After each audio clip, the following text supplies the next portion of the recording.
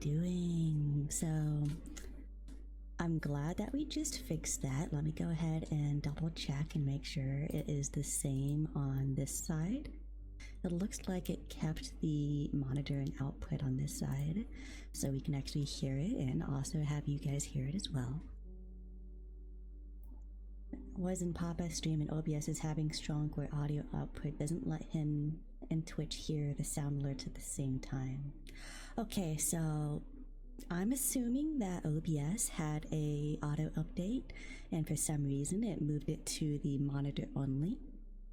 And so I switched it to monitor and output. So the output is so you can hear it and the monitor is so I can hear it. So I switched it to both. So now I can hear it and you can hear it. I don't know why it decided to do that. Sometimes that happens. OBS and Twitch like to have random updates. I have had previous problems on my other channel where it would make the first redeem like tick off to where it was not limited. And I don't know why that happens. It just seems to be a consistent update, auto update problem.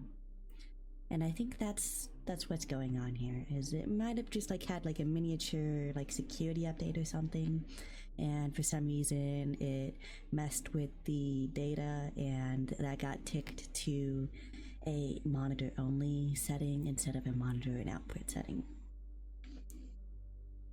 Anyway, I am going to be redoing the prologue and chapter 1 today because last week we were so rudely interrupted by my desk breaking and everything wanting to fall on me at once. I am glad that none of my stuff was broken and that didn't do that while I was away, but we are going to have an extra long stream today because of that, so that we can catch up. So I'm gonna redo the prologue chapter 1 and we're gonna go all the way to chapter 10. So I'm gonna be up probably until like 1 or 2 a.m. doing this. I have tea next to me, I have water next to me. I have already eaten, let's eat. So we are 100% good to go. Other than that, I did relink the map because I'm redoing the prologue and all that, so that if you are curious what the world map looks like for this book, you can actually view that on my Twitter, because for some unknown reason I just don't use a hand cam at the moment.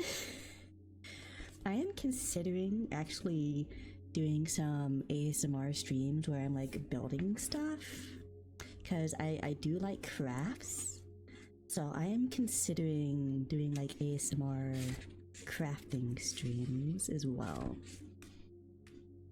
Of course that would probably be between books or something, like a short intermediary break between the books, because I do have a lot of this series, and I mean a lot of this series. Looking behind me, I have like 4 different series of this particular world, which is the Warrior Cat series.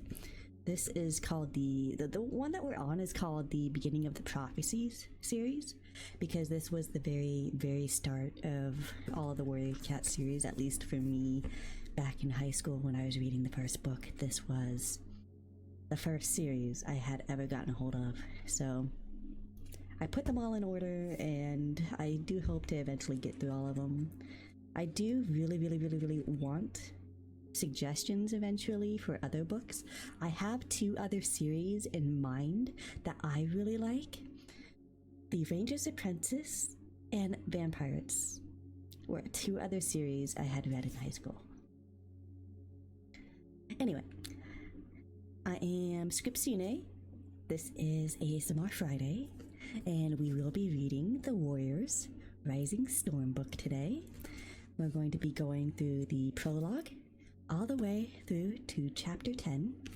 As I was explaining earlier, that is because last week my desk decided to break on me, which kind of sucked. I ended up spending like $200 to get myself a new desk. But I really like this desk, I'm not gonna lie. It might be shorter lengthwise, but but is definitely deeper depth-wise. So I enjoy that, and I hope you guys are going to enjoy this book here because, again, as I explained last week, I had updated my microphone so that it's a little bit more capable of picking up the sounds when I flip pages and run my fingers along the pages as well, so you can actually hear that. So one of the things I had mentioned last week, which was a problem, was actually my computer being on my desk. Well, I guess, that no longer happens now. I now have what I call a tech desk, which is a rolling desk, and I put my laptop, my graphic tablet, and also my computer on that. So now my computer is more away from the microphone, and you should not be hearing the fans from it at all, if anything. If anything, it will be like super quiet, and you'd probably have to turn up your volume all the way in order to be able to hear that. Let me go ahead and take the bookmarker out because we are going to be starting over on this. So a little bit about this. If I go ahead and do this, I'm going to try, instead of taking a break between each chapter, since I am now affiliate, they automatically run ads. I'm trying to make it to where the ads are stretched out so that we have more time as I am doing this. I'm going to go ahead and take my breaks when the ads happen because I typically don't take that very long. That way you are supporting me, but you are not also having to,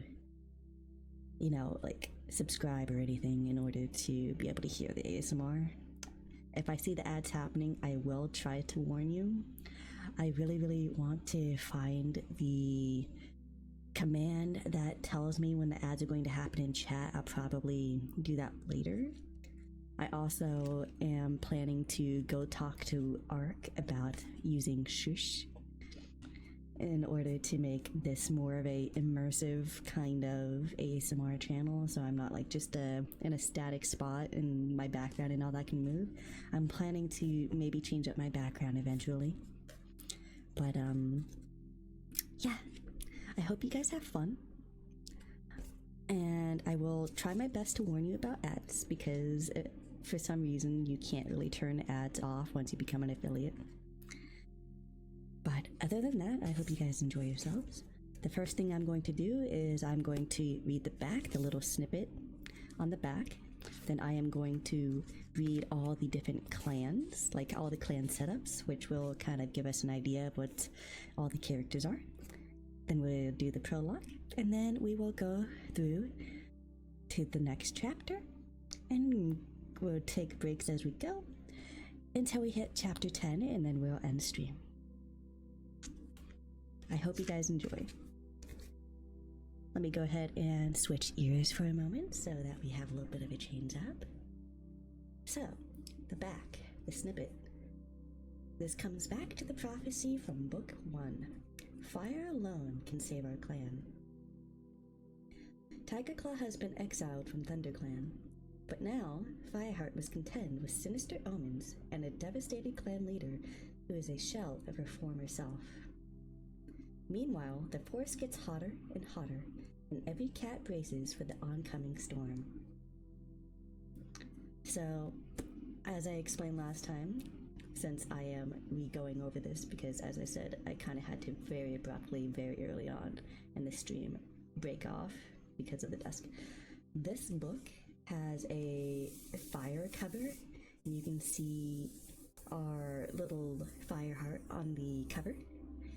And it does show on the back a little bit. I can see some burning trees, so I'm assuming that the storm is probably going to ignite it like with a dry thunder. And that's something I can assume by the cover. So we are now going to go through all the different allegiances for the clans. So, ThunderClan. The leader is Blue Star. And this is the leader that is talked about in the snippet, that she is a shell of her former self, which we had seen at the end of Book 3. We have the deputy, Fireheart, with the apprentice of Cloudpaw. Fireheart is the main character in this book series. Cloudpaw is actually Fireheart's sister's kit, firstborn, and he had brought that kit into the clan. The medicine cat is Yellowfang with the apprentice of Cinderpelt. Short snippet about them. Yellowfang is an old she cat that actually came from Shadow Clan, and Fireheart was assigned to her to clean her when he was an apprentice. Cinderpelt was Fireheart's first apprentice, but she got mangled by a plot from Tiger Claw.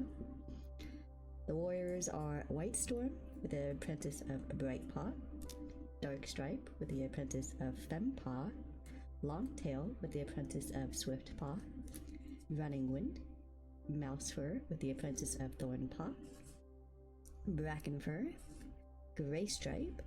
Now, a little something about Greystripe. Greystripe is Fireheart's best friend, and in the previous book, he had actually left to join River Clan, which his love of his life has kits in that clan, because that clan decided, hey, the mother was born here, the kits belong here. So Greystripe followed those kits to that clan. The next warrior is Sandstorm. We went through all the apprentices along with the warriors, so we're going to skip past them. We have the queens of Frostfur, Brindleface, Goldenflower, Speckletail, and Willowpelt. The elders are Halftail, Small Ear, Patchpelt, One Eye, Dappletail.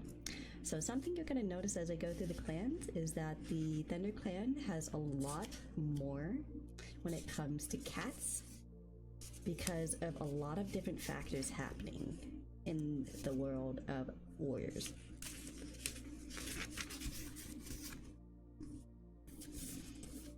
So, for Shadow Clan, we have the leader of Nightstar, the deputy of Cinderfur, medicine cat of Running Nose, and of course the main joke with Running Nose is that how is he a medicine cat when he can't even take care of his own cold?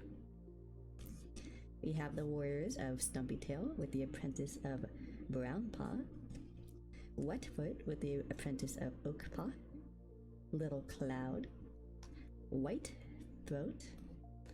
Then we have the queens Dawncloud, Darkflower, and Tall Poppy. Wind Clan, we have the leader of Tallstar, the deputy of Deadfoot, medicine cat Barkface, the warriors Mudclaw with the apprentice of Webpaw, Torn Ear with the apprentice of Tawnypaw, One Whisker with the apprentice of Whitepaw, and Running Brook. The queens are Ashfoot and Morningflower.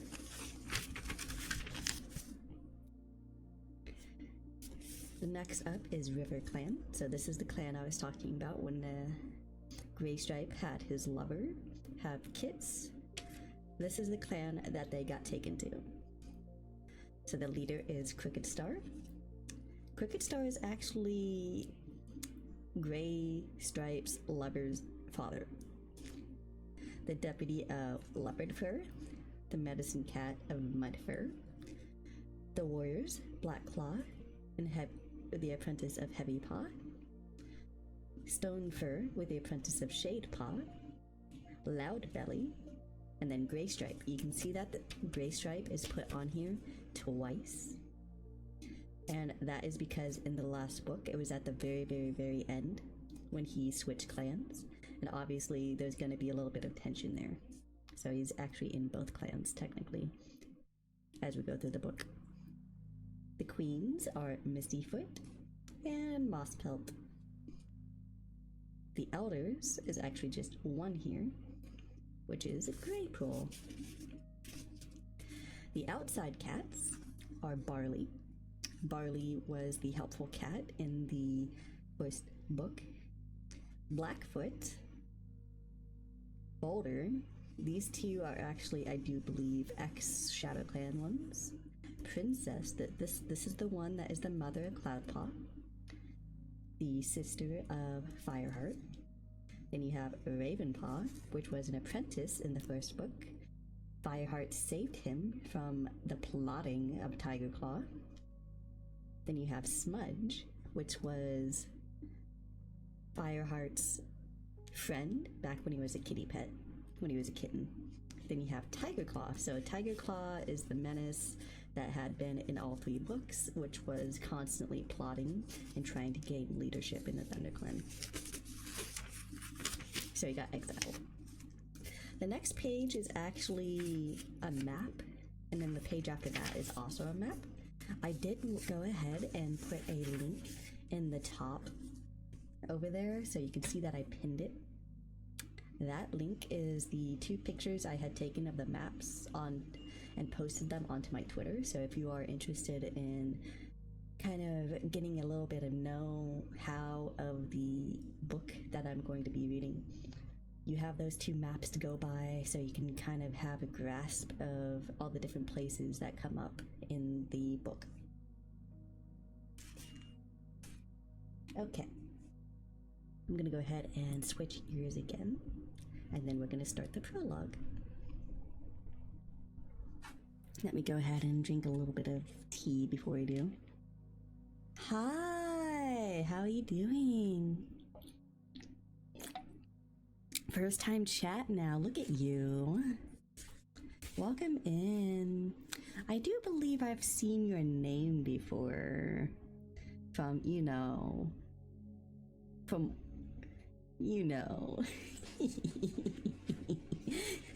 yeah. Fucking Husky's secondary account. This brat. Yeah. As I said, I was trying to joke around, but Lechy didn't let me. Lechy was like, you know what? I'm just gonna go ahead and say it. Welcome in, Husky. You and your secondary account? Oh, you're on your laptop. Okay, I see. You're probably going to use your main account, but then you forgot you were logged into your secondary account. Me, I don't give a fuck. You know who I am. I'm gonna use my first account or my second account. Anyway, we're gonna go ahead and jump into the prologue. I am redoing the prologue and chapter 1, so for those that were here last stream, you're going to have to be a little bit patient with me as I go through these 2, the prologue and first chapter, so that we can catch up to the second chapter, and then we're gonna power through all the way to chapter 10.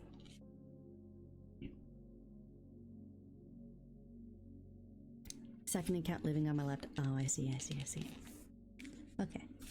Feel free to chat with me even while I am reading, because I have the uncanny ability of interacting with chat and then very quickly going back to reading.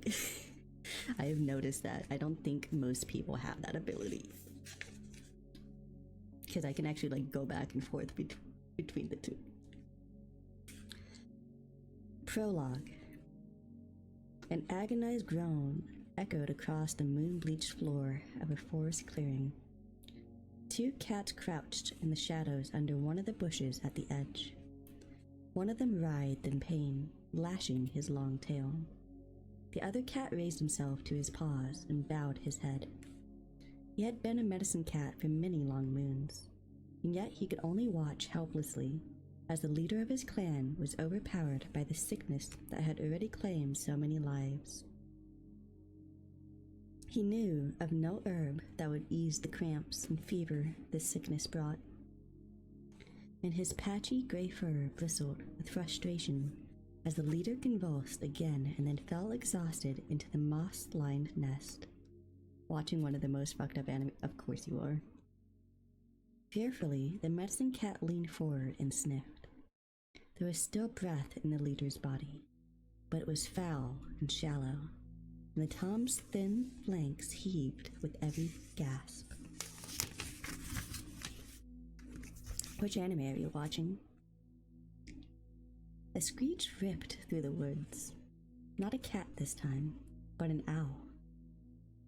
The medicine cat stiffened. Owls brought death to the forest, stealing prey and even kits that strayed too far from their mothers. The medicine cat raised beseeching eyes to the sky. Oh, promise never. Oh, have fun with that. I've seen that. It has a season to enjoy. I actually hate how season 2 was quickly ended. I really wish they actually showed us like all the progress that she made. Praying to the spirits of his warrior ancestors that the owl's call was not an ill omen, he stared through the branches that formed the roof of the den, searching the dark sky for Silverpelt. But the swath of stars where StarClan lived was hidden by clouds, and the medicine cat shivered with fear. Had their warrior ancestors abandoned them to the sickness that ravaged the camp? Oh yeah. They usually dial it down for anime. I also know that they have like the webtoon for what was it? Home.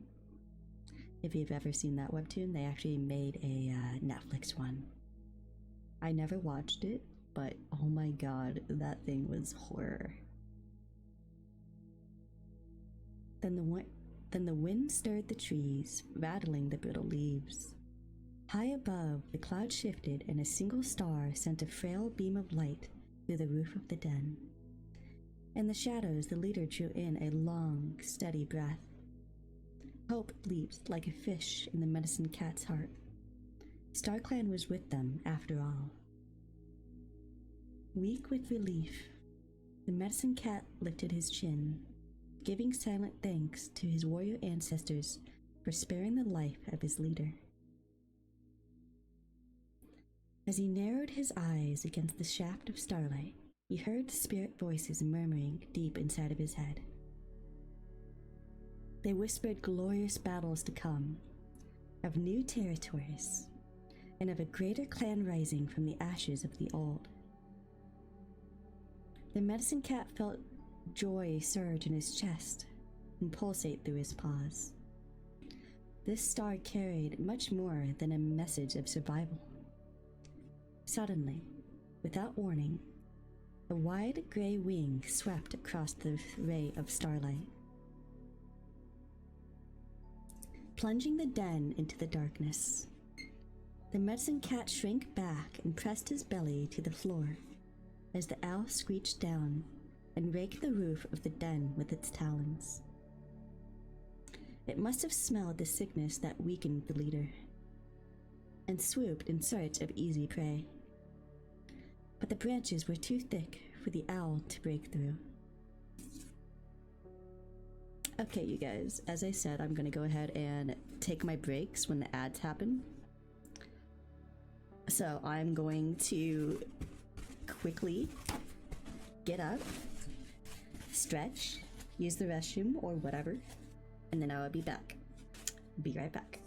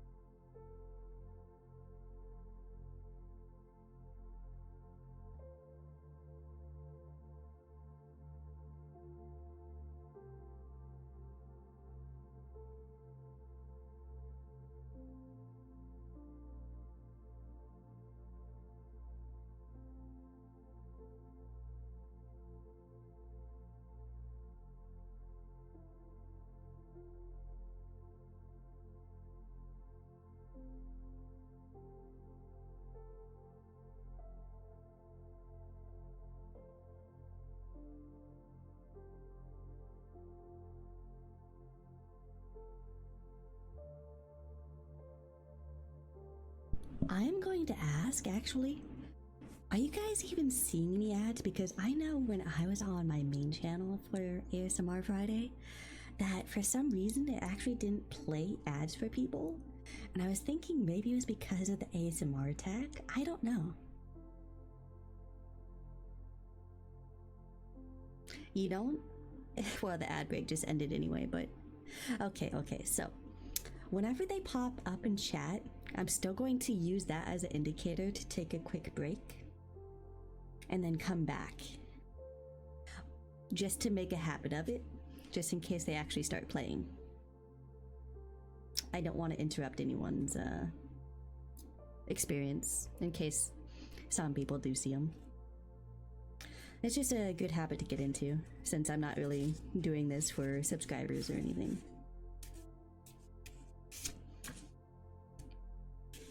Alright, continuing on. Good habit, I should have done that last time. Yeah, you should have. Hang on, let me bring the microphone a little bit closer if I can. That way I can back up a little bit and my fucking camera is not having a spaz on my model. Alright. The medicine cat listened to the slow beating of wings as the owl flew away into the forest, then sat up, heart hammering, and searched the night sky once more. Like the owl, the star was gone. In its place was only blackness. Dread crawled beneath the medicine cat's pelt and clutched at his heart. His dumb husky. No, you did pretty well. You did. I'm not gonna lie, you did pretty well. And I was like, wow, Husky's being so professional. Did you hear that? Tom called through the entrance of the den, his voice high-pitched with alarm. The medicine cat squeezed quickly out into the clearing, knowing the clan would be waiting for an interpretation of the omen. Warriors, queens, and elders, those well enough to move from their nests, huddled in the shadows on the far side of the clearing. The medicine cat paused for a moment, listening to the clan murmuring anxiously to each other. "What's an owl doing here?" hissed a mottled warrior, his eyes glinting into the darkness. Rip commands? Yeah, I don't have any of those commands on this channel. If you want to suggest some commands, Lechy, you are free to suggest them. Just make sure they're more geared toward the ASMR aspect. And the hug command is definitely an okay one for this kind of friendly community.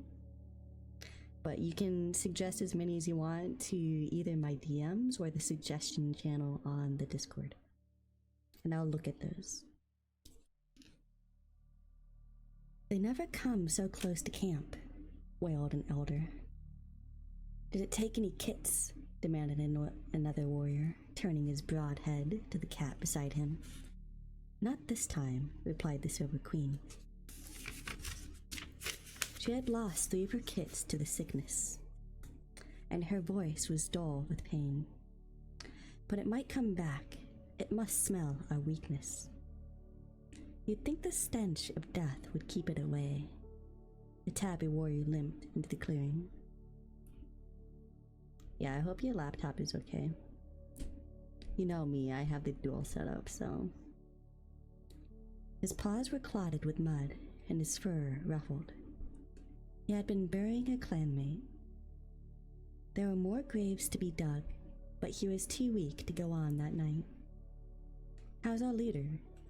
he asked, his voice tight with fear. "We don't know," replied the mottled Tom. "Where's the medicine cat?" whined the queen. The cats peered around the clearing, and the medicine cat saw their frightened eyes gleaming in the dark. He could hear the rising panic in their voices, and knew they needed to be soothed. Assured that StarClan had not abandoned them completely. Taking a deep breath, the cat forced the fur to lie flat on his shoulders, and padded across the clearing.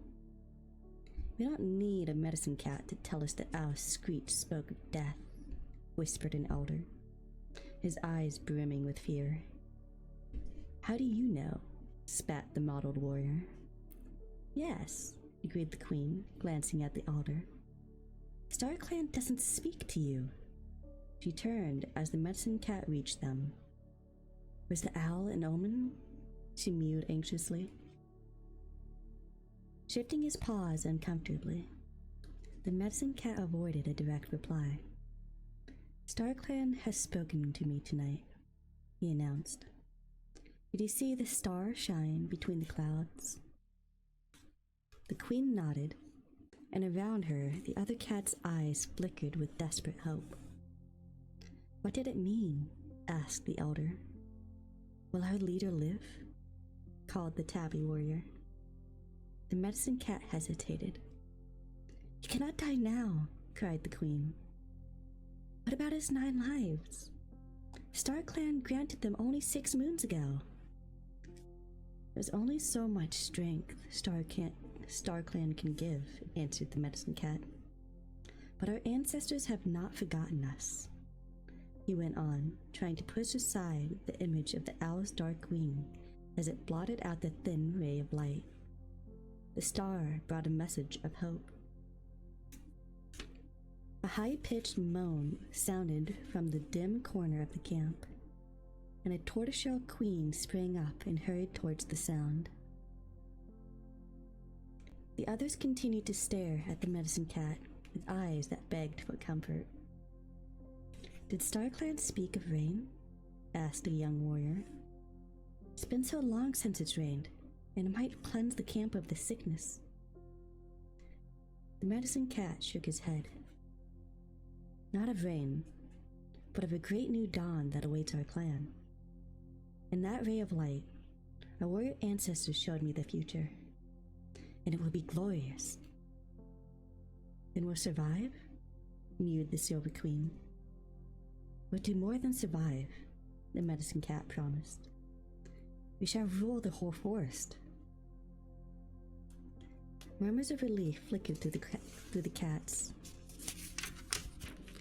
The first purrs that had been heard in the camp for nearly a moon. But the medicine cat turned his head away to hide his trembling whiskers. He prayed that the clan would not ask again about the owl. He dared not share the dreadful warning StarClan had added when the bird's wing had obscured the star. That the clan would pay the highest possible price for their great new dawn. And that's actually the end of the prologue. So that kind of gives you an idea of what is happening, like with the heat and everything that it was explaining on the little small snippet on the back of the book. I am going to go ahead and switch gears, and we're going to start chapter 1. I know that the ad's probably going to pop up at some point during this chapter. I know that apparently ASMR, when you have ads, it usually doesn't pop up, but I'm still going to take that as a quote-unquote short break.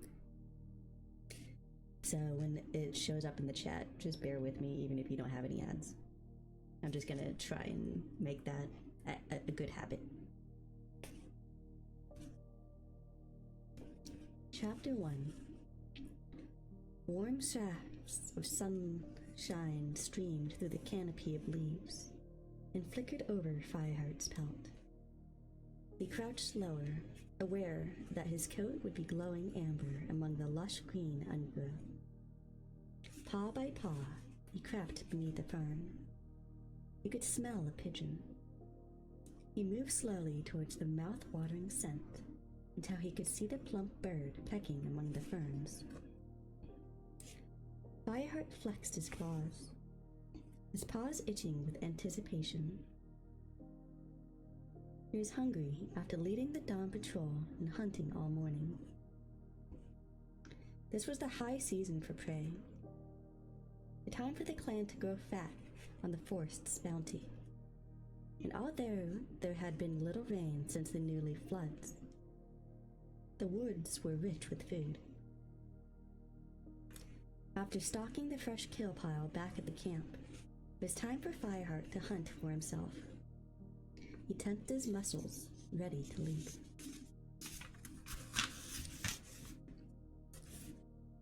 Suddenly, a second scent wafted towards him on the dry breeze. Fireheart opened his mouth, tipping his head to one side.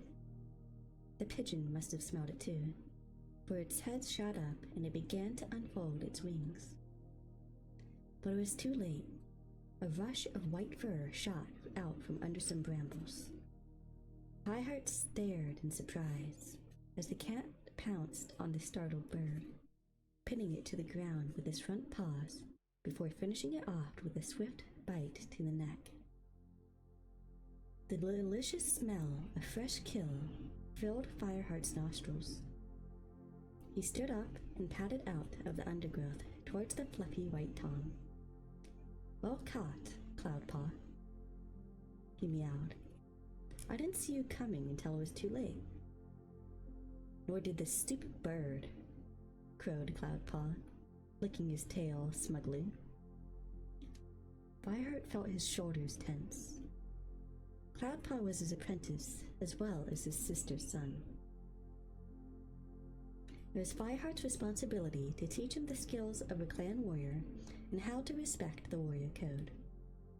"Thank you for the lurk, Lechy. I don't have a lurk command yet."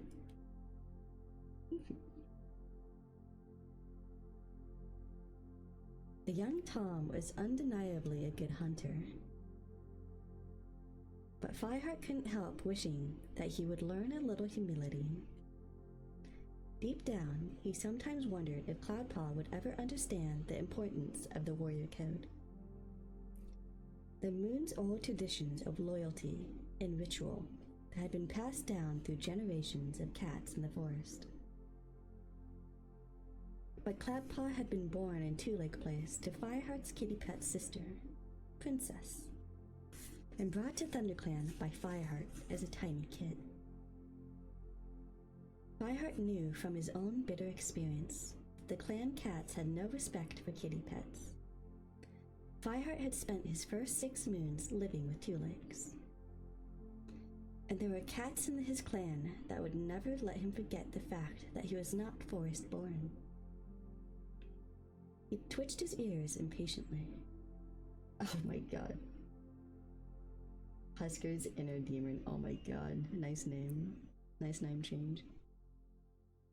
He knew he did everything he could to prove his loyalty to the clan, but his stubborn apprentice was a different matter. If Cloudpaw was going to win any sympathy from his clanmates, he was going to have to lose some of his arrogance. Silly Husker. "It's just as well you're so quick," Fireheart pointed out. "You were upwind. I could smell you, even if I couldn't see you, and so could the bird." Cloudpaw's long, snowy fur bristled, and he snapped back. "I know I was upwind, but I could tell this dumb dove wasn't going to be hard to catch whether you smelled me or not." The young cat stared defiantly into Fireheart's eyes, and Fireheart felt his annoyance turning to anger. "It's a pigeon, not a dove," he spat. "And a true warrior knows more respect for prey that feeds his clan." "Yeah, right," retorted Cloudpaw. I didn't see Thornpaw show much respect for that squirrel he dragged back to camp yesterday. He said it was so dopey, a kid could even have caught it." "Thornpaw is just an apprentice," Fireheart growled. "Like you, he still has a lot to learn." "Well, I caught it, didn't I?" grumbled Cloudpaw, prodding the pigeon with a sullen paw. "There's more to being a warrior than catching pigeons." "I'm faster than Brightpaw and stronger than Thornpaw," Cloudpaw spat back. "What more do you want?" "Your denmates would know that a warrior never attacks with the wind behind them." Fireheart knew he shouldn't let himself be drawn into an argument, but his apprentice's stubbornness infuriated him like a tick on his ear. "Big deal. You might have been downwind like a good warrior, but I got to the pigeon first. Cloudpaw raised his voice in an angry yell. Be quiet, Fireheart hissed, suddenly distracted. He lifted his head and sniffed the air. The forest seemed strangely silent, and Cloudpaw's loud meows were echoing too loudly through the trees. What's the matter? Cloudpaw glanced around. I can't smell anything. Neither can I, Fireheart admitted. So what are you worried about? Tiger Claw, Fireheart answered bluntly. Dark Warrior had been prowling through his dreams since Bluestar had banished him from the clan a quarter moon ago. Tiger Claw had tried to kill the ThunderClan leader, but Fireheart had stopped him and exposed his long-hidden treachery to the whole clan. There had been no sign of Tiger Claw since, but Fireheart felt icy claws of fear pricking at his heart, now as he listened to the stillness of the forest. It seemed to be listening too, holding its breath, and keeping Tiger Claw's parting words echoed in Fireheart's mind. Keep your eyes open, Fireheart. Keep your ears pricked. Keep looking behind you, because one day I'll find you, and then you'll be crow food. Cloudpaw's mew broke the silence. What would Tiger Claw be doing around here? He scoffed. Bluestar exiled him. I know, Fireheart agreed. And only StarClan knows where he went. But Tiger Claw made it clear that we've not seen the last of him. I'm not scared of that traitor. Well, you should be, hissed Fireheart. Tiger Claw knows these woods as well as any cat in ThunderClan. He'd tear you to shreds if he got the chance. Cloudpaw snorted and circled his catch impatiently. You've been no fun since Bluestar made you deputy. I'm not hanging around here if you're just going to waste the morning trying to scare me with nursery tales. I'm meant to be hunting for the clan elders. And he dashed away into the brambles, leaving the lifeless pigeon lying on the earth. Cloudpaw, come back, Fireheart yelled furiously, and he shook his head. Let Tiger Claw have the young mouse-brained idiot, he muttered to himself.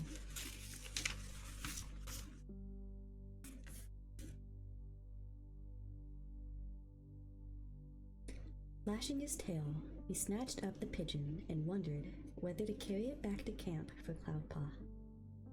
A warrior should be responsible for his own fresh kill, he concluded, and tossed the pigeon into a thick clump of grass. He padded after it and flattened down the green stalks over the fat bird, wishing he could be sure that Cloudpaw would return and take it back with the rest of his catch to the hungry elders. If he doesn't bring it home with him, he can go hungry until he does, Fireheart decided. His apprentice had to learn that even in Greenleaf, prey should never be wasted. The sun rose higher, scorching the earth and sucking moisture from the leaves on the trees. Fireheart pricked his ears. The forest was still eerily quiet, as if creatures were hiding till the evening shade brought relief from another day of glaring heat. The stillness unnerved him, and a flicker of doubt tugged at his belly. Perhaps he should go and find Cloudpaw after all.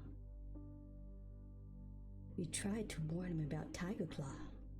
Fireheart could almost hear the familiar voice of his best friend, Graystripe, echoing in his head, and he winced as bittersweet memories flooded through him.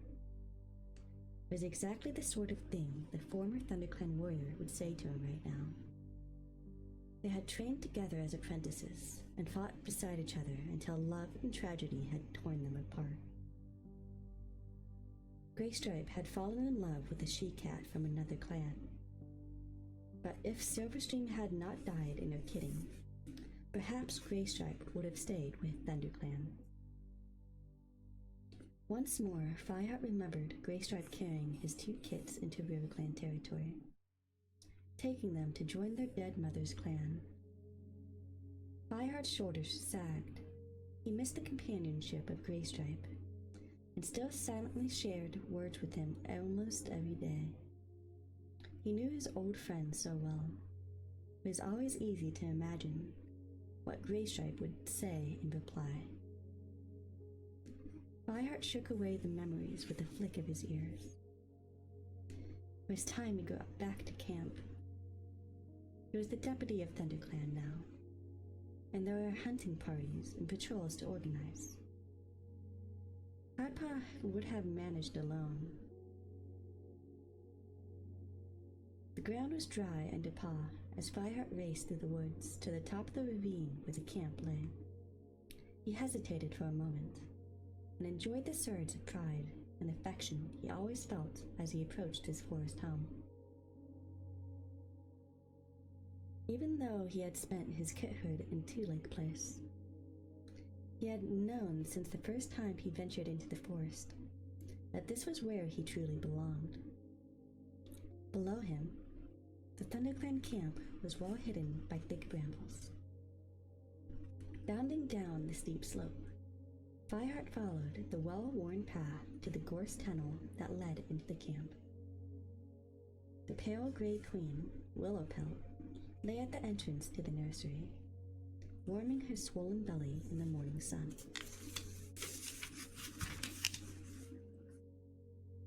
Until recently, she had shared the warrior's den. Now she lived in the nursery with other queens while she waited for her first litter to be born. Beside her, Brindleface affectionately watched her 2 kits as they tussled on the hard earth, scuffing up small clouds of dust. They had been Cloudpaw's adopted littermates. When Fireheart had brought his sister's firstborn into the clan, Brindleface had agreed to suckle the helpless kit. Cloudpaw had been recently made an apprentice, and it would not be long before Brindleface's own kits were ready to leave the nursery too. A murmur of voices drew Fireheart's gaze toward the high rock, which stood at the head of the clearing. A group of warriors was gathered in the shadows beneath the rock on which Bluestar, the leader of ThunderClan, would normally stood to address her clan. Fireheart recognized Darkstripe's tabby pelt, the lithe shape of Running Wind, and Whitestorm's snowy head among them. As Fireheart padded silently across the baked earth, Darkstripe's cruelest meow sounded above the other voices. So who's going to lead the patrol at Sunhigh? Fireheart would decide when he returns from hunting, Whitestorm answered calmly. The elderly warrior was clearly reluctant to be stirred by Darkstripe's hostile tone. Should be back by now, complained Dustpelt, a brown tabby who had been an apprentice at the same time as Fireheart. I am back, Fireheart announced. He shouldered his way through the warriors to sit down beside Whitestorm. Well, now that you're here, are you going to tell us who is going to lead the patrol at Sunhigh? Meowed Darkstripe. The silver tabby turned a cold gaze on Fireheart. Fireheart felt hot under his fur, in spite of the shade cast by the high rock. Darkstripe had been closer to Tigerclaw than any other cat, and Fireheart couldn't help wondering about the depth of his loyalty.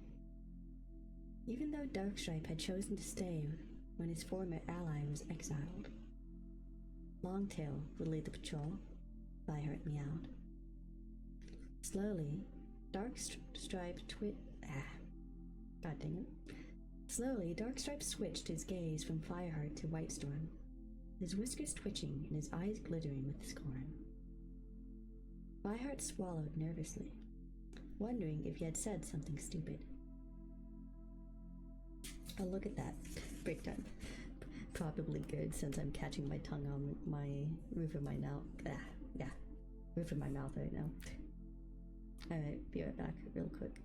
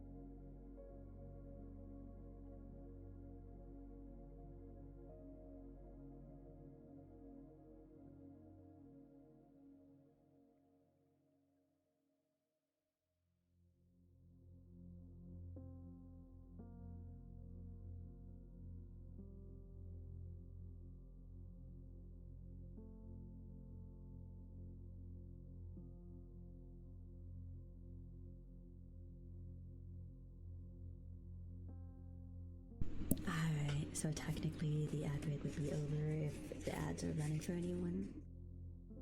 I do want to remind you guys that fish is a thing, so if you want to chill out and chat while I am reading the book, there is a fish command. Anyway, back to the book. Longtail's out with his apprentice, explained Running Wind, looking awkward. He and Swiftpaw won't be back till evening, remember? Beside him, Dustpelt snorted scornfully. Fireheart gritted his teeth.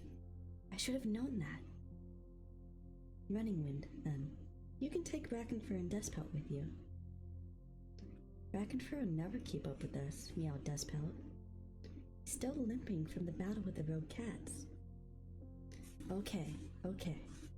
Fireheart tried to disguise his mounting agitation, but he couldn't help feeling he was just plucking names at random as he ordered. Brackenfur can go hunting with Mousefur, and I'd like to hunt with them, Sandstorm offered. Fireheart blinked gratefully at the orange she-cat and went on, and Sandstorm. What about the patrol? It'll be past Sunhigh if we don't decide soon, meowed Darkstripe. You can join Running Wind on patrol, snapped Fireheart. And the evening patrol? Mousefur asked mildly. Fireheart stared back at the dusky brown she-cat, his mind suddenly blank. Whitestorm's rusty mew sounded beside Fireheart. I'd like to lead the evening patrol, he meowed. Do you think Swiftpaw and Longtail would like to come with me when they return? Yes, of course. Fireheart looked around the circle of eyes and was relieved to see that they had all seemed satisfied. The cats moved away, leaving Fireheart alone with Whitestorm.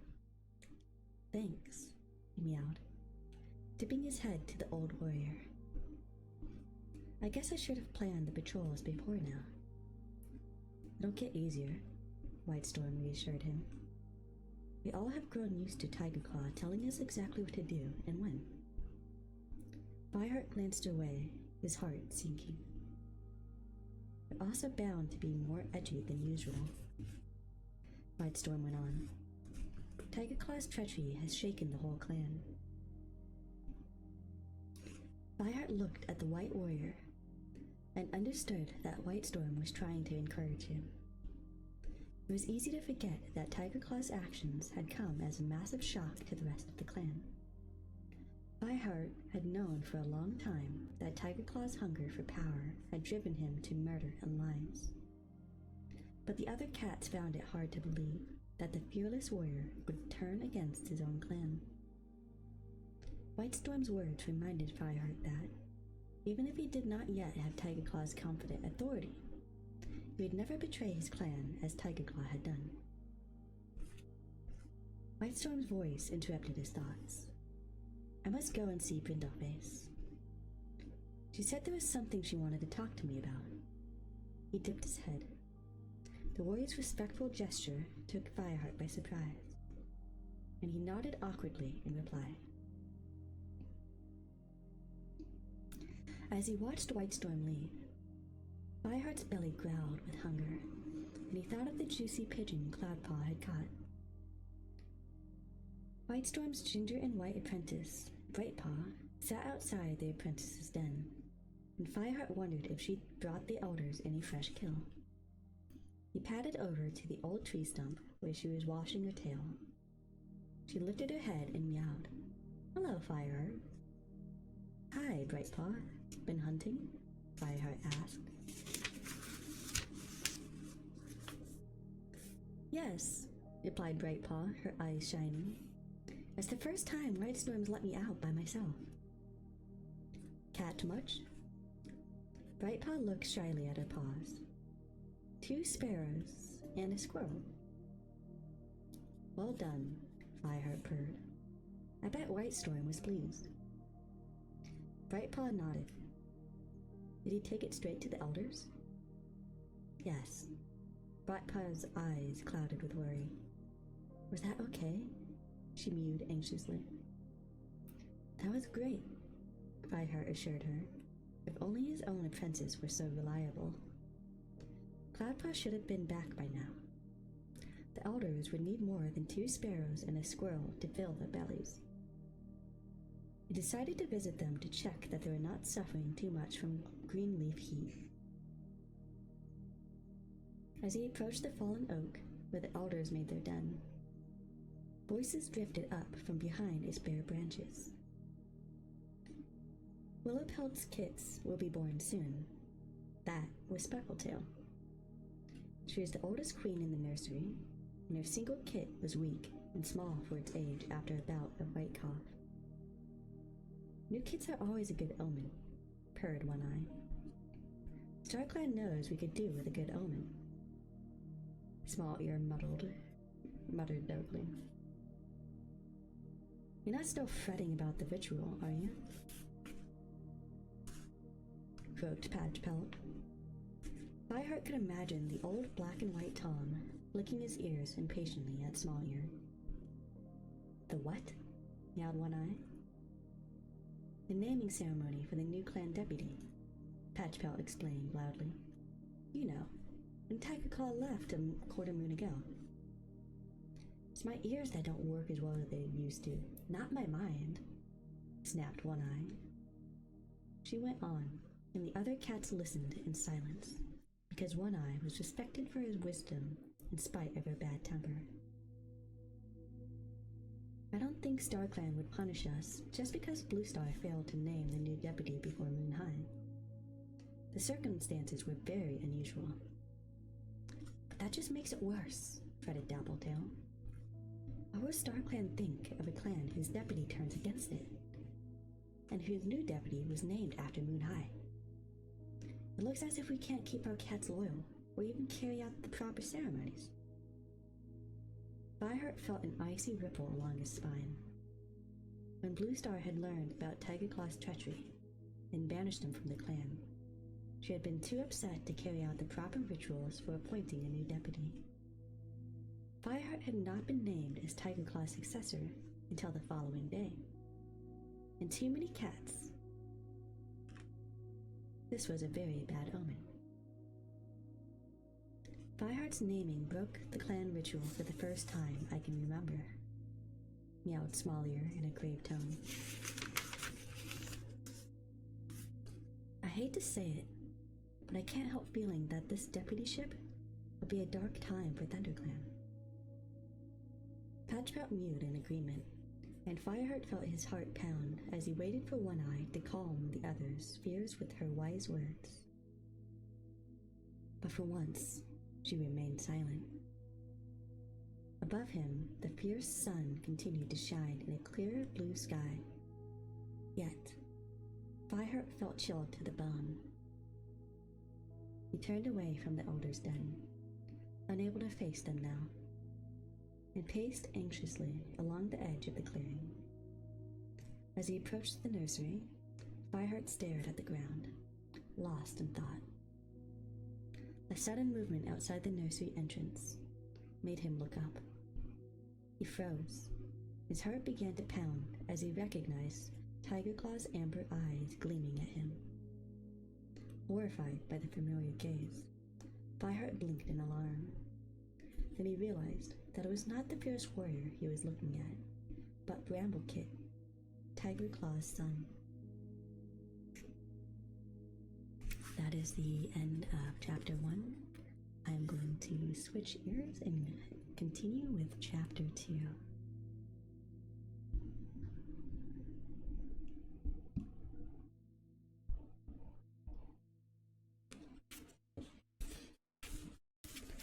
Chapter 2. Fireheart saw a ripple of pale amber fur and looked up to see Goldenflower slip out of the nursery behind the dark tabby kit. A pale ginger kit dangled from her jaws, and she placed it gently on the ground next to Bramble Kit. Fireheart knew at once that Goldenflower had seen this reaction, for the pale ginger queen wrapped her tail protectively around her kits and lifted her chin, as if she were challenging Fireheart to say something. Fireheart felt a rush of guilt. What was he thinking of? He was the clan deputy for StarClan's sake. He knew he had to reassure Goldenflower that these kits would be cared for and respected like any other members of the ThunderClan. Your kits look healthy, he stammered, but his fur prickled as the dark tabby kit stared up at him with an unblinking amber eye. The image of Tigerclaw's menacing glare.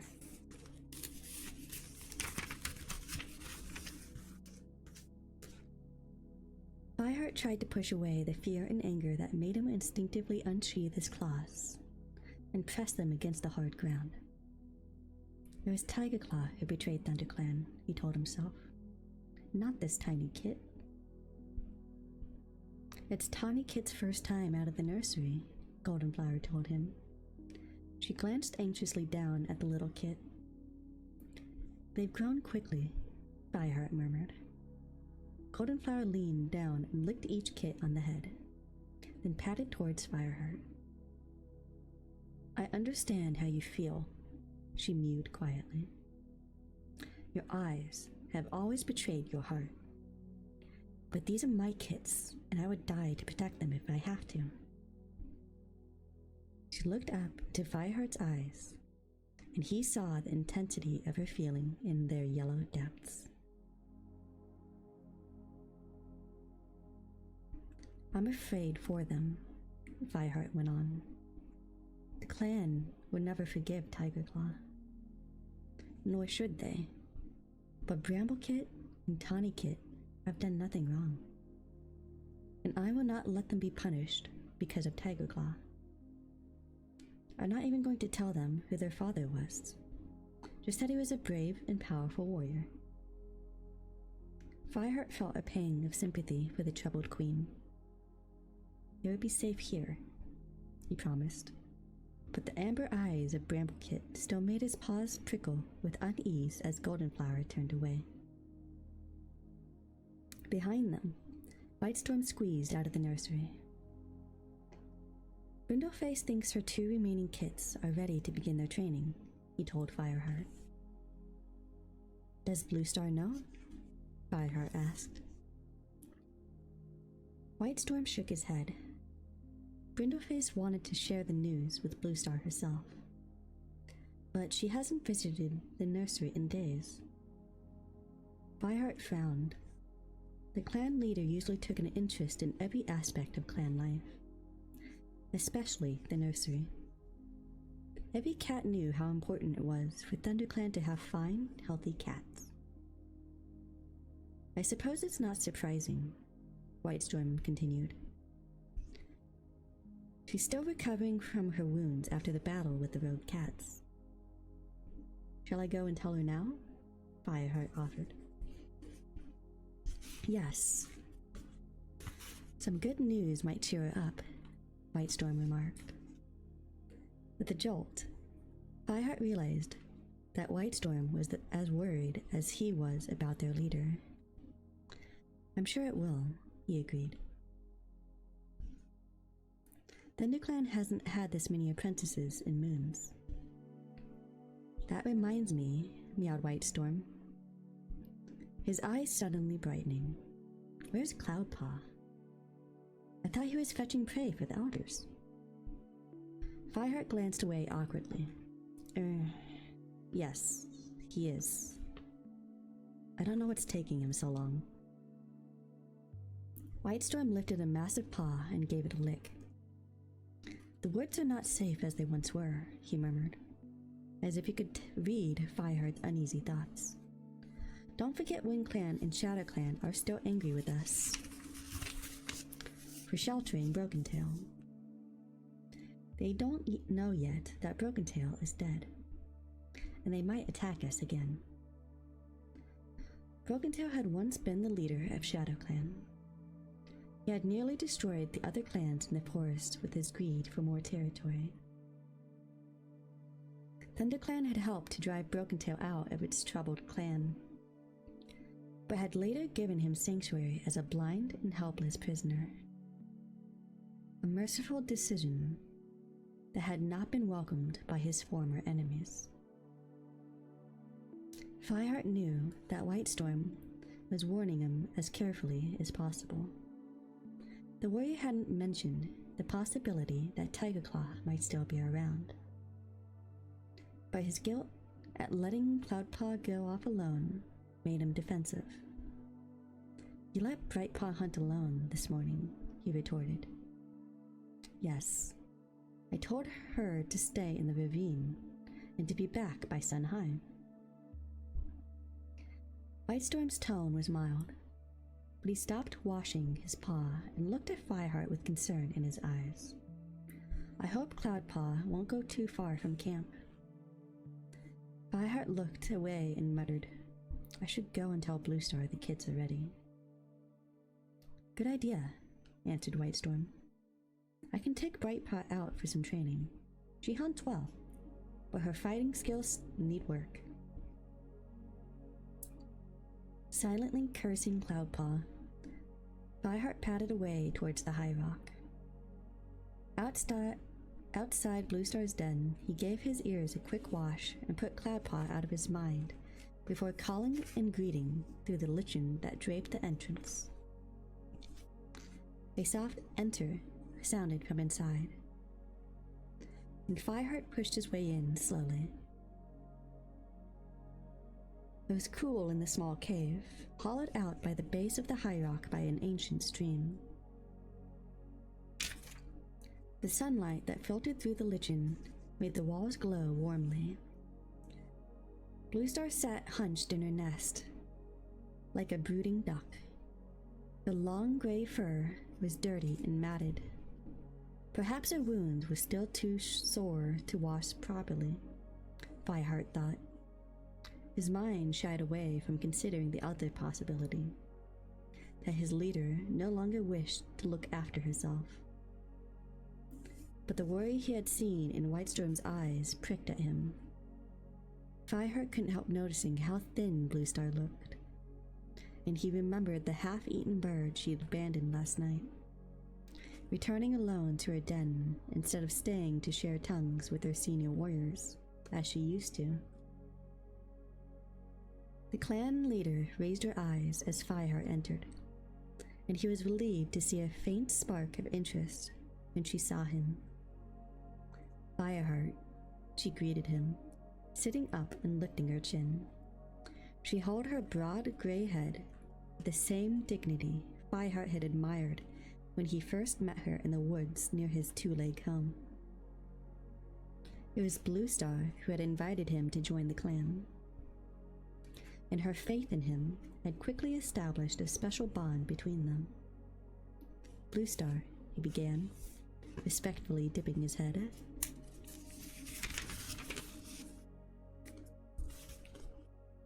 Whitestorm's been to the nursery today.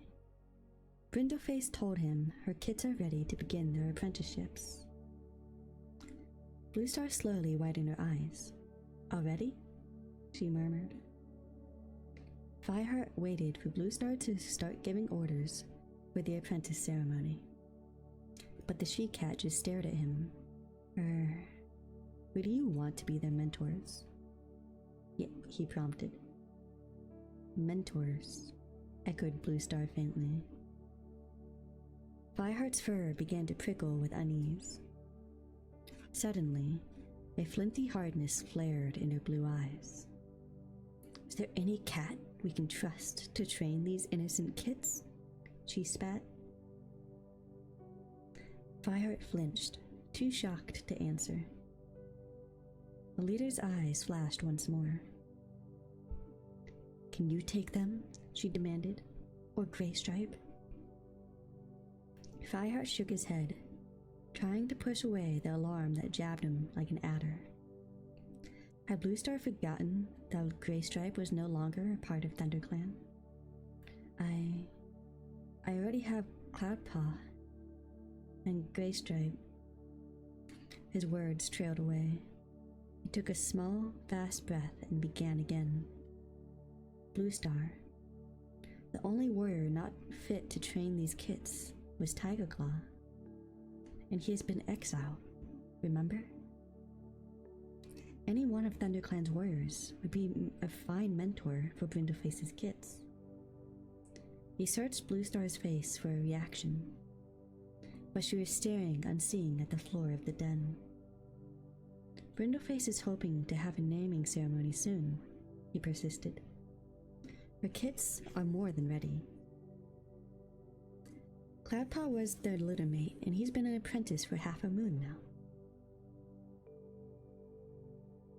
Fireheart leaned forward, willing Bluestar to answer. At last, the she-cat nodded her head briskly and lifted her eyes to Fireheart. With a wave of relief, he saw the tension leave her shoulders. And although her gaze still seemed remote and icy, it was calmer now.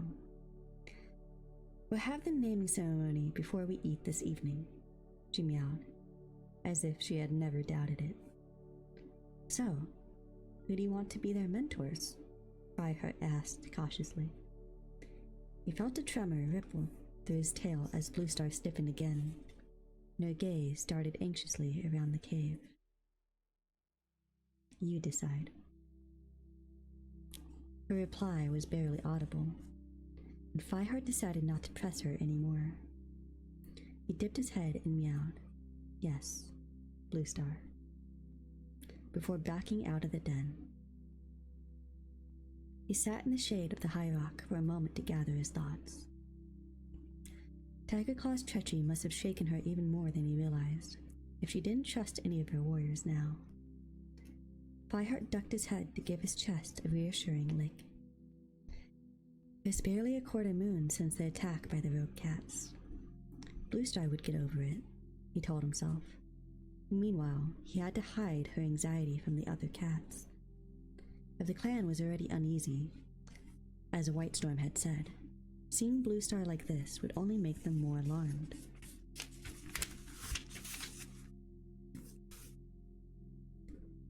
Fireheart flexed his shoulder muscles and padded toward the nursery. "Hi, Willowpelt," he meowed as he reached the queen. The pale gray she-cat was lying on her side, the thicket of brambles that sheltered the kits enjoying the warmth of the sun. She lifted her head as Fireheart stopped beside her. "Hi, Fireheart. How's deputy life?" Her eyes were gently curious, and her voice was friendly, not challenging. "Fine," Fireheart told her. "Or it would be, if I didn't have a pain in the neck for an apprentice," he thought with frustration. Or the elders fretting about the wrath of StarClan, or a leader who can't even decide who should mentor Brindleface's kids. "Glad to hear it," purred Willowpelt. She twisted her head to wash her back. "Is Brindleface around?" Fireheart asked. "She's inside." Willowpelt meowed between licks. "Thanks." Fireheart pushed his way into the brambles. It was surprisingly bright inside. Sunlight streamed through the gaps in the twisted branches, and Fireheart told himself he would have to get the holes patched before the cold winds of Fleet fall. "Hi, Brindleface," he meowed. "Good news. Bluestar says the naming ceremony for your kits will be this evening." Brindleface was lying on her side, while her two pale gray kits clambered over her. "Thanks StarClan for that," she grunted, as the heavier of the kits, his fur speckled with dark flecks, sprang off his mother's flank and flung himself at his sister. "These two are getting too big for the nursery."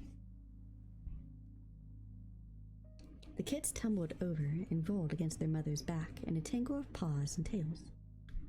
Brindleface gently shoved her kits away from her and asked, "Do you know who their mentors will be?" Fireheart was already prepared for this question. "Bluestar hasn't decided yet," he explained. "Are there any warriors you prefer?" Brindleface looked surprised. Bluestar would know best. She should decide. Fireheart knew as well as any cat that it was traditional for the clan leader to select the mentors. "Yes, you're right," he meowed heavily. His fur prickled as the breeze carried the odor of Tiger Claw's tabby kit to his scent glands. "Where's Goldenflower?" he asked Brindleface, more sharply than he intended. Okay, it's break time again.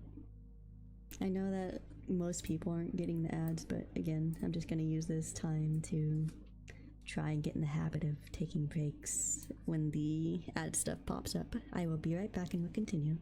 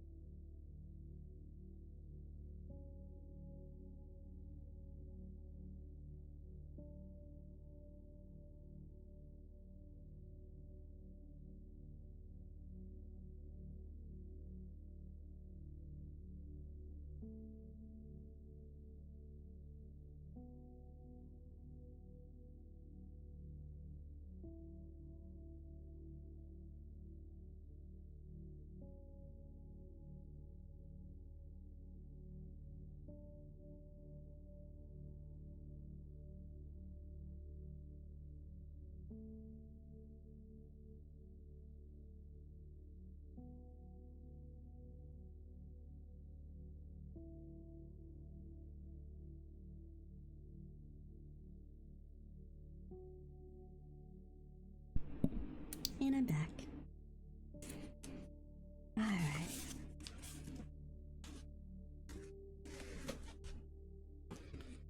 Her eyes widened. She's taken her kids to meet the elders, she replied. She narrowed her eyes at Fireheart. You recognize Tigerclaw and his son, don't you? Fireheart nodded uncomfortably. He has his father's looks, but that's all, Brunderface assured him. He's gentle enough with the other kids, and his sister certainly keeps him in his place. Well, that's good. Fireheart turned away. I'll see you later at the ceremony. He meowed as he pushed his way back through the entrance. Does this mean Bluestar's decided when the naming ceremony should be? Lilliput called over to him when he appeared outside. Yes, he answered. Who would be their men? But Fireheart trotted away before he could hear the rest of Lilliput's question. News of the naming ceremony would spread through the camp like forest fire, and every cat would want to know the same thing. Fireheart would have to decide soon, but his nostrils were still filled with the scent of Bramblekit, and his mind whirled as dark thoughts unfolded sinister wings within him. Instinctively, he headed for the fern tunnel that led to the Medicine Cat's clearing. Yellowfang's apprentice, Cinderpelt, would be there. Now that Greystripe had gone to live with RiverClan, Cinderpelt was Fireheart's closest friend. He knew that the gentle gray she-cat would be able to make sense of the confused emotions that seethed in his heart. He quickened his pace through the cool ferns and emerged into the sunlit clearing. At one end loomed the flat face of the tall rock, split down the center. The niche in the middle of the stone was just large enough for Yellowfang to make her den and store her healing herbs. Fireheart was about to call when Cinderpelt limped out from the shadowy cleft of the rock. As ever, delight at seeing his friend tempered by the pain of seeing the twisted hind leg that had prevented her from becoming a warrior. The young she-cat had been badly injured when she ran into the Thunderpath. Fireheart couldn't help feeling responsible, because Cinderpelt had been his apprentice when the accident had happened. But as she recovered under the watchful eye of the clan's medicine cat, Yellowfang had begun to teach her how to care for sick cats, taking her on as her apprentice a moon and a half ago. Cinderpelt had found her place in the clan at last. A large bunch of herbs dangled from Cinderpelt's paws. I said paws, but it actually says jaws. Cinderpelt's jaws as she limped into the clearing. Her face was creased in the worried frown, and she didn't even notice Fireheart standing at the tunnel entrance. She dropped a bundle on the sun-baked ground and began sorting fretfully through the leaves with her forepaws. Hi, Holy. Welcome in. You forgot to check it, Ayo. Well, at least you can actually hear it now. Apparently the sound alerts was not sounding properly earlier.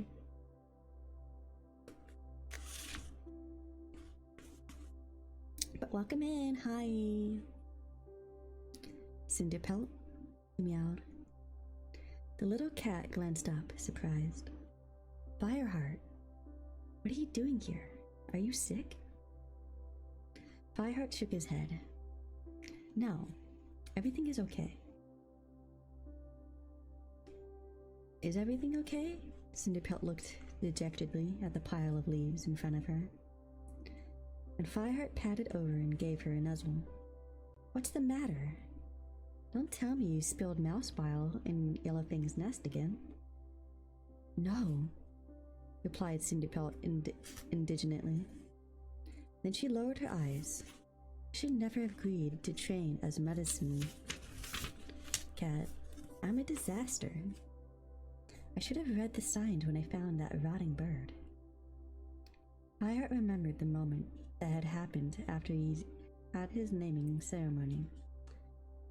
Cinderpelt had chosen a magpie from the fresh kill pile to give to Bluestar, only to find that beneath its soft feathers, it was crawling with maggots. Did Yellowfang think that was an omen about you? Fireheart asked. Well, no, Cinderpaw admitted. So what makes you think you're not cut out to be a medicine cat? He tried not to let his mind dwell on the fact that the rotting magpie would have been an omen about another cat, his leader, Bluestar. Cinderpelt flicked her tail with frustration. Yellowfang asked me to mix a poultice for her, just a simple one for cleaning wounds. It was one of the first things she ever taught me, but now I've forgotten which herbs to put in it. He's going to think I'm an idiot. Her voice rose to a wail, and her blue eyes were huge and troubled.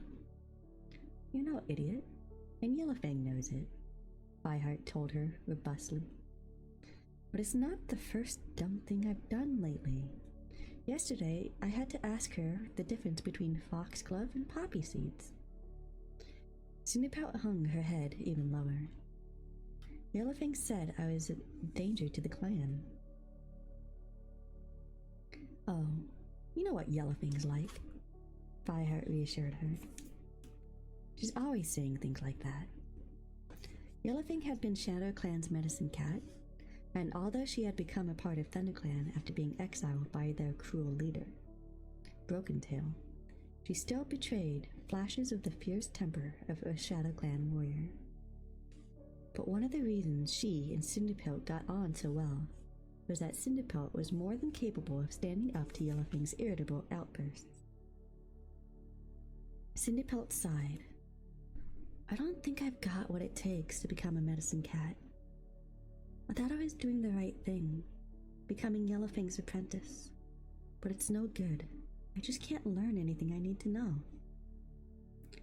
Fireheart crouched down until his eyes were level with Cinderpelt's. This is about Silverstream, isn't it?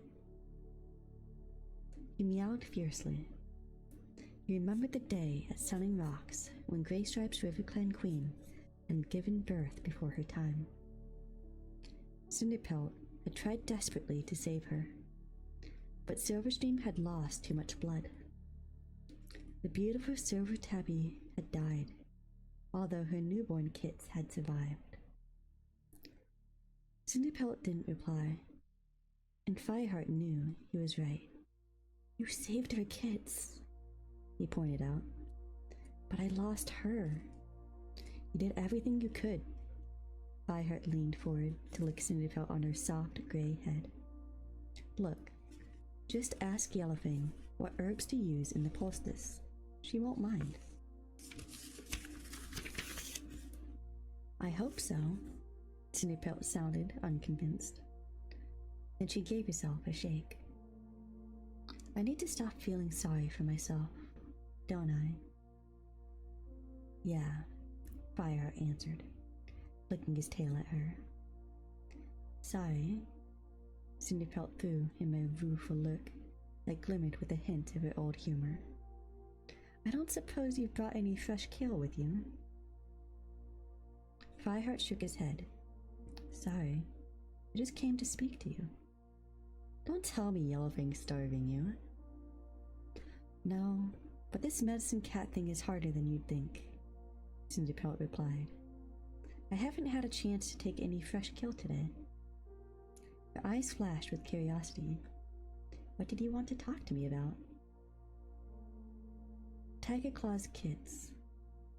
Fireheart felt the bleakness seep into his belly again, especially Bramblekit. Because he looks like his father? Fireheart winced. Were his feelings that easy to read? I know I shouldn't judge him. He's just a kid. But when I saw him, it was as if Tiger Claw were looking at me. I couldn't move. Fireheart shook his head slowly. Ashamed of his admission. God damn it. Hang on, I'm gonna drink some tea real quick.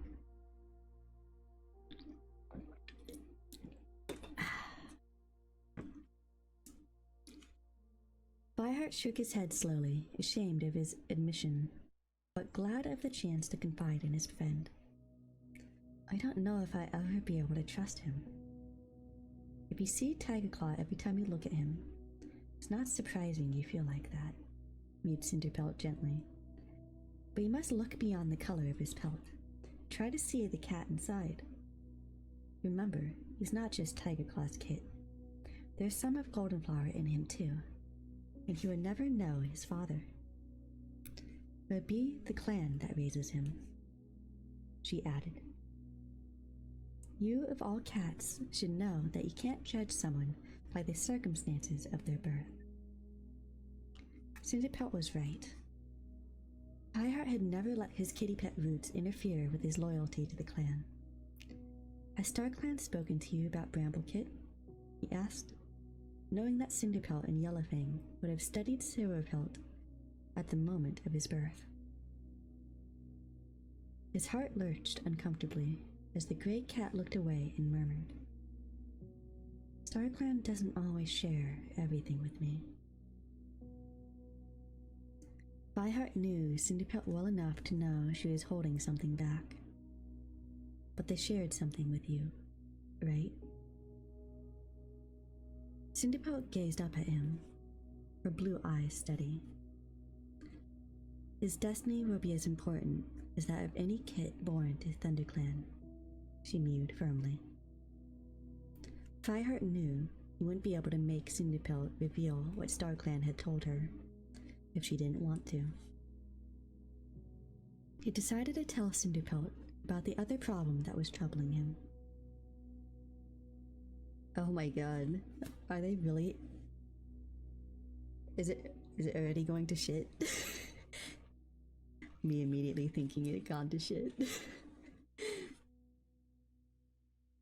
There's something else I wanted to talk to you about, he confessed. I have to decide who should be mentors for Brindleface's kids. Isn't that up to Blue Star? She asked me to choose for her. Cinderpelt lifted his head in surprise. Why are you looking so worried then? You should be flattered. What the fuck? What the fuck? Huh? You see, this is why they need bodyguards. That's the very reason why they had to bring bodyguards to TwitchCon. That's crazy. That's crazy. That's so bad. Let's hope that's the only issue of the evening. I doubt it, but I'm hoping. Flattered? Fireheart echoed silently, recalling the hostility and confusion in Blue Star's eyes. He shrugged. Maybe, but I'm not sure who to pick. What the Huh?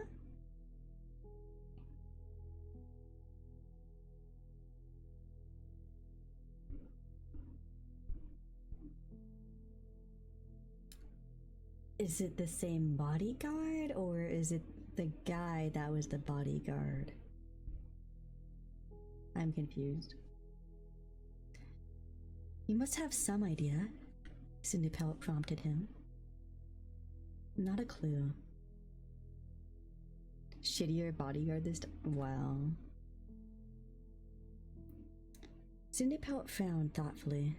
Well, how did you feel when I was named your apprentice? Fireheart was caught off guard by the question. Proud and scared, and desperate to prove myself, he replied slowly. Which of the warriors do you think wants to prove himself most? Cinderpelt mewed. Fireheart narrowed his eyes. An image of a brown tabby flashed in his mind. Dustpelt. Cinderpelt nodded thoughtfully as he went on. He must be dying to get his first apprentice. He was pretty close to Tigerclaw, so he'll want to prove his loyalty to the clan now that Tigerclaw has been exiled. He's a good warrior, and I think he'll make a good mentor. Even as he spoke, Fireheart realized he had a more personal motive for choosing Dustpelt. The tabby's eyes had flashed enviously as Bluestar twice made Fireheart a mentor. First to Cinderpelt, then to Cloudpaw. Perhaps Fireheart thought, guiltily, giving Dustpelt an apprentice would soothe the warrior's jealousy and make him easier to get along with. Well, then, that's one chosen, Cinderpelt mewed encouragingly. Fireheart looked down into the medicine cat's clear, wide eyes. She made it sound so simple. What about the other? Asked Cinderpelt. The other what? Yellowfang's rasping mew sounded from the fern tunnel, and the dark gray she-cat padded stiffly into the clearing. Fireheart turned to greet her. As usual, her long fur looked matted and dull, as if caring for her clan left her no time for grooming. But her orange eyes gleamed, missing nothing. Bluestar's asked Fireheart to choose the mentors of Brindleface's kits, Cinderpelt explained. Oh, has she? Yellowfang's eyes widened in surprise. Who've you come up with? We've already chosen Dustpelt, Fireheart began. Yellowfang interrupted him. We've? She rasped. Who's we? Cinderpelt helped, he admitted. I'm sure Bluestar would be pleased that a cat who's barely begun her apprenticeship is making such important decisions for the clan, Yellowfang remarked. She turned to Cinderpelt. Have you finished mixing that poultice? Cinderpelt opened her mouth, then shook her head before wordlessly padding back to the pile of herbs in the middle of the clearing. Yellowfang snorted as she watched her apprentice limp away. That cat hasn't answered me back for days, she complained to Fireheart. There was a time when I couldn't get a word in edgewise. The sooner she gets back to normal, the better it'll be for both of us. The old medicine cat frowned, then turned back to Fireheart. Now, where were we? Trying to decide who would be second mentor to Brindleface's kits, Fireheart answered heavily. Who doesn't have an apprentice? Rasped Yellowfang. Well, Sandstorm, Fireheart replied. He couldn't help feeling it would be unfair to give Dustpelt an apprentice without Sandstorm getting one too. After all, the two cats had trained together and earned their warrior names at the same time. Do you think it would be wise to have two inexperienced mentors at the same time? Yellowfang pointed out.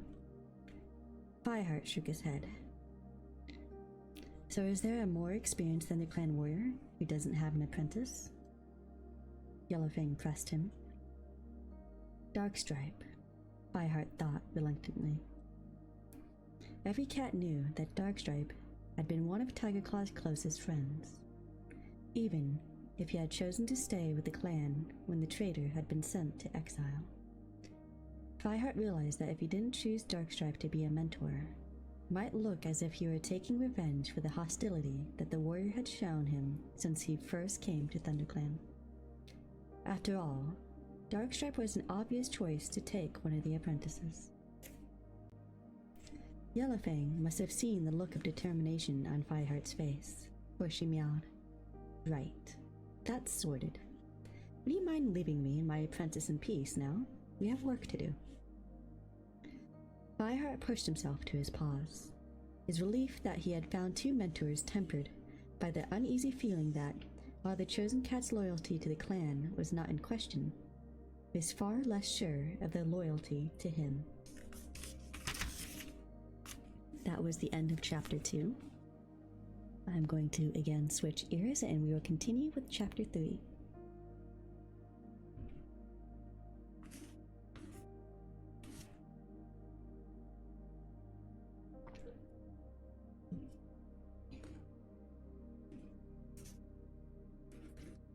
Chapter 3. Have you seen Cloudpaw? Fireheart emerged from the fern tunnel and called to Thornpaw, Mousefur's apprentice. The Ginger Tom was trotting towards the pile of fresh kill with two mice dangling from his jaws. He shook his head, and Fireheart felt a flash of annoyance. Cloudpaw should have been back ages ago. All right, take those mice straight to the elders, he ordered Warrenpaw. The apprentice gave a muffled mew and padded quickly away. Fireheart felt his tail bristle with anger at Cloudpaw, but he knew it was fear that made him so furious. What if Tigerclaw has found him? Feeling his alarm grow, Fireheart hurried to Bluestar's den. He'd tell her his decision about the mentors, and then he could go and look for Cloudpaw. At the High Rock, Fireheart didn't pause to smooth his ruffled fur. He just called out and pushed his way through the lichen as soon as he heard Bluestar's reply. The ThunderClan leader was crouching in her nest, where he had left her, staring at the wall. Bluestar, Fireheart began, dipping his head. I thought Dustpelt and Darkstripe would be good mentors. The elderly she-cat turned her head and looked at Fireheart, and heaved herself up onto her haunches. Very well, she answered flatly. A wave of disappointment broke over Fireheart. Bluestar looked as if she didn't care whom he chose. Shall I send them to you, so you can tell them the good news? He asked. They're out of the camp just now, he added. But when they return, I can... They're out of camp? Bluestar's whiskers twitched. Both of them? They're on patrol, Fireheart explained uncomfortably. Where's Whitestorm? Out training Brightpaw. And Mousefur? Hunting with Brackenfur and Sandstorm. Are all the warriors out of camp? Bluestar demanded. Fireheart saw the muscles in her shoulders tense, and his heart lurched. What was Bluestar afraid of? His thoughts darted back to Cloudpaw and the fear he had felt this morning in the Silent Forest. The patrol's back, due back soon. Fireheart fought to stay calm as he tried to reassure his leader, and I'm still here. Don't patronize me. I'm not some frightened kid, spat Bluestar. Fireheart shrank back and she went on. Make sure you stay in camp until the patrol returns. You've been attacked twice in the past moon. I don't want the camp to be left unguarded. In the future, I want at least 3 warriors to remain in camp at all times. Fireheart felt his chill shudder through his pelt. For once, he did not dare meet his leader's eyes, afraid that he wouldn't recognize the cat he saw there. Yes, Bluestar, he murmured quietly. When Darkstripe and Dustpelt return, send them to my den. I wish to speak to them before the ceremony. Of course. Now go. Bluestar flicked her tail at him. If she thought he was putting the clan in danger by wasting time. Fireheart backed out of the den. He sat down in the shade of the high rock and twisted his head to lick the fur on his tail. What should he do? His pounding heart told him to race into the forest, find Cloudpaw, and bring him home to the safety of the camp. But Bluestar had ordered him to stay here until one of the patrols returned. Just then, he heard the crashing of cats through the undergrowth outside the camp, and he smelled the familiar scents of Darkstripe, Runningwind, and Dustpelt on the warm air. Their paw steps slowed as they trotted through the gorse entrance, Runningwind leading the way. Okay. Next break. We'll be right back to reading as soon as that ends, as soon as the next message pops up.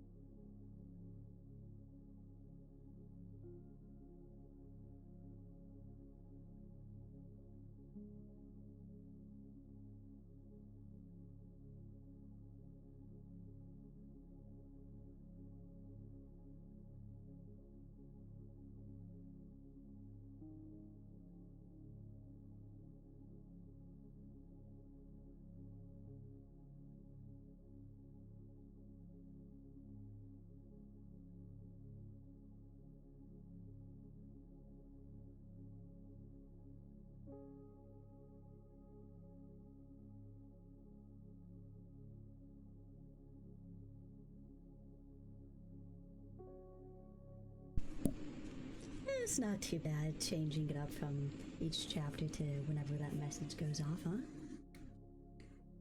It's right about the time that I get up, stretch, come back down and sit down. Alright. Fireheart sprang to his paws with relief. Now he could leave the camp and find Cloudpaw. Oh, hi, Yusuna. Welcome in. He hurried across the clearing to meet them. How did the patrol go? He called. No signs of the other clans, reported Running Wind. We're going all the way to chapter 10 this time, and I redid the prologue and chapter 1, so it's gonna be a long stream tonight.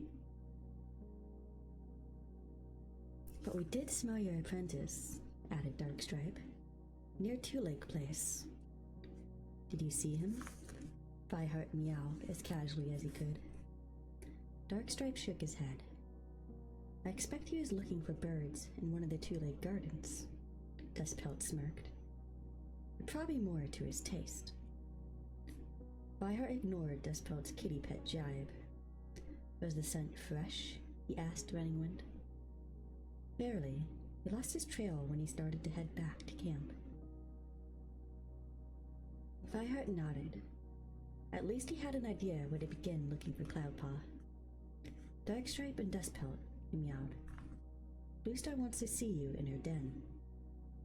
As the warriors padded away, Fireheart wondered whether to go with them, just in case Bluestar was still acting strangely. Then he noticed that Running Wind was leading Thornpaw towards the camp entrance. Where are you going? He called anxiously. Bluestar wanted 3 warriors to remain in camp. He couldn't go and look for Cloudpaw if Running Wind was going out again.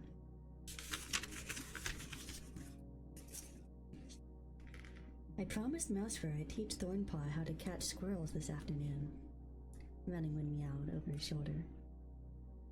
But Fireheart's voice trailed away as the lean warrior eyed him curiously.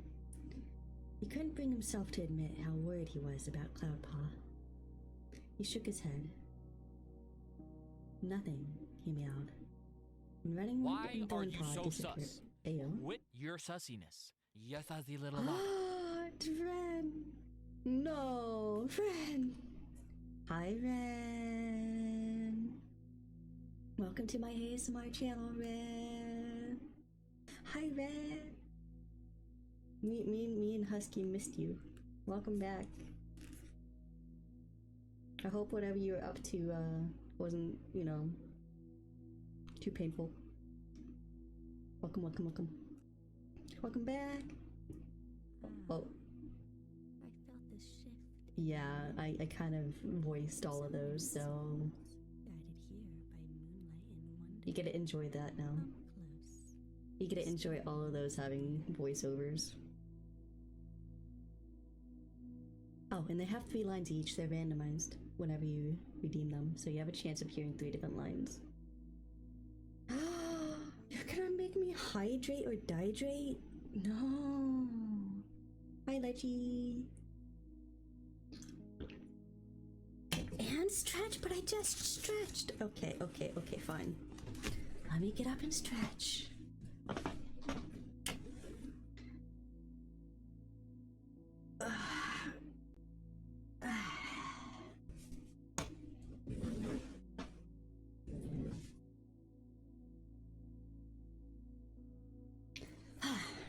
There.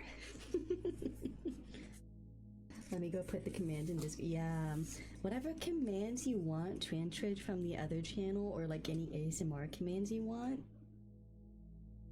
you can either DM me or, like, you know, suggestions channel. Okay. Just anyone that's usually in my community. Anyone else that's new, yeah, you're stuck with suggestions channel. Fuck you. I'm kidding. Okay.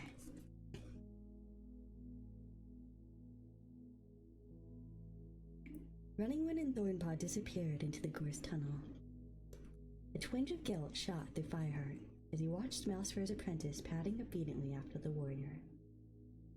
Why couldn't he inspire that sort of behavior in his own apprentice?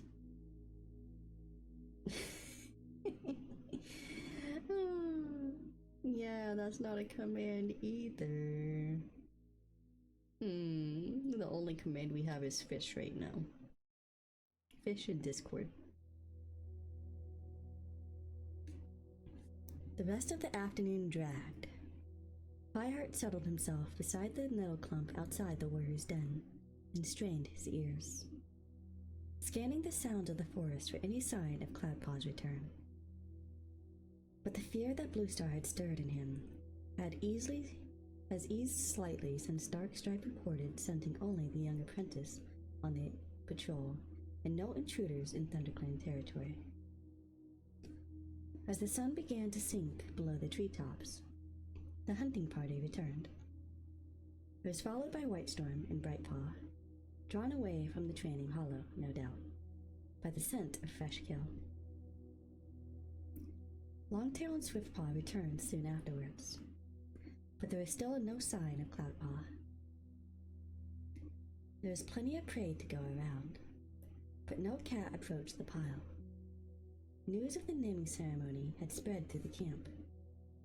Fireheart could hear Thornpaw, Brightpaw, and Swiftpaw whispering in excited news outside their den until Bluestar padded out from her cave, when they hushed each other and looked up with huge, expectant eyes. The ThunderClan leader leaped on the high rock in a single easy bound. She had clearly recovered from her physical injuries after the battle with the rogue cats, but Fireheart didn't know whether to feel relieved or worried by this. Why hadn't her mind recovered as quickly as her body? His heart quickened as she raised her chin, preparing to call the clan together. Her voice sounded dry and cracked, as if it had grown brittle from the lack of use. But as she yelled the familiar words, Fireheart felt his confidence return. The sinking sun glowed on his flame-colored fur, and he thought of his own naming ceremony when he had first joined the clan. Proudly squaring his shoulders, Fireheart took the deputy's place at the head of the clearing below the high rock, while the rest of the clan gathered in a circle around the edge. Darkstripe sat calmly at the front, staring ahead with unblinking eyes.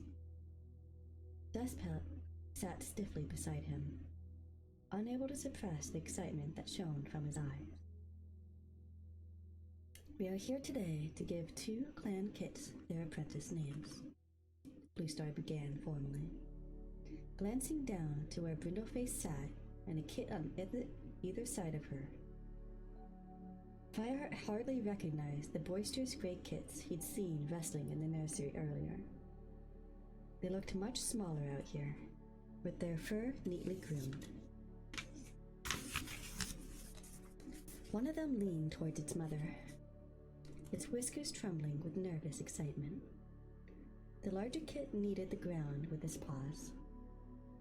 An expectant hush fell over the rest of the clan. "Come forward," Fireheart heard Bluestar's voice command from above. The kits padded side by side to the center of the clearing. What the fuck? I actually have not done anything when it comes to bits on that. This is actually a completely different profile for fish, but it has all the same stuff.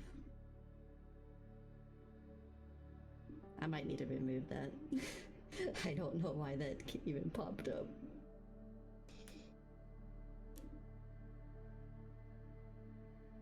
The kits padded side by side to the center of the clearing, the mottled gray coats bristling with anticipation. "Dustpelt," rasped Bluestar. "You're a bee mentor to Ashpaw." Fireheart watched as Dustpelt walked towards the larger gray kit and stood beside him. "Dustpelt," Bluestar went on, "this will be your first apprentice. Share your courage and determination with him. I know you will train him well.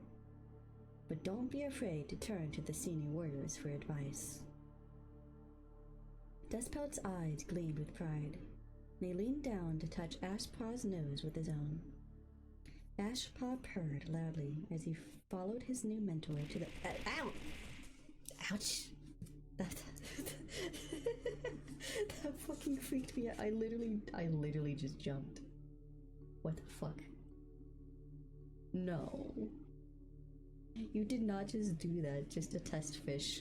The thing I said I was going to remove. You fucking spooked me.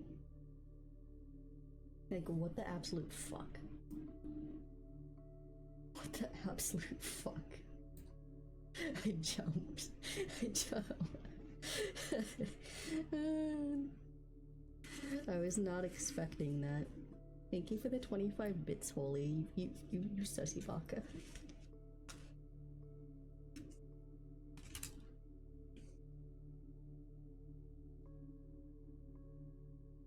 He followed his new mentor to the edge of the circle. The smaller kit remained in the center of the clearing, her eyes shining and her little chest quivering. Fireheart caught her eye and blinked warmly at her. The kit stared back at him as though her life depended on it. Darkstripe. Bluestar paused when she meowed the warrior's name. Fireheart's spine tingled as he saw a glimmer of fear flash in the leader's eyes. He held his breath, but Bluestar blinked away her doubt and went on. You would be the mentor to Fernpaw. The kid's eyes widened, and she spun around to see the big tabby warrior padding towards her. Darkstripe, meowed Bluestar. You're intelligent and bold. Pass on all you can to this young apprentice. Certainly, promised Darkstripe. He bent to touch noses with Fernpaw, who seemed to shrink back for a heartbeat before stretching up to accept his greeting.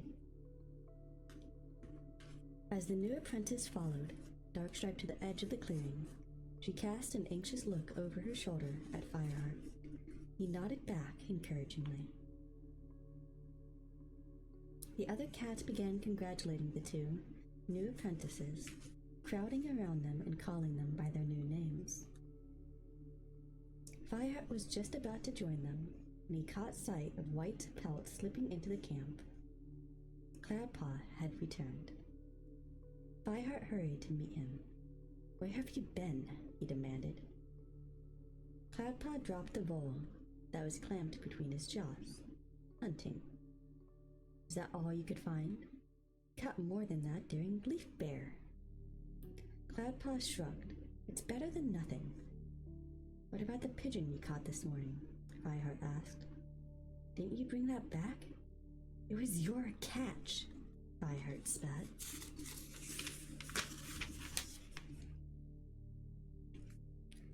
Cloudpaw sat down and curled his tail over his front paws.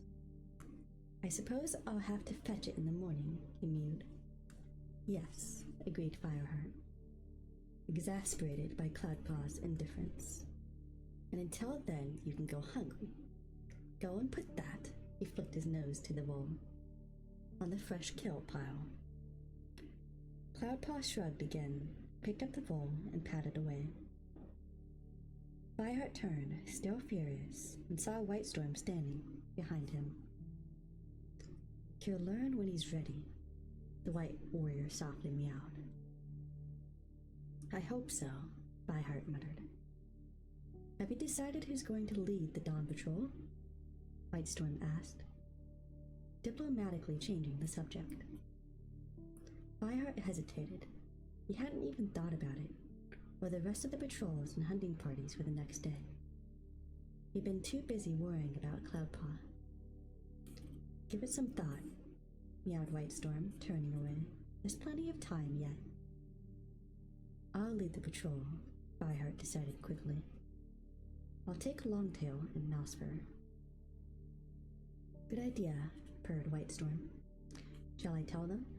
He glanced over at the fresh kill pile, but the cats were beginning to gather. Yes, answered Fireheart. Thanks. Watched the White Warrior head towards the pile, feeling his own belly growl with hunger.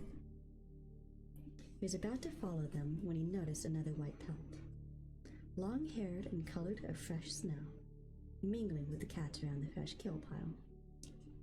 Cloudpaw had obviously disobeyed Fireheart's orders to keep away from the sharing of prey.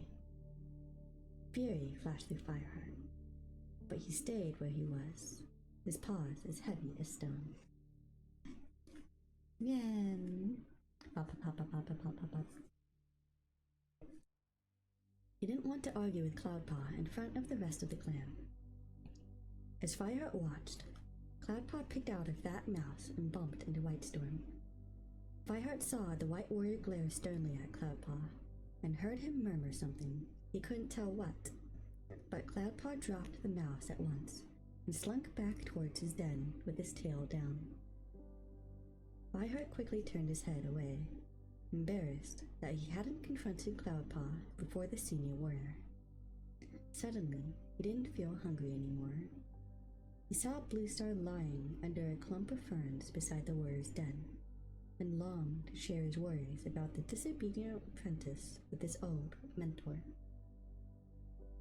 But the haunted look had returned to her eyes as she picked half-heartedly at a small thrush. Fireheart felt a sadness, like ice in his heart, as he watched the ThunderClan leader heave herself onto her paws and walk slowly toward her den, leaving the thrush untouched. That was the end of chapter 3. Going to go ahead and switch ears, and we're going to start chapter 4.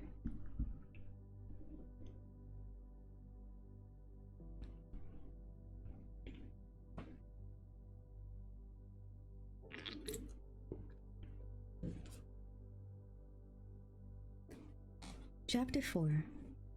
Soft paws patted through Fireheart's dreams that night. A tortoiseshell she-cat emerged from the forest beside him, her amber eyes glowing.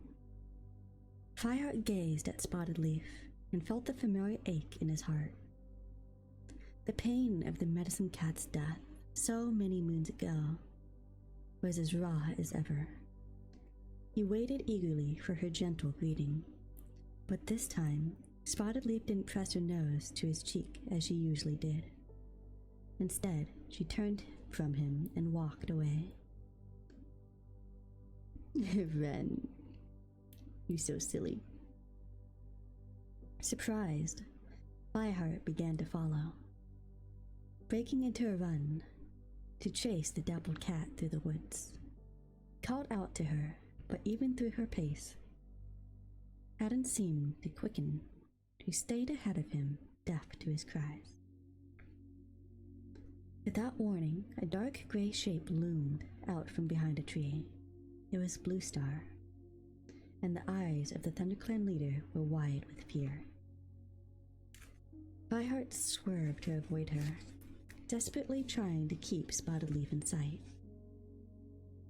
But then Cloudpaw leaped at him from the ferns that lined the other side of the path, knocking him over. Lying winded for a moment, Fireheart could feel Whitestorm's eyes burning through his fur as the White Warrior watched him from the branches of a tree. Fireheart scrambled to his paws and raced after Spotted Leaf once more. She was still several fox lengths ahead, padding steadily on without even turning to see who called her. Now the rest of the ThunderClan had gathered along Fireheart's path. As he dodged and weaved through them, they called out to him. He couldn't make out their words, but their voices formed a deafening chorus of mews, questioning, criticizing, begging for help.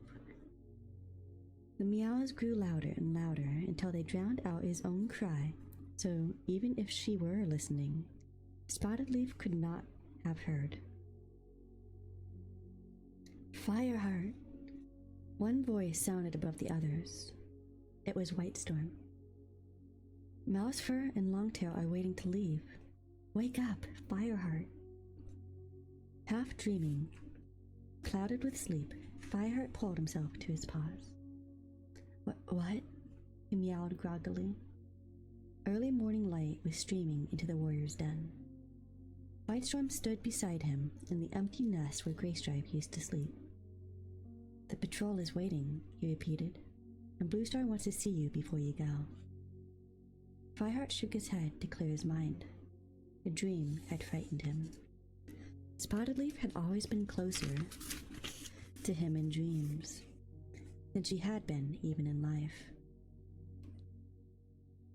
Her behavior last night stung like the bite of an adder. Was the gentle medicine cat abandoning him? Fireheart leaned back to stretch, his legs trembling beneath him. Tell Mousefur and Longtail I'll be as quick as I can. He slipped quickly past the slumbering bodies of the other warriors. Brindleface was sleeping near the wall of the den with Frostfur curled beside her. Both the she-cats had returned to their lives as warriors, now that their kits had left the nursery. Fireheart pushed his way out into the clearing. It was already warm even though the sun had not yet risen over the treetops, and the woods looked green and inviting at the top of the ravine. As he sniffed the familiar scents of the forest, the pain of Fireheart's dream began to fade, and he felt his fur relax on his shoulders. Longtail and Mousefur were waiting at the camp entrance. Fireheart nodded to them as he headed towards Bluestar's den. What could the ThunderClan leader want so early in the day? Did she have a special mission for him? Fireheart couldn't help feeling it was a sign that Bluestar was feeling more like her old self, and he called a cheerful greeting through the lichen. Come in, the clan leader sounded excited, and Fireheart's hopes soared. Inside, Bluestar was pacing up and down the sandy floor. She didn't stop when Fireheart entered, and he had to press himself against the wall to keep out of her way. Fireheart, she began without looking at him. I need to share dreams with StarClan. I must travel to Moonstone. The Moonstone was a glittering rock that lay deep underground beyond WindClan territory where the sun set. You want to go to the Highstones? Fireheart exclaimed, surprised. Do you know of another Moonstone? Retorted Bluestar impatiently. She was still pacing, her paws echoing in the den. But it's such a long way. Are you sure you're up to it? Fireheart stammered. I must speak with StarClan, Bluestar insisted. She stopped dead and narrowed her eyes at her deputy. And I want you to come. Whitestorm can take charge while we're gone. Fireheart's unease was growing rapidly. Who else is coming with us? No one, answered Bluestar grimly. Fireheart shivered. He felt bewildered by the dark intensity in Bluestar's tone. It sounded as if she thought her life depended on making this journey. But isn't it a bit dangerous to travel by ourselves? He ventured. Bluestar turned an icy gaze on Fireheart. His mouth turned dry as the she-cat hissed at him. You want to bring others? Why? Fireheart tried to keep his voice steady. What if we're attacked? You will protect me, Bluestar rasped in a low whisper. Won't you? With my life, Fireheart promised solemnly. No matter what he thought about Bluestar's behavior, his loyalty to his leader was unshaken. His words seemed to reassure Bluestar, and she sat down in front of him. Good. Fireheart tipped his head to one side. But what about the threat from WindClan and ShadowClan? He meowed hesitantly. You mentioned it yourself yesterday. Cool. Break time. We be right back. I continue reading. As soon as the second message pops up.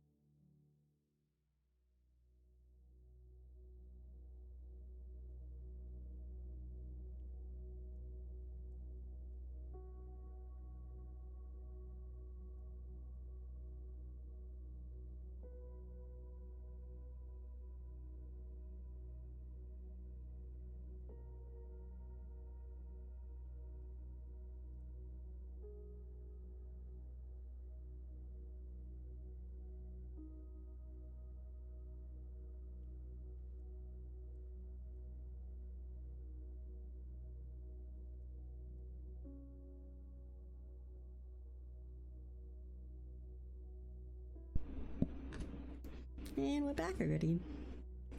At least it's relatively quick. I really need to look up and see if ASMR even gets affected by ads. I know it pops up and it says, hey, ads are here. But at the same time, like, no one seems to get ads. Lachi, hi.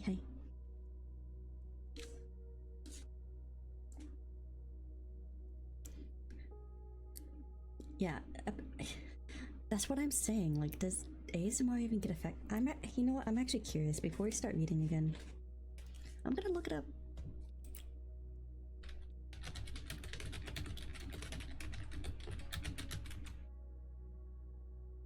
It says that they do. It says that you do, but I haven't.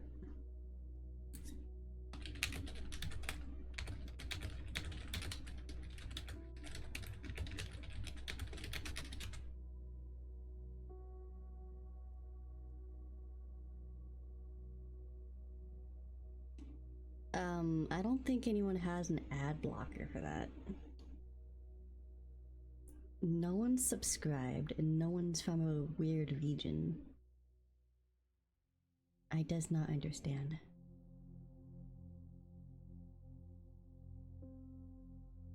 I really does not understand.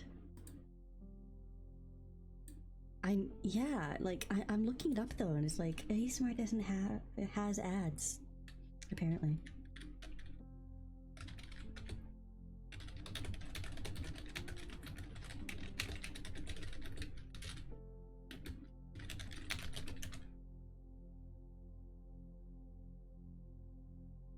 I know not. You just tried refreshing. Well, I turned off the pre-roll because the ads are technically running, so I have pre-roll off.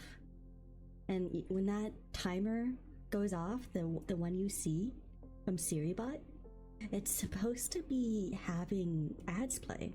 And it even counts on the pre-roll off thing, which like maximizes out at like an hour, so I can like be like, hey, I don't want ads to run right now. I have like a raid or something coming in. You can pause that for a second. And then it like takes some of the pre-roll time off that happens. I don't think I get any. No, every time I've done ASMR, I haven't really had much revenue, if any. That's just, I don't know. I don't know. Because it says that, me looking it up on Google, says that you guys are supposed to see ads, but like I've never in my experience, every time I've been in the ASMR category, I have not had anyone say that they've seen ads. I don't understand. Well, we're just gonna continue. I'm still going to make the habit of taking a break every time the message pops up. But if they're not running, then I don't really have to worry about like pre-warning. I still want to like put the pre-warning message in case it happens eventually, but I don't know. That's just weird. Back to reading. He meowed hesitantly. You mentioned it yourself yesterday. Bluestar nodded slowly. Fireheart went on. You'd have to travel through WindClan's territory to get to Highstones. Bluestar leaped to a pause. I must speak with the Star Clan, she spat, the fur on her shoulders bristling. Why are you trying to dissuade me? Either you come with me or I go alone. Fireheart looked back at her. He had no choice. I'll come, he agreed. Good, Bluestar nodded again, her voice softening a little. You'll need traveling herbs to keep your strength up. I'll go and see Yellowfang about them. She swept past Fireheart and pushed her way out of the cave. Are we going now? Fireheart called.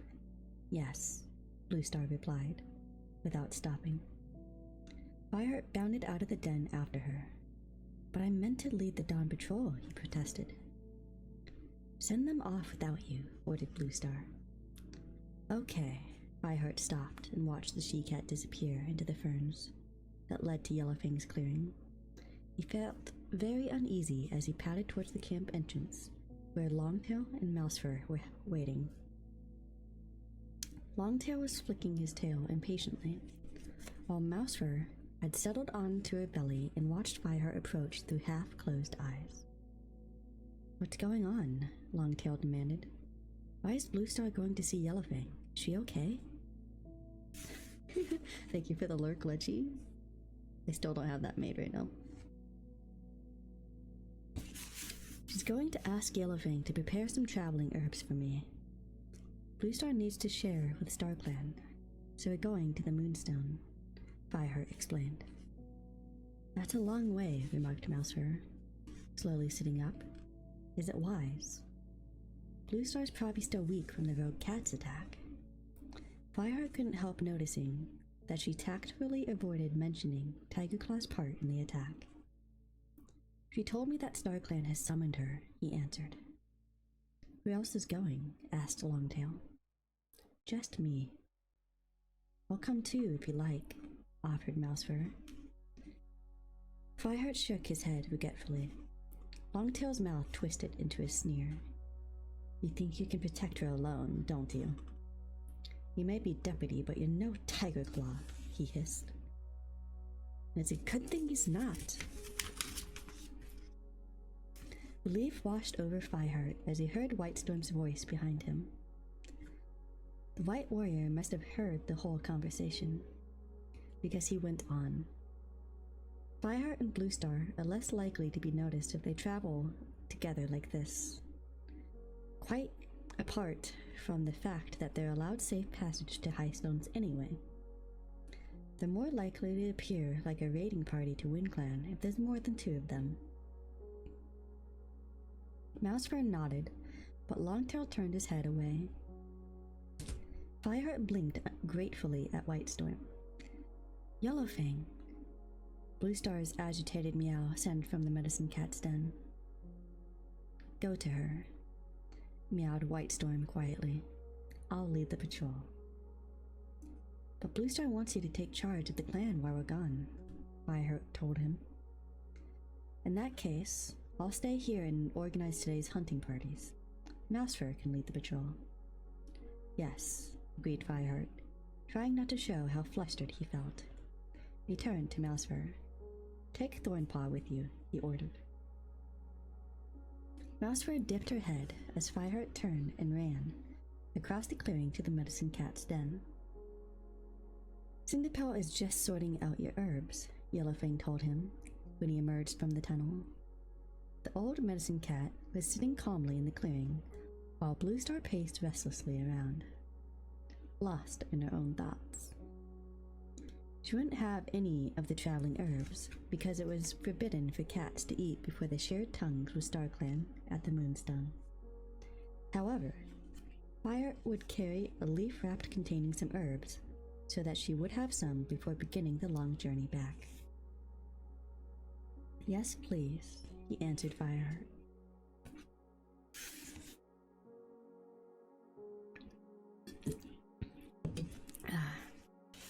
Yes, please, answered Fireheart. Cinderpelt limped out of the den in the split rock and made straight for Yellowfang without stopping to greet Fireheart. Which one is Chamomile? She whispered to the medicine cat's ragged ear. You must know that by now, Yellowfang hissed crossly. Cinderpelt's ears twitched. I thought I knew, then I wasn't sure. I just thought I'd check. Yellowfang snorted, heaved herself to her paws, and went over to the foot of the rock, where several small piles of herbs were lying in a row.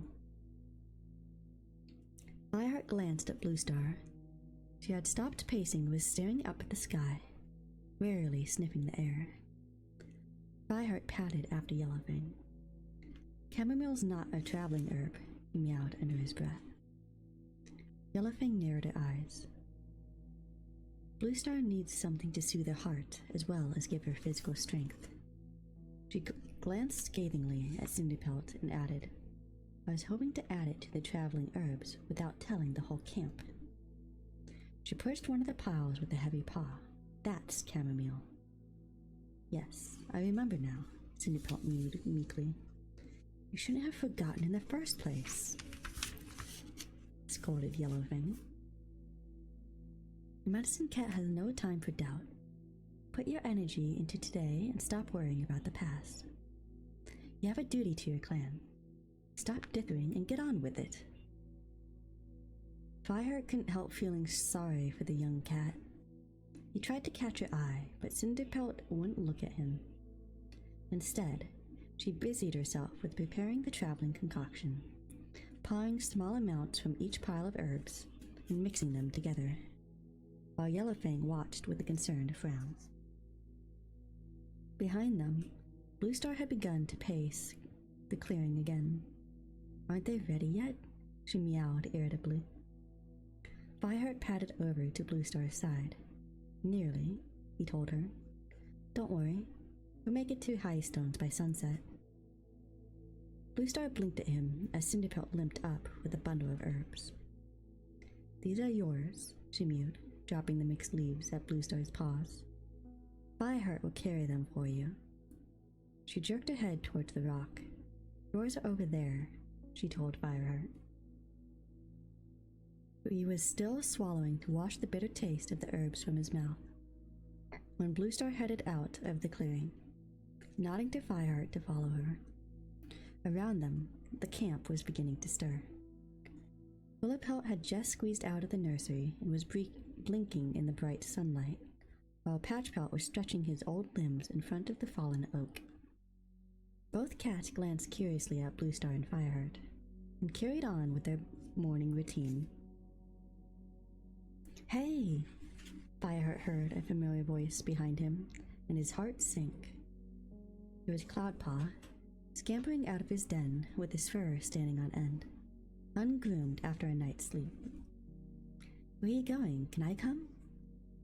Fireheart paused at the tunnel entrance. Don't you have a pigeon to collect? A pigeon can wait. I bet some owls flown off with it by now anyway, answered Cloudpaw. Let me come with you, please. Owls eat live prey, Fireheart corrected him. He caught sight of Runningwind padding sleepily out of the warrior's den, and called across the clearing to the brown tongue. Runningwind, will you take Cloudpaw hunting this morning? He caught a flash of resentment in the warrior's eyes, as Runningwind nodded unenthusiastically. Fireheart remembered how willing Runningwind had been to take Thornpaw out to catch squirrels the day before. Clearly, the warrior wasn't fond of Cloudpaw, and frankly, Fireheart didn't blame him. His apprentice wasn't trying hard enough to earn the respect of the clan cats. That's not fair, whined Cloudpaw. I went hunting yesterday. Can't I come with you? No. Today you will hunt with Runningwind, Fireheart snapped.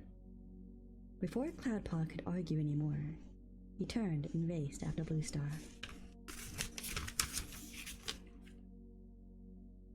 How is the end of Chapter 4?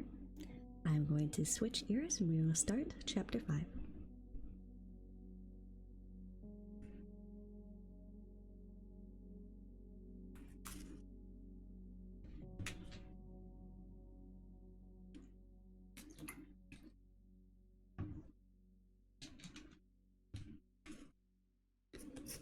Chapter 5. The ThunderClan leader had reached the top of the ravine by the time Fireheart had caught up with her. She paused to sniff the air before padding into the forest. Fireheart noticed with relief how relaxed she seemed now that they were out of the camp. Nosing her way through the undergrowth towards the RiverClan border, Fireheart glanced in surprise at the she-cat. This wasn't the quickest route to Four Cheese and the uplands beyond, but he didn't question her. He couldn't help feeling excited at the thought he might catch a glimpse of Greystripe across the river. The two cats met the RiverClan border above Sunning Rocks and followed the scent markers upriver. A warm breeze carried the faint heather scent of the moor down to them. Fireheart could hear the river flowing past on the other side of the ferns. craned his neck and saw the water glimmering in the dappled light under the trees. Above his head, the leaves glowed green. In a flash, the edges where the sunlight pierced the thick roof of the forest. Even in the shade, Fireheart felt hot. He wished he could plunge into the water like a river clan cat to cool himself down. Finally, the river bent away, deeper into the River Clan territory, and Bluestar carried straight on, following the markers along the border between ThunderClan and RiverClan. Fireheart couldn't stop glancing across the scent line, searching the woods beyond for any sign of RiverClan cats, wary of being spotted by the patrol, but ever hopeful of seeing his old friend. Bluestar was leading them recklessly close to the border, even crossing it occasionally as they weaved through the undergrowth. Fireheart had no idea how RiverClan would react if they found them here.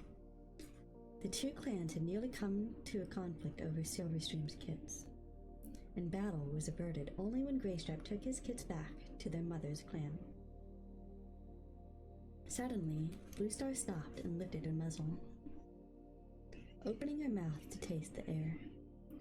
She dropped down into a crouch, and Fireheart, trusting Bluestar's warrior instincts, flattened himself too, ducking behind a patch of nettles. RiverClan warriors, Bluestar warned in a whisper. Fireheart could smell them now. He felt his hackles rising as the scent grew stronger, and he heard the swish of fur disturbing the undergrowth ahead of them.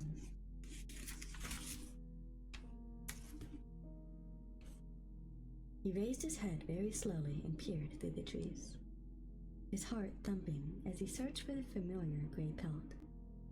Beside him, Bluestar's eyes were wide, and her flank barely moved as she took silent, shallow breaths.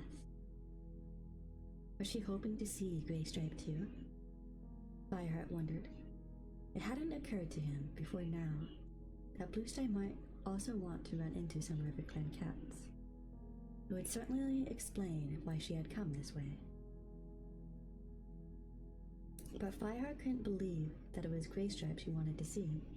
Yesterday, in a confusion, she'd forgotten that the Grey Warrior had left the clan, and Fireheart sensed that Bluestar's mind was spinning with other thoughts. Then it hit him like a fledgling dropping into its paws, or kits. Many moons ago, the ThunderClan leader had given birth to two kits that had been raised in RiverClan. She'd entrusted them to their RiverClan father when they were barely old enough to leave their nest. Bluestar's ambition and loyalty to her own clan had made it impossible for her to raise the kits herself. Now they lived as RiverClan warriors, unaware that their real mother came from ThunderClan. But Bluestar had never forgotten them. Although only Fireheart knew her secret, it must be Stonefur and Mistyfoot that Bluestar was scanning the undergrowth for. A glimpse of tawny mottled fur in the distance made Fireheart duck down again. That wasn't Greystripe or either of Bluestar's offspring. A vaguely familiar scent confirmed to Fireheart the identity of the warrior. It was Leopardfur, the RiverClan deputy. Fireheart glanced at Bluestar. She still had her head up, peering through the trees. The rustling of ferns warned Fireheart that Leopardfur was getting nearer. He felt his breath quicken. What would happen if she saw the ThunderClan leader so close to the RiverClan border? Fireheart froze as the rustling in the bushes grew louder. He heard the RiverClan deputy stop, and her silence told him she had detected something. Staring desperately at Bluestar, he was about to signal to her with his tail when she dropped her head and hissed in his ear. Come on. We'd better head deeper into our own territory. Fireheart sighed with relief as the ThunderClan leader crept silently away, keeping his ears flat and his belly close to the ground.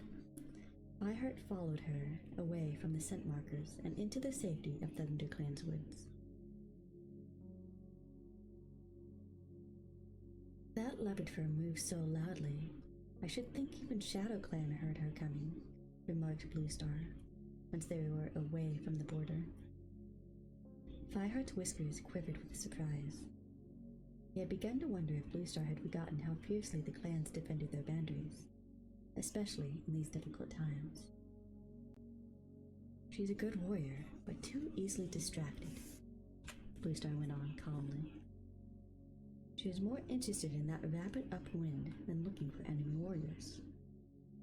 Fireheart couldn't help feeling cheered by his leader's confidence.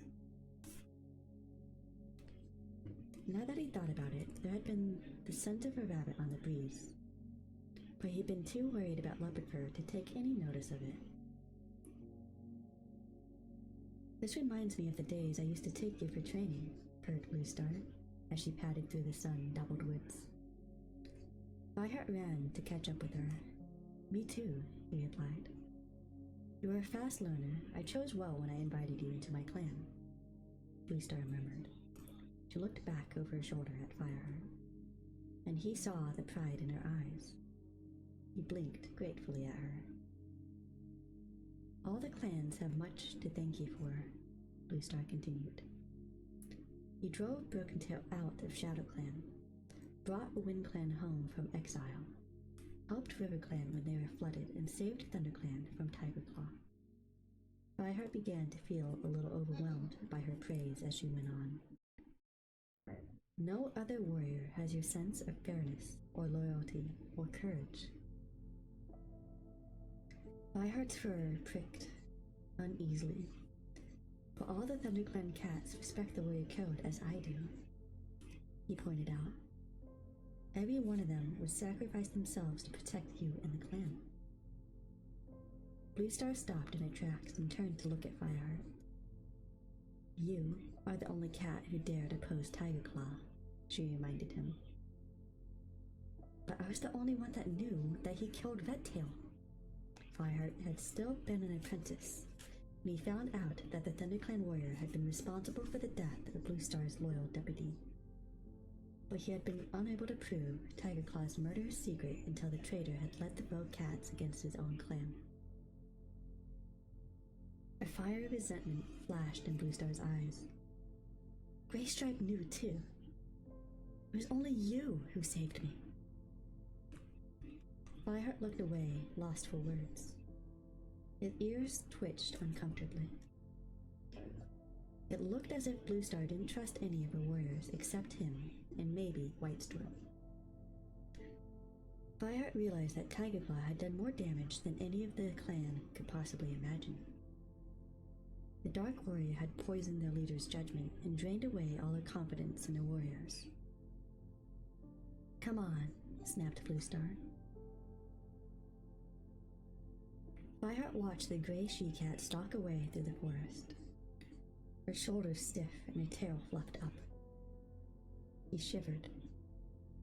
Although the sky was still bright overhead, he felt as if a black cloud had blotted out the sun and cast an ominous shadow over their journey.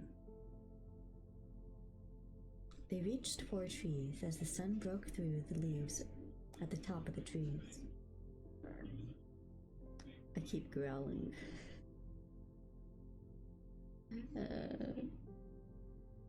Sometimes if I drink too many fluids too quickly, sometimes my throat starts growling because I cannot physically belch or anything like that. It kind of sucks.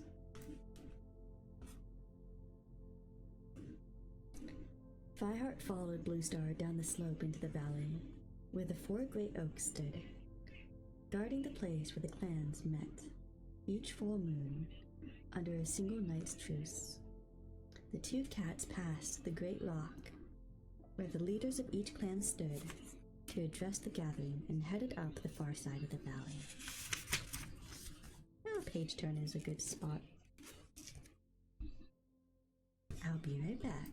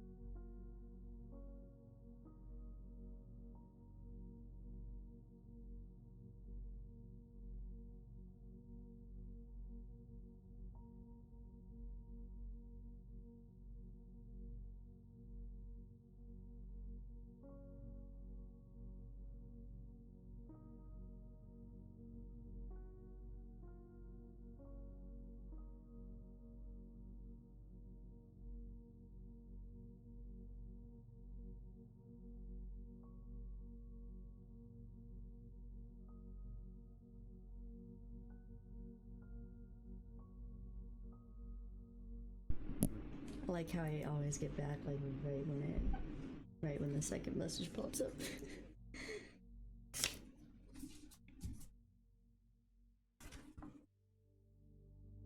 As the grassy hill turned steeper and rockier, Fireheart noticed that Bluestar was struggling to keep up the pace. She grunted each time she jumped onto the next rock, and Fireheart had to slow down so he didn't pass her. At the top of the slope, Bluestar stopped and sat down, wheezing. "Are you okay?" Fireheart asked. "Not so young," panted Bluestar. Fireheart felt a pang of worry. He had assumed that her physical injuries from the battle had healed. Where had the sudden weakness come from? It made her seem older and more vulnerable than ever. Perhaps it's just climbing in this heat, he thought hopefully. After all, her pelt is thicker than mine. While Bluestar caught her breath, Fireheart peered nervously across the stunted gorse and the heather that covered the uplands. This was WindClan territory, stretching away from them under the cloudless sky. He felt even uneasier here than on the RiverClan border. WindClan was still angry with ThunderClan because they had given sanctuary to the former ShadowClan leader, and it was Bluestar herself who had decided to take in the blinded Broken-Tail. What would the WindClan patrol do if they found ThunderClan leader on their territory, with only one warrior to guard her? Fireheart wasn't sure if he could protect his leader against the whole patrol. "We must be careful not to be spotted," he whispered. "What did you say?" called Bluestar. The breeze was stronger up here, and even though it did nothing to ease the sun's burning heat, it carried Fireheart's words away. "We must be careful they don't see us," Fireheart reluctantly raised his voice. "Why?" Bluestar demanded. "We're traveling to Moonstone. StarClan has granted us the right to travel safely."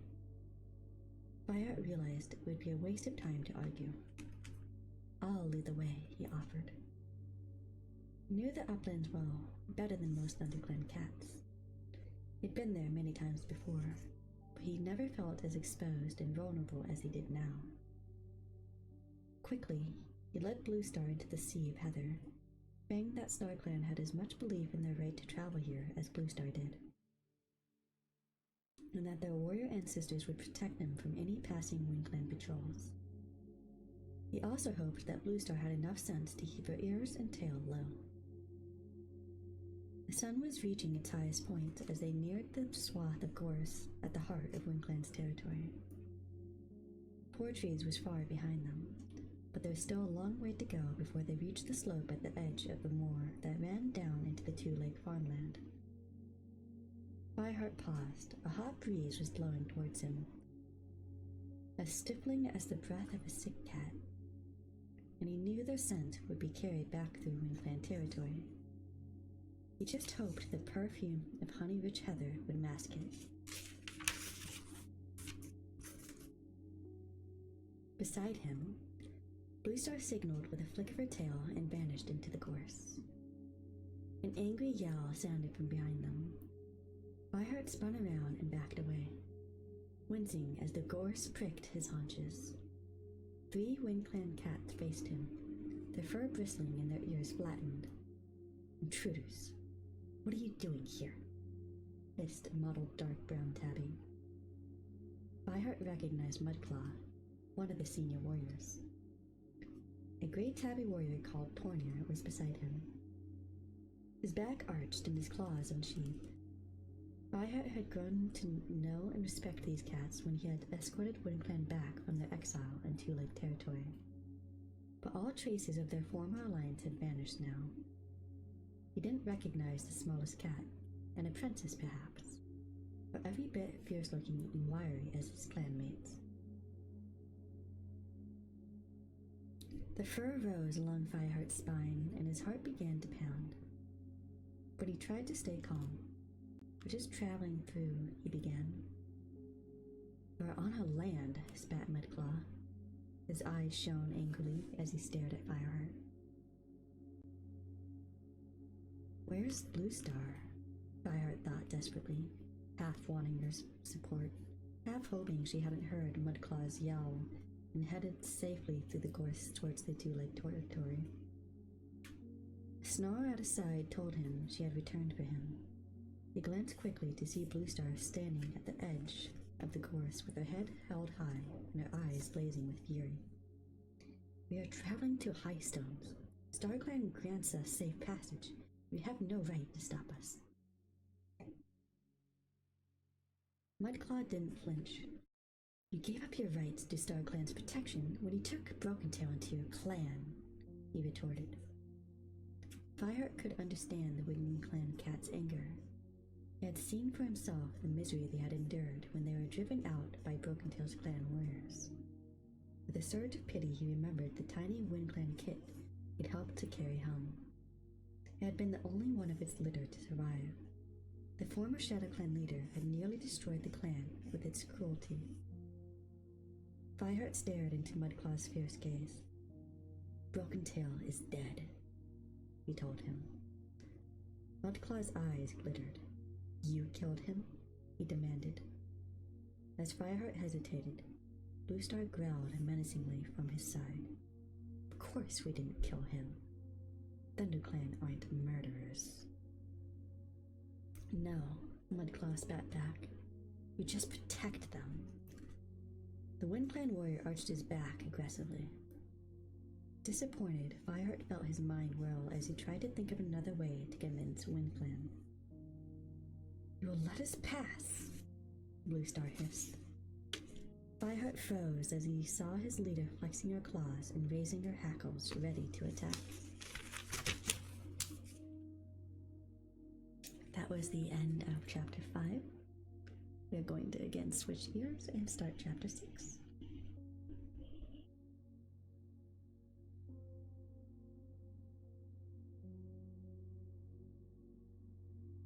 StarClan grants us safe passage, Blue Star repeated stubbornly.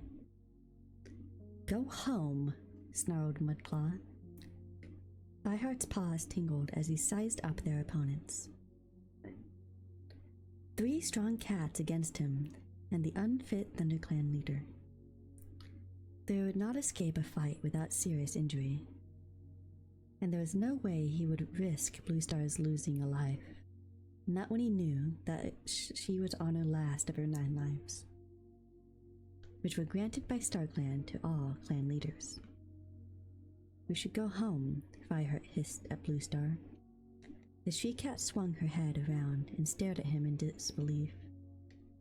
We're too far from safety, and this isn't a battle we can fight, he urged her. But I must speak with StarClan, meowed Blue Star. Another time, Fireheart insisted. Blue Star's eyes clouded with indecision, and he added, We'd not win this battle. He twitched with relief as Blue Star retracted her claws, and let the fur on her shoulders relax. The ThunderClan leader turned back to Mudclaw and meowed. Very well, we'll go home, but when we return, you cannot cut us off from StarClan forever. Mudclaw flattened his back and replied, You've made a wise decision. Fireheart growled at Mudclaw. Do you hear what Blue Star said? Mudclaw narrowed his eyes threateningly, but Fireheart went on. When we leave this time, you'll never again stop us from traveling to Moonstone. Mudclaw turned away. We'll escort you back to 4 trees. Fireheart tensed, afraid of how Blue Star would react to the suggestion that the Wind Clan warrior did not trust the ThunderClan cats to leave his territory.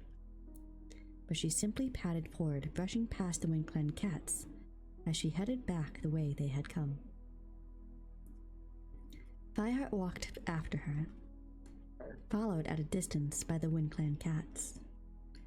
He was aware of them rustling through the heather behind him, and when he looked over his shoulder, he caught glimpses of their light brown shapes among the purple flowers. Frustration picked at his paws with every step. He would not let Wind Clan block their way again. They reached 4 trees and began to climb back down the rocky slope. leaving the Wind Clan warriors at the top, watching them with hostile, narrowed eyes. Bluestar was starting to look very tired. With each leap, she landed heavily and grunted. Fireheart was frightened the she-cat would slip, but she kept her footing until they reached the grass at the bottom. Fireheart looked up to the hill to see the three Wind Clan cats silhouetted against the wide, glaring sky before they turned and vanished back to their own territory. As the Thunder Clan cats passed the great rock, Bluestar let out a long moan. "Are you all right?" Fireheart asked, stopping. Bluestar shook her head impatiently. "StarClan does not want to share dreams with me," she muttered. "Why are they so angry with my clan?" "WindClan stood in our way, not StarClan," Fireheart reminded her. But he couldn't help feeling that StarClan could have brought them better luck. Small Ear's words echoed through his mind. Fireheart's naming broke the clan ritual for the first time since before I was born. Fireheart felt his head spin with alarm. Were the warrior ancestors really angry with ThunderClan?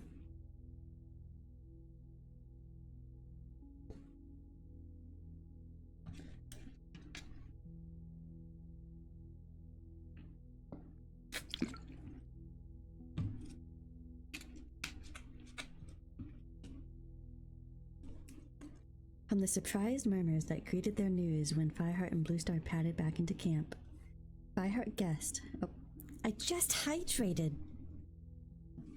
Such a brat. I know you heard me open my fucking water and drink it. Such a brat.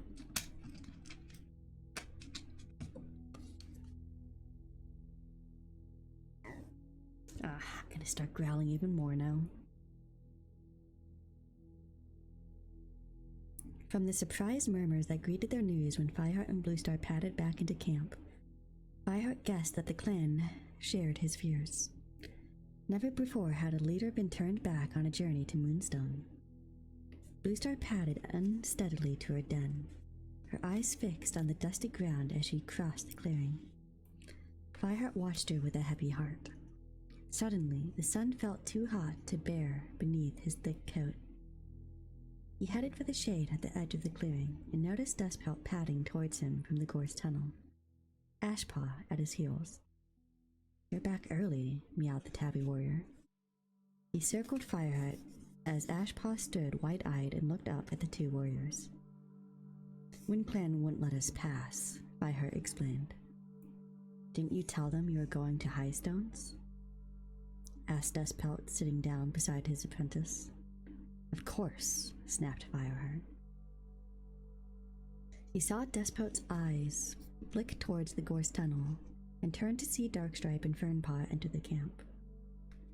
Fernpaw looked exhausted as she ran to keep up with her mentor, fur clumped and dusty. "What are you doing back?" Darkstripe asked, narrowing his eyes at Fireheart. "WindClan wouldn't let him pass," Dustpelt announced. Fernpaw looked at Dustpelt, her pretty green eyes round with surprise. "What? How dare they?" Darkstripe meowed, his tail bristling angrily. "I don't know why Fireheart let them boss him around," commented Dustpelt. "I didn't have much choice," Fireheart growled. "Would you have risked your leader's safety?" Running Wind's meow sounded across the clearing. "Fireheart!" A lean warrior was trotting towards him, looking agitated. Darkstripe and Dustpelt glanced at each other and led their apprentices away. Running Wind reached Fireheart and asked, "Have you seen Cloudpot anywhere?" "No." Fireheart felt his heart lurch. "I thought he was going out with you this afternoon." "I told him to wait till I had washed." Running Wind seemed more angry than worried.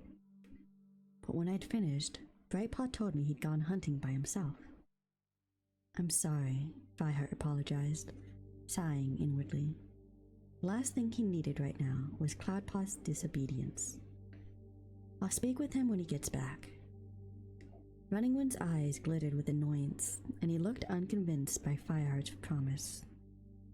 Fireheart was about to apologize again when he saw Running Wind's expression turn to disbelief as Cloudpaw scampered into the camp, a squirrel grasped in his jaws.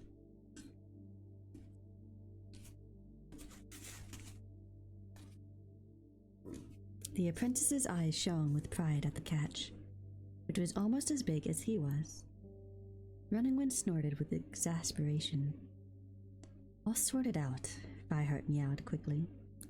He sensed Running Wind had plenty more to say about Cloudpaw, but the warrior just nodded and patted away.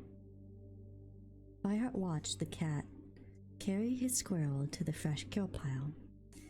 Cloudpaw dropped it and wandered towards the apprentice's den without taking any food for himself, even though there was plenty of prey.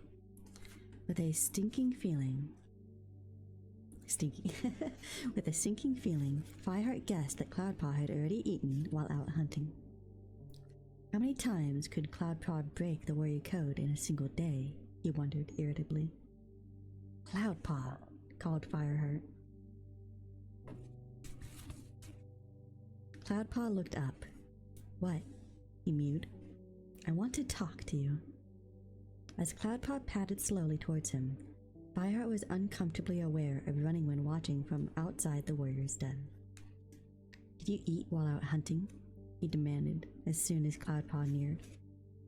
Cloudpaw shrugged. So what if I did? I was hungry. What does the warrior code tell us about eating before the clan is fed? Cloudpaw looked at the treetops. If anything's like the rest of the code, it'll tell me I can't, he muttered. Fireheart pushed away his rising exasperation. Did you fetch that pigeon? I couldn't. It was gone. With a shock, Fireheart realized he didn't know if he believed Cloudpaw or not. He decided there was no point in pursuing it. Why didn't you go hunting with Running Wind? He asked instead. It was taking too long to get ready. Anyway, I prefer hunting alone. You're still an apprentice, Fireheart reminded him sternly. You'll learn better if you hunt with a warrior. Cloudpaw sighed and nodded. Yes, Fireheart. Fireheart had no idea if Cloudpaw had really listened or not. You'll never be given your warrior name if you carry on like this. How do you think you'll feel watching Ashpaw and Fernpaw's naming ceremonies when you're still an apprentice? That'll never happen, Cloudpaw argued. Well, one thing's for certain, Fireheart told him.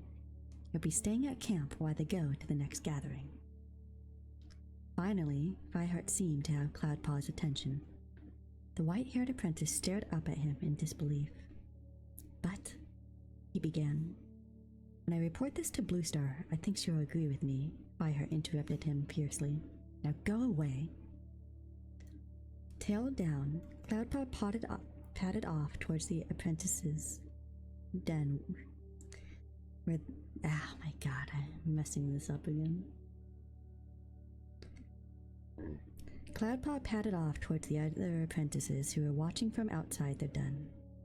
Fireheart didn't even bother looking to see if Running Wind had witnessed the scene. Right now, he didn't care what the clan thought of his apprentice. The opinions of the other cat seemed to pale into insignificance next to his growing fear that Cloudpaw would never become a true warrior.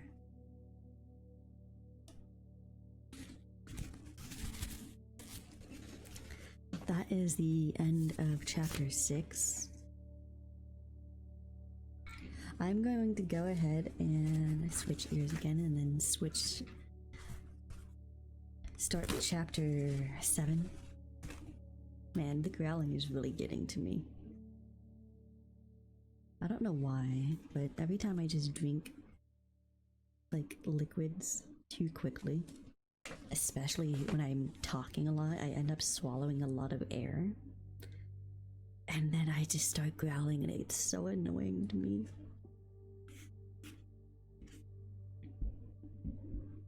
Alright. Chapter 7. Blue Star. It's been a quarter moon since we returned from the uplands. Holy fishing. Fireheart carefully avoided mentioning the moonstone.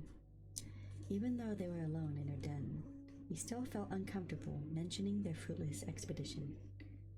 There's been no sign of Wind Clan in our territory or Shadow Clan.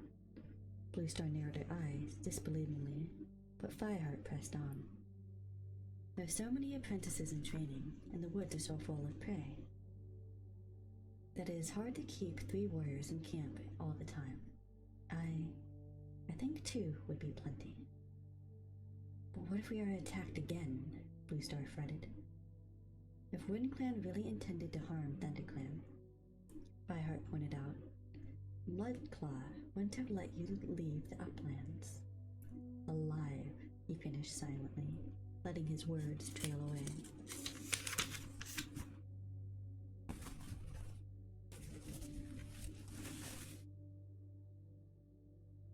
Okay, Blue Star nodded. Her eyes clouded with an unreadable emotion. Only 2 warriors need stay in camp. Thanks, Blue Star. This was going to make the task of organizing all the guards, hunting parties, and apprentice training much easier. I'll go and sort out tomorrow's patrols. Fireheart dipped his head respectfully and left the den. Outside, the warriors were waiting for him. Whitestorm, you lead the dawn patrol, Fireheart ordered. Take Sandstorm and Ashpaw with you. Brackenfur, Dustpelt. Guard the camp while I'm hunting with Cloudpaw.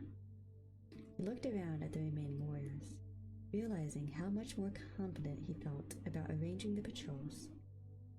He had a lot of practice since Blue Star stayed in her den so much nowadays. Pushing away the unsettling thought, Fireheart went on. I'll leave it up to the rest of you whether you train your apprentices or take them hunting. But I want the fresh kill pile as full as it is today.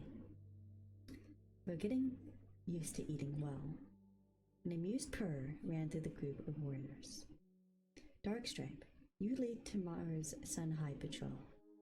Runningwind, you take Sunset. You can choose who to take with you. Just be sure to let them know so they can be ready in time. Runningwind nodded, but Darkstripe's eyes glittered and he asked, Who will be going to the gathering tonight? I don't know, Fireheart admitted. Darkstripe narrowed his eyes. Didn't Blue Star tell you, or hasn't she decided yet?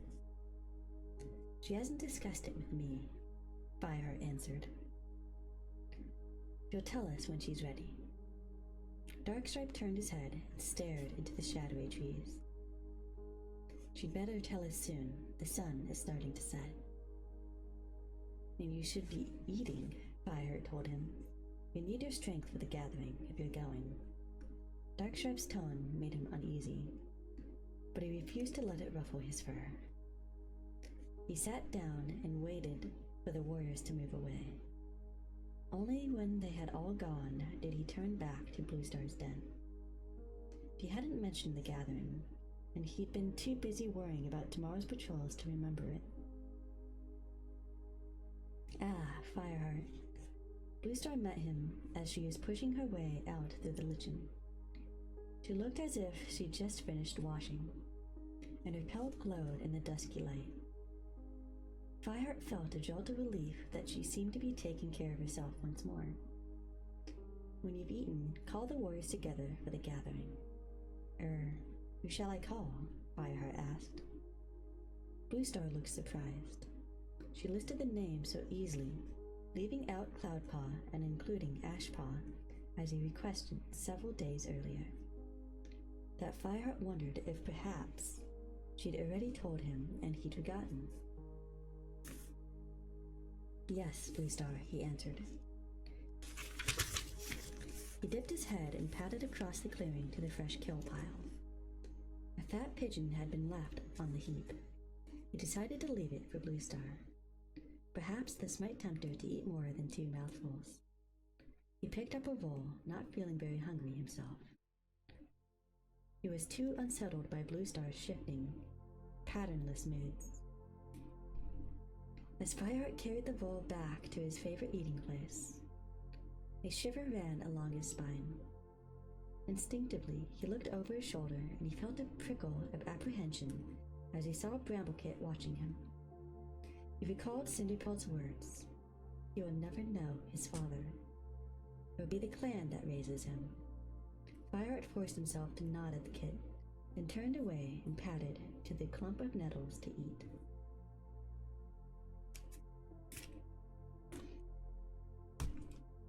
Okay, break time. Be right back.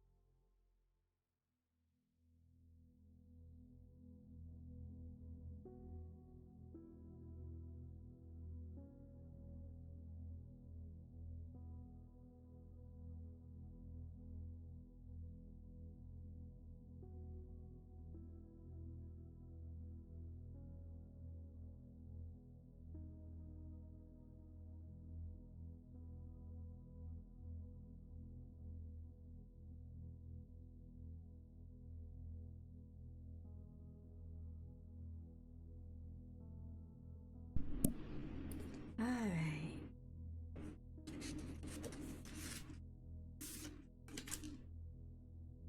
When he'd finished his meal, Fireheart glanced around the clearing. The rest of the clan was sharing tongues as night stretched out the shadows and brought a welcome coolness to the camp. The days had been so hot lately that Fireheart had found himself wishing more and more that he could swim like the River Clan cats. He looked over the apprentice's den, wondering if Cloudpaw would remember that he wasn't going to the gathering, because he had eaten while out hunting. Cloudpaw was crouched on the tree stump outside his den entrance, play fighting with Ashpaw, who was scrambling at him from below. Fireheart was pleased that at least Cloudpaw was getting on with his den mates. He wondered if Graystripe would be at Four Trees tonight. It seemed unlikely, as he had been in the River Clan for barely a moon, but he had been given them Silverstream's kits. The River Clan leader, Cricketstar, must have been grateful. After all, Silverstream had been his daughter. So the kits were his kin, and even though it would confirm his friend's acceptance into another clan, Fireheart found himself hoping that Graystripe would be granted the privilege of joining the gathering. Fireheart pushed himself to his paws and called the cats together for the ThunderClan patrol. As he ran through the list of names that Bluestar had given him, Mousefur, Runningwind, Sandstorm, Brackenfur, Brightpaw, Ashpaw, and Swiftpaw, he realized with a growing unease that Darkstripe, Longtail, and Dustpearl weren't among them. The three warriors had all been close allies of Tigerclaw, and Fireheart wondered if Bluestar had left them out deliberately. An uncomfortable shiver rippled through his fur as the three cats exchanged glances and fixed their gazes on him. There was an unmistakable gleam of anger in Darkstripe's eyes. Unnerved, Fireheart turned away and joined the other cats to wait for Bluestar. She was sharing tongues with Whitestorm outside her den, and only when the gathered warriors began kneading the ground with anticipation did she get up and cross the clearing. Whitestorm will be in charge of the camp while we're away, she announced. Bluestar, Mousefur addressed her leader cautiously.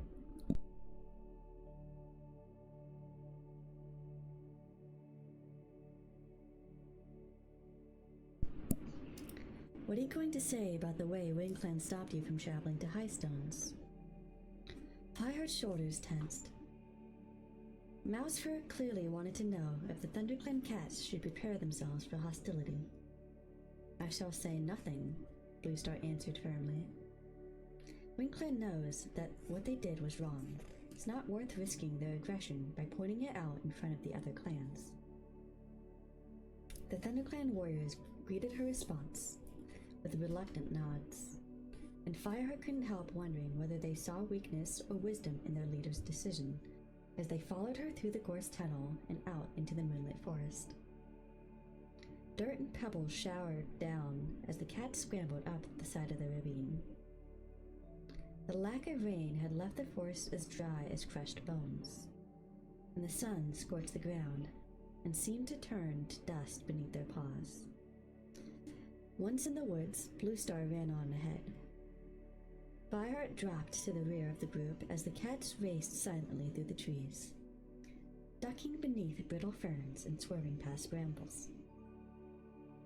Sandstorm measured her pace until she matched Fireheart stride for stride, clearing a fallen branch in a single fluid leap. As they landed, she turned to Fireheart and murmured, "Bluestar seems to be feeling well again." "Yes," Fireheart agreed guardedly, concentrating on threading his body between some prickly bramble stalks. Sandstorm went on, keeping her voice low so it didn't carry to the other cats. "But she seems distant. She doesn't seem to be as..." She hesitated. Fireheart didn't try to fill the silence that followed. His worst fears were being confirmed. The other ThunderClan cats were beginning to notice Bluestar was not herself. "She's changed," Sandstorm finished. Fireheart didn't look at the ginger she-cat. Instead, he veered away to avoid the thick clump of nettles while Sandstorm leaped over them, springing up and through the stinging leaves to land on the forest floor beyond. Fireheart ran faster to catch up. "Bluestar's still shaken," he said, panting. "Tigerclaw's treachery was a huge shock. I don't understand why she never suspected him." "Did you ever suspect Tigerclaw?" countered Fireheart. "No," Sandstorm admitted. "No cat did. The rest of the clan has recovered from the shock. Bluestar still seems..." Again, she seemed lost for words.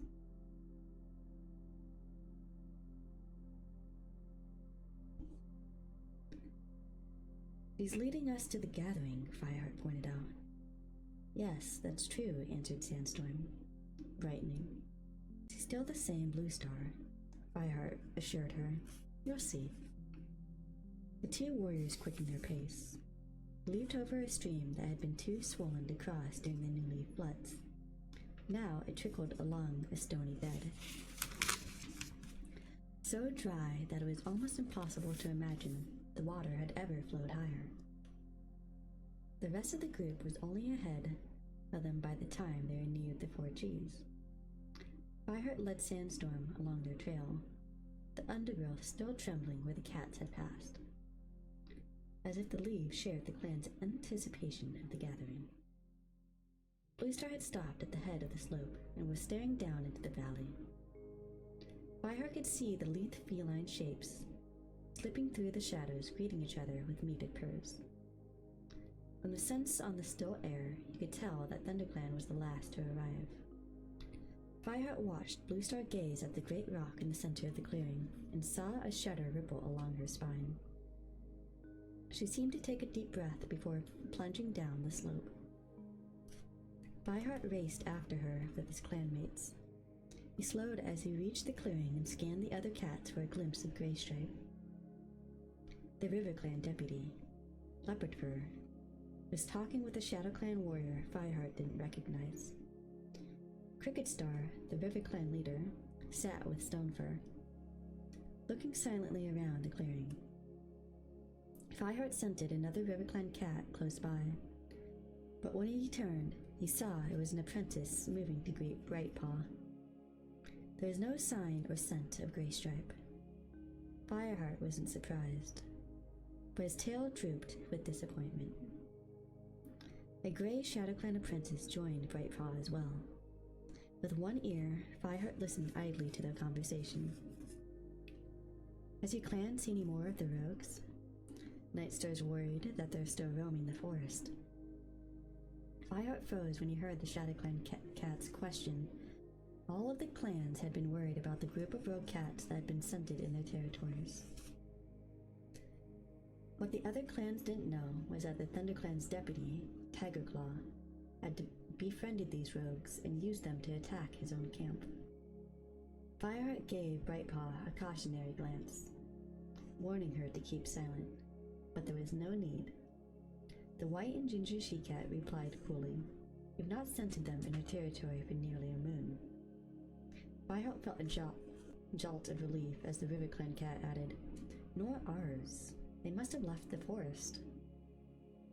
Fireheart wished he could share the River Clan's cat's confidence, but his instincts told him that if Tigerclaw were involved, the rogue cats would return one day. Mudclaw, the Wind Clan warrior who had turned Fireheart and Bluestar away from Highstones, sat a fox length away. Fireheart recognized the young Wind Clan warrior One Whisker standing at Mudclaw's side. He had made friends with the small brown tabby on the journey back from exile, but he didn't dare approach him now. Mudclaw was eyeing him coldly, and Fireheart knew this was no place to continue the argument they begun on their way to the Moonstone. But he couldn't resist flexing his claws. Still angry at the memory, and was angered further when Mudclaw leaned sideways to whisper something into his companion's ears.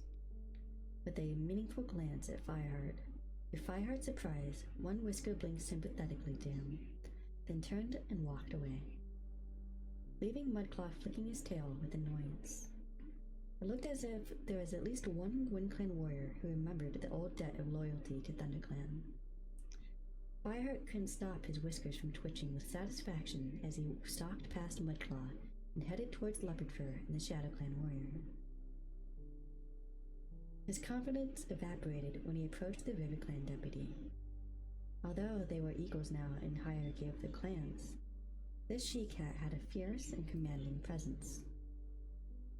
Ever since ThunderClan and River Clan cats had fought at the gorge and the River Clan warrior, Whiteclaw, had fallen to his death, Fireheart had felt her unforgiving hostility as sharp as thorns. But he needed to find out how Greystripe was doing. He nodded respectfully, and Leopardfur dipped her head in return. The Shadow Clan warrior sitting beside Leopardfur started to rasp a greeting, but broke off, coughing and spluttering. Fireheart noticed for the first time now how ragged the warrior's pelt looked, as if he hadn't groomed himself for a moon. Leopardfur gave her paws a lick and wiped her face as the Shadow Clan warrior stumbled into the shadows. "Is he all right?" Fireheart asked. "Does he look all right?" retorted Leopardfur, her lip curling with distaste. "Cats shouldn't come to the gathering riddled with disease." "Shouldn't we do something?" "Like what?" meowed Leopardfur. "Shadow Clan has a medicine cat." She lowered her paw, her wet whiskers gleaming in the moonlight. Her eyes glittered with curiosity. "I hear you are the ThunderClan's new deputy." Fireheart nodded, realizing that Greystripe must have shared this news with the new clan. Leopard Fur went on. What happened to Tiger Claw? None of the other clans seemed to know. Is he dead? Fireheart flipped his tail uncomfortably. He could imagine Leopard Fur wasting no time in telling the other clans that ThunderClan had replaced their distinguished deputy with a kitty pet. What happened to Tiger Claw is no of concern to RiverClan. He meowed, trying to match her cool tone. He wondered if Blue Star would say anything about her former deputy when she announced the news about Fireheart later on. Leopard Fur narrowed her eyes but didn't press the subject any further. So, she meowed, have you come to brag about your new title, or to find out about your old friend?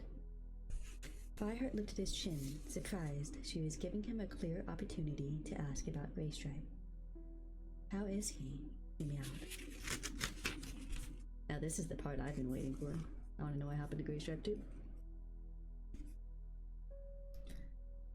He'll do, Leopard Fur shrugged. He'll never be a true RiverClan warrior, but at least he's getting used to the water, which is more than I expected. Fireheart had to hold in his claws at her dismissive tone. His kits are strong and clever, Leopard Fur went on. They must favor their mother. Was this cat trying to annoy him on purpose? Fireheart was struggling to hold back a sharp reply when Mousefur trotted up behind him. Hello, Leopard Fur, she greeted the RiverClan deputy. Stonefur tells me there are new kits in your camp, besides Graystripes. Yes, there are, Leopard Fur meowed. StarClan has blessed our nursery with this green leaf. He also said Mistyfoot's kits are about to begin their training. Meowed Mousefur. You know, the ones Fireheart saved from the floods. She added, her eyes sparkling with mischief. Fireheart noticed Leopard Fur stiffen, but his mind was on Mistyfoot and her brother. Stonefur. He glanced around the clearing and saw Blue Star sitting alone beneath the great rock. Did she know her son was here? Had she heard that Mistyfoot's kits were ready for their apprenticeship? When he turned his gaze back to Leopard Fur and Mousefur, the RiverClan deputy was stalking away. Mousefur shot a look of sympathy at Fireheart. Don't worry. You'll find her less intimidating when you get used to her. The rest of the RiverClan seems happy to see us. They would not have survived the floods. So well without help of ThunderClan. And we did not let them have Silverstream's kits without a fight. Graystripe was never Leopard Fur's favorite ThunderClan cat, though. Fireheart reminded her. Not since Whiteclaw fell into the gorge. She should learn to forgive and forget. Graystripe has given RiverClan 2 fine, healthy kits. Mousefur flicked her tail. Did she ask you about Tiger Claw? Yes. Everyone's desperate to know what happened to him, and why a kitty pet has replaced him, Fireheart added bitterly. That too, Mousefur glanced briefly at him. Don't take it personally, Fireheart. We'd just be as curious about a change of deputy in another clan. Her attention wandered around the clearing for a moment before she observed. Have you noticed how small ShadowClan's patrol is tonight? Fireheart nodded. I've only seen a couple of ShadowClan warriors so far. One of them just had a nasty coughing fit. Really? Meowed Mousefur curiously. It is furball season, Fireheart pointed out. I suppose so. A voice sounded from the great rock. Fireheart looked up and saw the RiverClan leader, Cricket Star, standing atop the massive boulder. His thick pelt gleaming in the moonlight. Blue Star sat on one side and Tall Star, WindClan leader, on the other. And on the far side, half hidden by the shadow of an oak tree, sat Nightstar. Fireheart was shocked by the ShadowClan leader's appearance. The Black Tom looked even scrawnier than the WindClan cat, who were kept lean by rabbits they chased on the moor. But Nightstar didn't just look thin, he held his head low and his shoulders were hunched. For a moment, Fireheart wondered if he was sick, but then he remembered that Nightstar had already been an elder when he'd taken on the leadership of ShadowClan. Perhaps it wasn't surprising he looked frail. He may have been granted the 9 lives of a leader, but not even StarClan could turn back time. Come on, Mousefur murmured. Fireheart followed the dusky brown she-cat to the front of the cats and sat down beside her, with Missyfoot at his other flank. Cricket Star meowed from the great rock. Blue Star wishes to speak first. He bowed his head to the ThunderClan leader as she stepped forward and raised her voice, sounding as strong as it always had. You may have already heard from WindClan, but for those of you who have not, Broken Tail is dead. A satisfied murmur rippled through the crowd. Fireheart noticed Nightstar's ears and tail flicking restlessly. The ShadowClan leader seemed almost excited to know that his old enemy was dead. How did he die? Nightstar rasped. Bluestar didn't seem to hear him. The ThunderClan has a new deputy. She went on. So is it true what RiverClan has been saying? So it's true what RiverClan has been saying. The stunned mirror of WindClan warrior rose from the watching cats. Something's happened to Tigerclaw. Is he dead? Mudclaw demanded to know. His words brought a barrage of concerning cries, and Fireheart couldn't help feeling a twinge of resentment when he realized how much Tigerclaw had been respected by the other clans. He watched Bluestar anxiously as the cats bombarded her with questions. Did he die of sickness? Was it an accident? Fireheart felt his clanmates stiffen around him. They all shared Brightpaw's unwillingness to reveal the truth of their former deputy's disloyalty. Bluestar's authoritative yell silenced the questions. Tigerclaw's fate is ThunderClan's business and does not concern anyone else. The cats fell into a disgruntled murmuring, their curiosity clearly not satisfied. Fireheart couldn't help wondering if Bluestar should warn the other clans that Tigerclaw was still alive, that there was still a dangerous traitor roaming the forest, unfettered by the warrior code. But when Bluestar meowed again, she made no mention of Tigerclaw. Instead, she announced, "My new deputy is Fireheart." Dozens of heads turned to look at Fireheart, and he felt hot under their questioning stares. The silence seemed to pound in his ears. He kneaded the ground and soundlessly urged the leaders to carry on with the gathering, aware only of the sound of breathing and the rows upon rows of unblinking eyes. That is the end of Chapter 7, so we are going to go ahead and switch gears and start Chapter 8.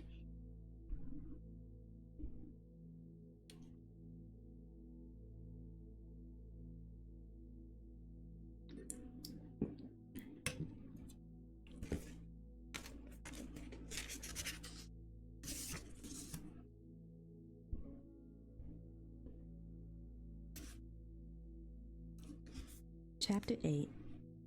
News of alarm and the pounding of paws in the clearing roused Fireheart from sleep. He blinked against the glaring sunshine that streamed between the branches above the warrior's den.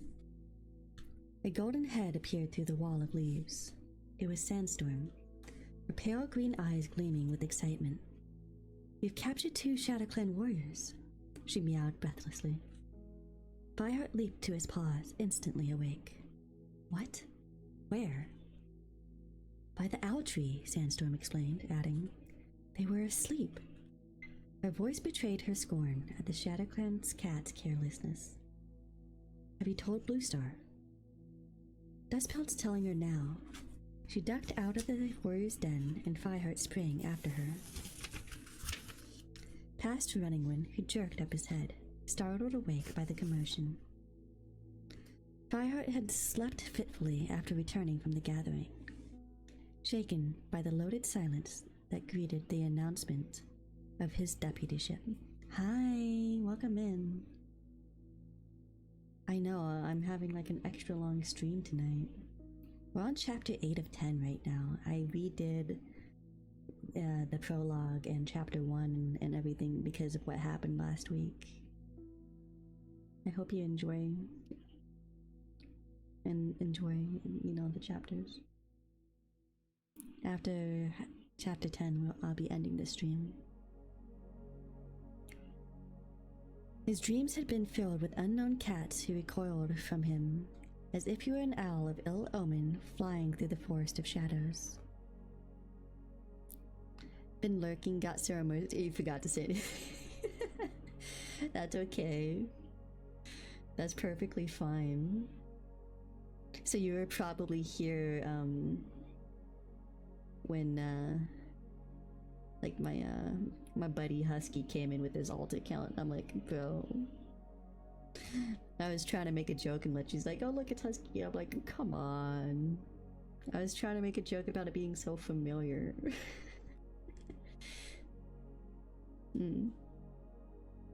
Did you see that I put the map on my Twitter? So like I've been like posting that. Cause I don't really use the hand cam, right? So yeah, it kind of helps you figure out how small the world actually is, but it like seems so large in the book because they're cats, and you can kind of get a feel of the scale. And like they take a day to go that distance between these areas, and it's like, wow. So it's got to be like a couple miles long or something, right? Yeah, I like the maps too.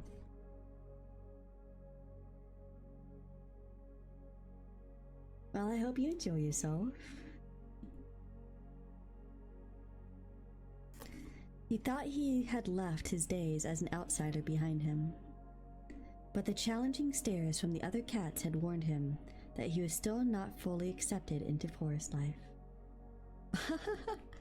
Of course. I'm gonna finish this paragraph. He just hoped they didn't find out about the broken naming ritual. That would only reinforce their uneasiness about Kitty Pet replacing a respected clan-born deputy. Okay. It be break time. At BRB. Enjoy the music while I'm gone.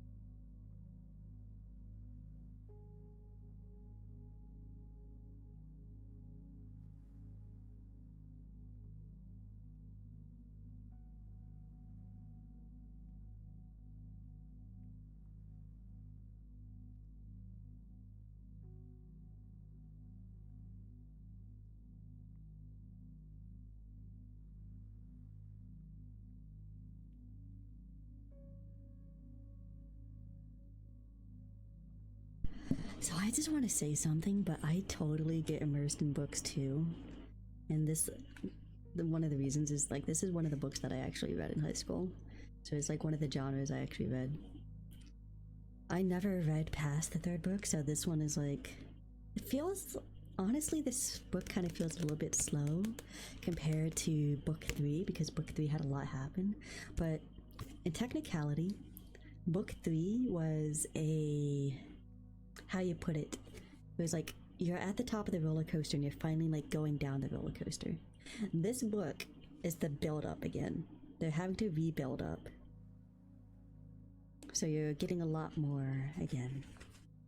A lot of build up again.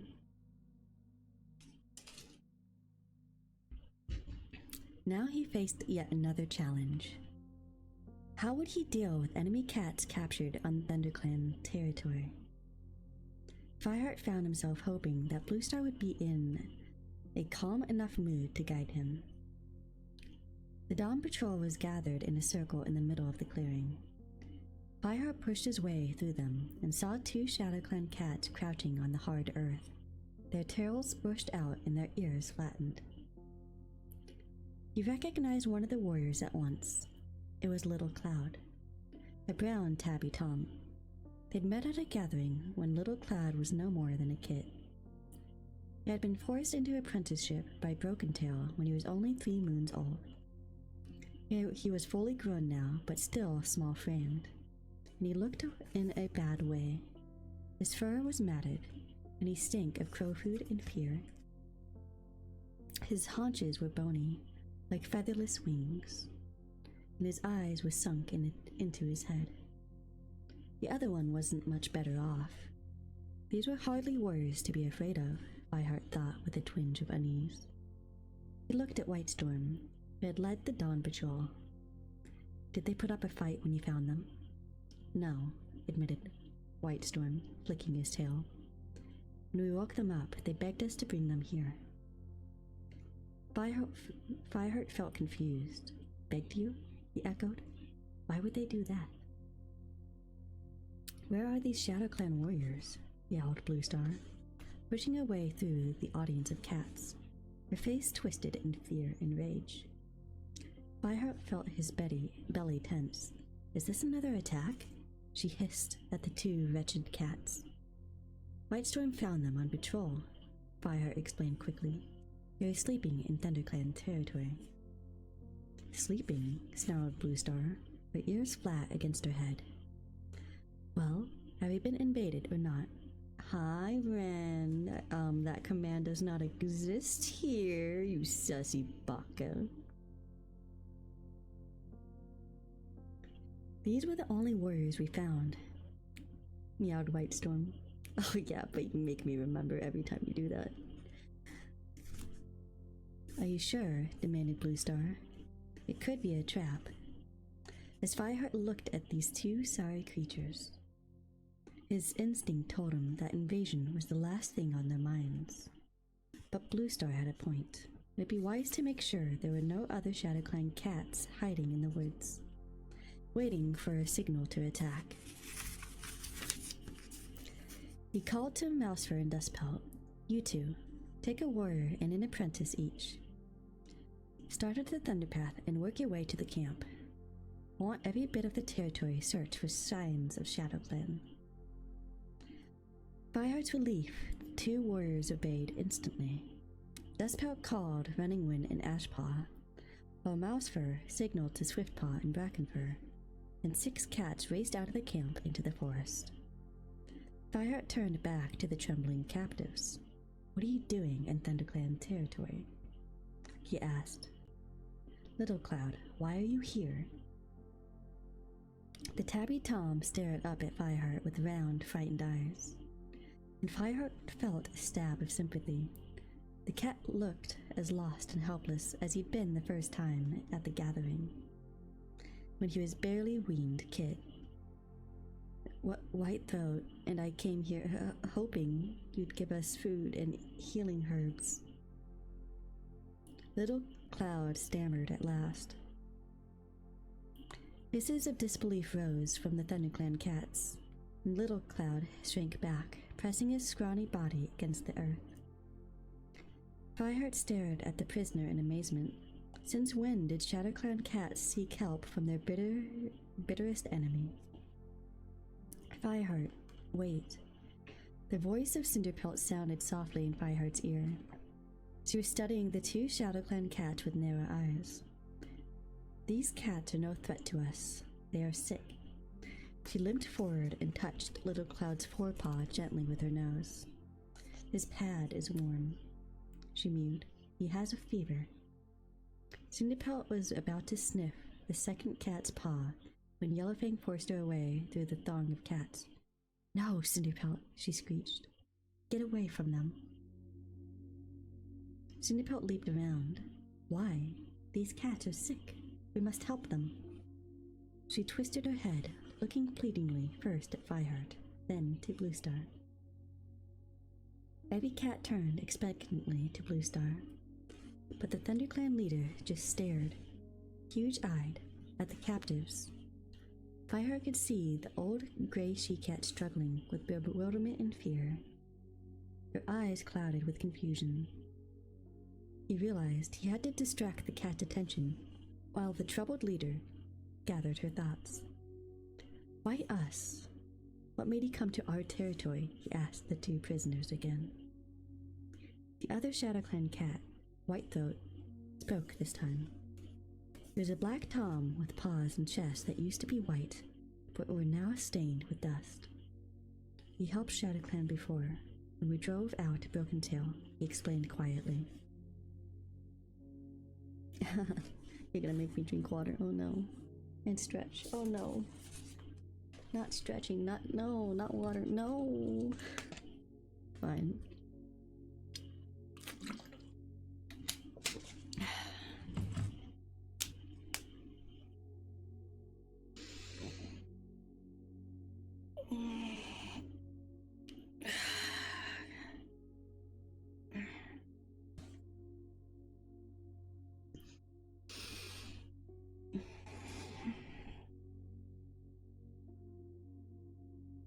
Are you happy now?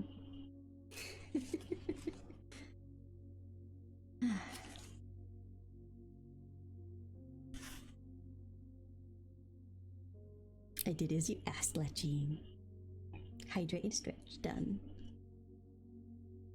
ThunderClan also gave sanctuary to the ShadowClan leader, Fireheart thought with a ripple of unease. Had Whitethroat forgotten that? Then he realized that Broken Tail had forced these cats into their apprenticeships, and they were barely old enough to leave their mother's sides. Banishing their cruel leader must come as such a relief that what had happened to him afterwards paled into insignificance. And now that Broken Tail was dead, there was no threat to the ShadowClan warriors from the ThunderClan camp beyond normal clan rivalry. Whitethroat went on. We hoped he would be able to help us now. Nightstar is sick. The camp is in chaos with so many cats ill. There are not enough herbs or fresh kill to go around. What's Running Nose doing? He's your medicine cat. It's up to him to tend to you, spat Yellowfang, before Fireheart could say anything. Fireheart was taken aback by their tone. Yellowfang had once belonged to ShadowClan. Even though Fireheart knew her loyalties lay with ThunderClan now, he was surprised at her lack of compassion towards her former clanmates. Nightstar seemed alright at the gathering last night, Darkstripe growled. Yes, agreed Bluestar, narrowing her eyes suspiciously. But Fireheart remembered how frail the ShadowClan leader had seemed. And he was not surprised when Little Cloud mewed. It got worse when he returned to camp. Running Nose was with him all night. He won't leave Nightstar's side. He let a kit die at its mother's belly without even a poppy seed to ease its journey to StarClan. We are afraid he'll let us die too. Please help us. Little Cloud's plea sounded real enough to Fireheart. He looked hopefully at Bluestar, but her blue eyes still looked bewildered. They must leave, insisted Yellowfang in a low growl. Why? Fireheart blurted out. They're no threat to us in this state. They carry a disease I've seen before in ShadowClan. Yellowfang began to circle the ShadowClan cats, studying them but keeping her distance. It killed many cats last time. It's not green cough, is it? Fireheart asked. Some of the Thundercats began to edge slowly backward, as Fireheart mentioned the sickness that had ravaged their own clan during Leaf Bear. No, it has no name, Yellowfang muttered, keeping her eyes fixed on the captives. It comes from rats that live on Two Lake Dump, on the far side of the ShadowClan territory. She glared at Little Cloud. Surely the elders know those Two Lake rats carry sickness and must never be taken as prey. An apprentice brought the rat back, explained Little Cloud. He was too young to remember. Fireheart listened to the sick cat's labored breathing as the ThunderClan cats looked on in silence. What should we do? Asked Bluestar. Yellowfang spoke up before she could answer. Bluestar, it is not long since Green Cough devastated our clan. She reminded her. You lost a life then. The medicine cat narrowed her eyes, and Fireheart guessed what she must be thinking. Only he and Yellowfang knew that Bluestar was on her last life. If the disease spread into ThunderClan, she might die. And ThunderClan would be left without a leader. The thought turned Fireheart's blood to ice, and he shivered in spite of the hot morning sun. Bluestar nodded. You are right, Yellowfang, she meowed quietly. These cats must leave. Fireheart, send them away. Her voice was flat and expressionless as she turned back to her den. Reluctantly, his relief at reaching a decision tempered by pity for the sick cats, Fireheart meowed. Sandstorm and I will escort the ShadowClan warriors back to their border. Mews of approval rippled through the other cats.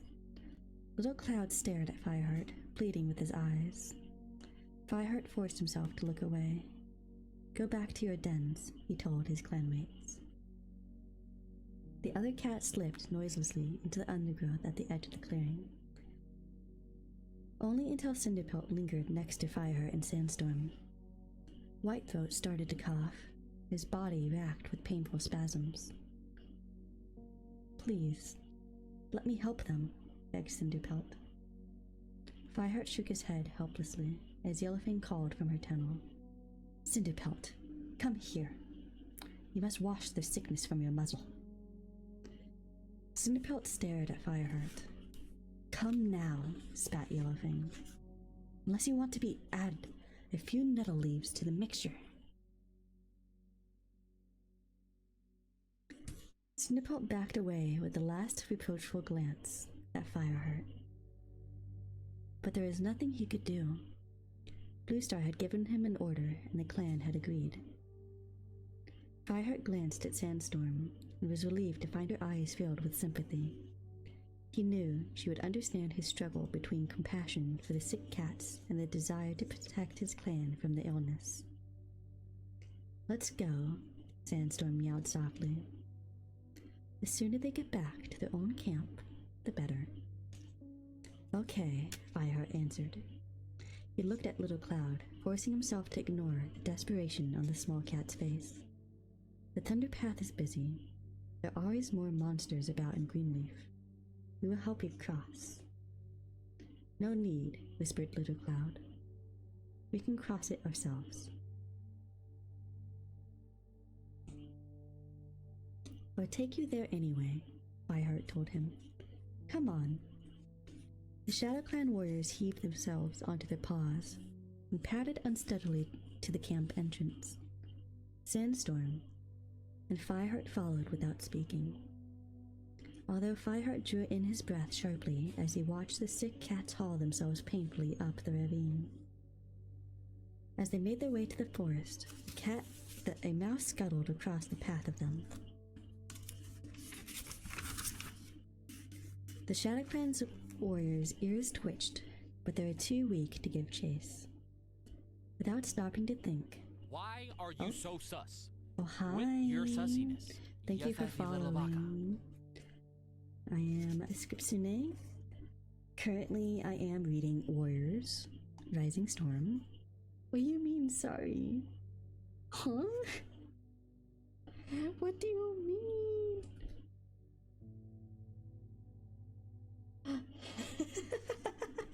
It's okay. Oh, no, it's fine. I know how to hold my place, it's perfectly fine. I actually have my finger on the spot I was reading just now. Welcome in. I'm currently reading Warriors Rising Storm. This is book 4 of the Warriors Cat series. We are currently on chapter 8. I am reading to chapter 10 this stream. Last week, my desk kind of broke apart, so I had to redo the prologue in chapter 1. So we're having a little bit of an extra long stream this time, but once chapter 10 is done, that would be the end of stream. I do ASMR every Friday, and I do chapters, like 5 chapters at a time.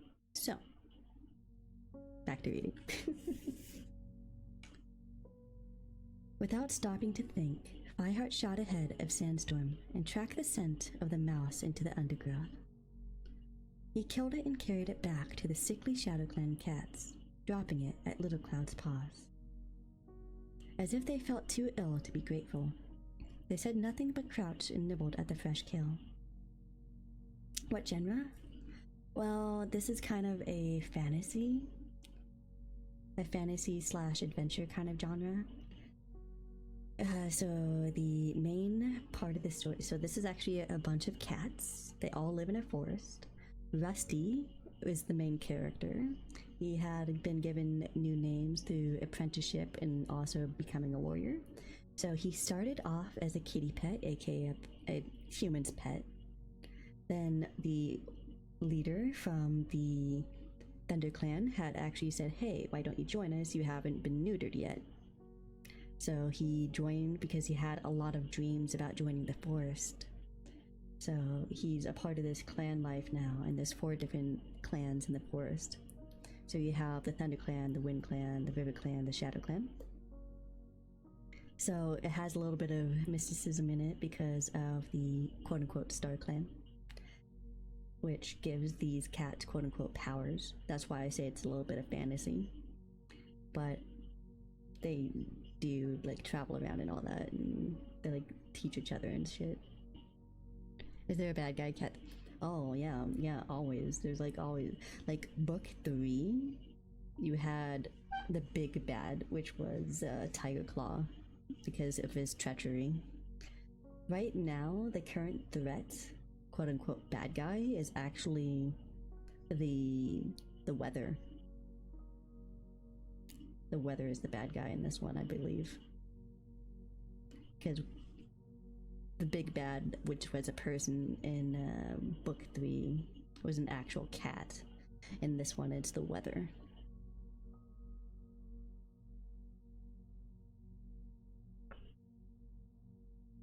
Is it a what? Is it a what? What do you mean by a yeah?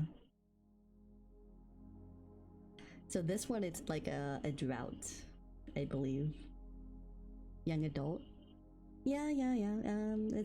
It's a young adult series, yes. It's doesn't have a whole lot of sus aspects to it whatsoever. I read this back when I was in high school. So it's technically a young adult, yes. My community, however, is 18 plus. But this book is definitely young adult.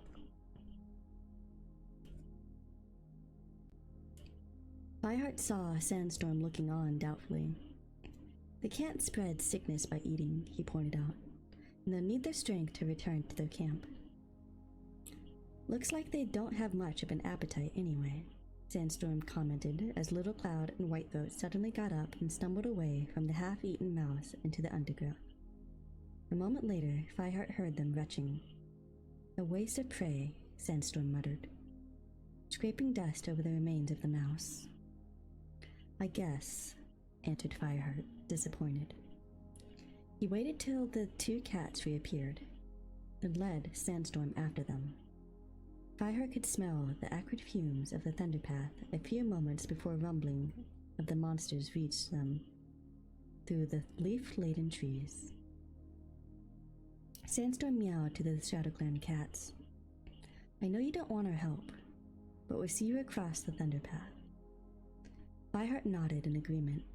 He was more concerned about their safety than suspicious that the cat would not leave the ThunderClan territory. We'll cross alone, insisted Little Cloud. Just leave us here. Fireheart looked sharply at him, suddenly wondering if he should be less trusting, but he still found it hard to believe that these sick warriors posed any threat to his clan. Okay, he conceded. Sandstorm flashed him a questioning glance, but Fireheart gave a small signal with his tail, and the orange she-cat sat down. Little Cloud and Whitethroat nodded farewell and disappeared into the ferns. "Are we going to—" began Sandstorm. "Follow them?" Fireheart guessed what she was about to say. "I suppose we should." They waited a few moments for the sound of the Shadow Clan cats to fade into the bushes, and then began to track them through the forest. "This isn't the way to the Thunder Path," Sandstorm whispered, as the trail veered towards 4 trees. "Perhaps they're following the route they came by," Fireheart suggested, touching his nose to the tip of the bramble stem.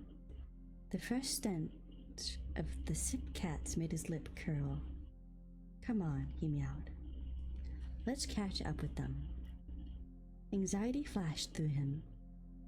Had he been wrong about ShadowClan cats? Were they heading back to ThunderClan territory in spite of their promise to leave? He quickened his pace and Sandstorm ran silently at his heels. The noise of the Thunderpath hummed like sleepy bees in the distance.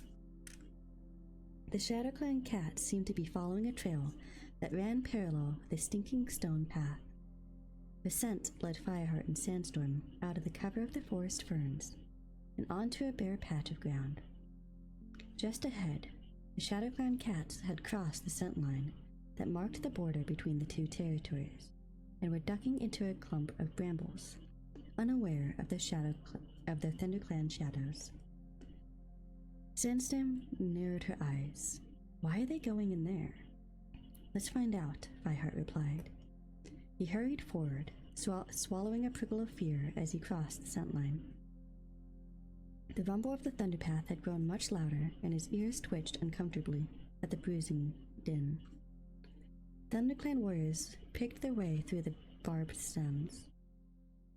Fireheart was painfully aware that they were hostile territory now, but he had to be sure that the ShadowClan cats were returning to their camp. By the sound of it, the Thunderpath was only a few fox lengths in front of them now. The scent of the sick cat was almost drowned by its fumes. Suddenly, the brambles ended, and Fireheart found himself stepping out onto the filthy grass that edged the Thunderpath. "Careful," he warned Sandstorm as he hopped out beside him. As she hopped up beside him. The hard gray path lay in front of them, shimmering in the heat, and the ginger she-cat shrank back as the monster roared past. "Where are the ShadowClan cats?" she asked. Fireheart stared across the Thunderpath, screwing his eyes up and flattening his ears as more monsters screamed past, the bitter wind dragging at his fur and whiskers. The sick cats were nowhere to be seen, but they couldn't possibly have crossed already. "Look," Sandstorm hissed. She pointed with her nose. Fireheart followed her wide-eyed stare along the dusty strip of grass. It was empty apart from a tiny flicker of movement, where the tip of Whitethroat's tail was disappearing into the ground, underneath the stinking flat stone of the Thunderpath. Fireheart's eyes grew round with disbelief. It was as if the Thunderpath had opened its mouth and swallowed the ShadowClan cat's whole. That was the end of Chapter 8. I'm going to go ahead and switch ears, and then we will start Chapter 9.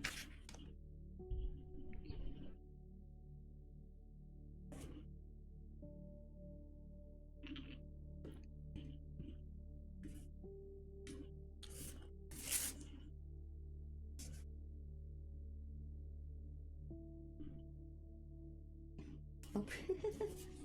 Well, I was going to just start, but I guess it's break time. Well, I'll start when we come back then. Be right back.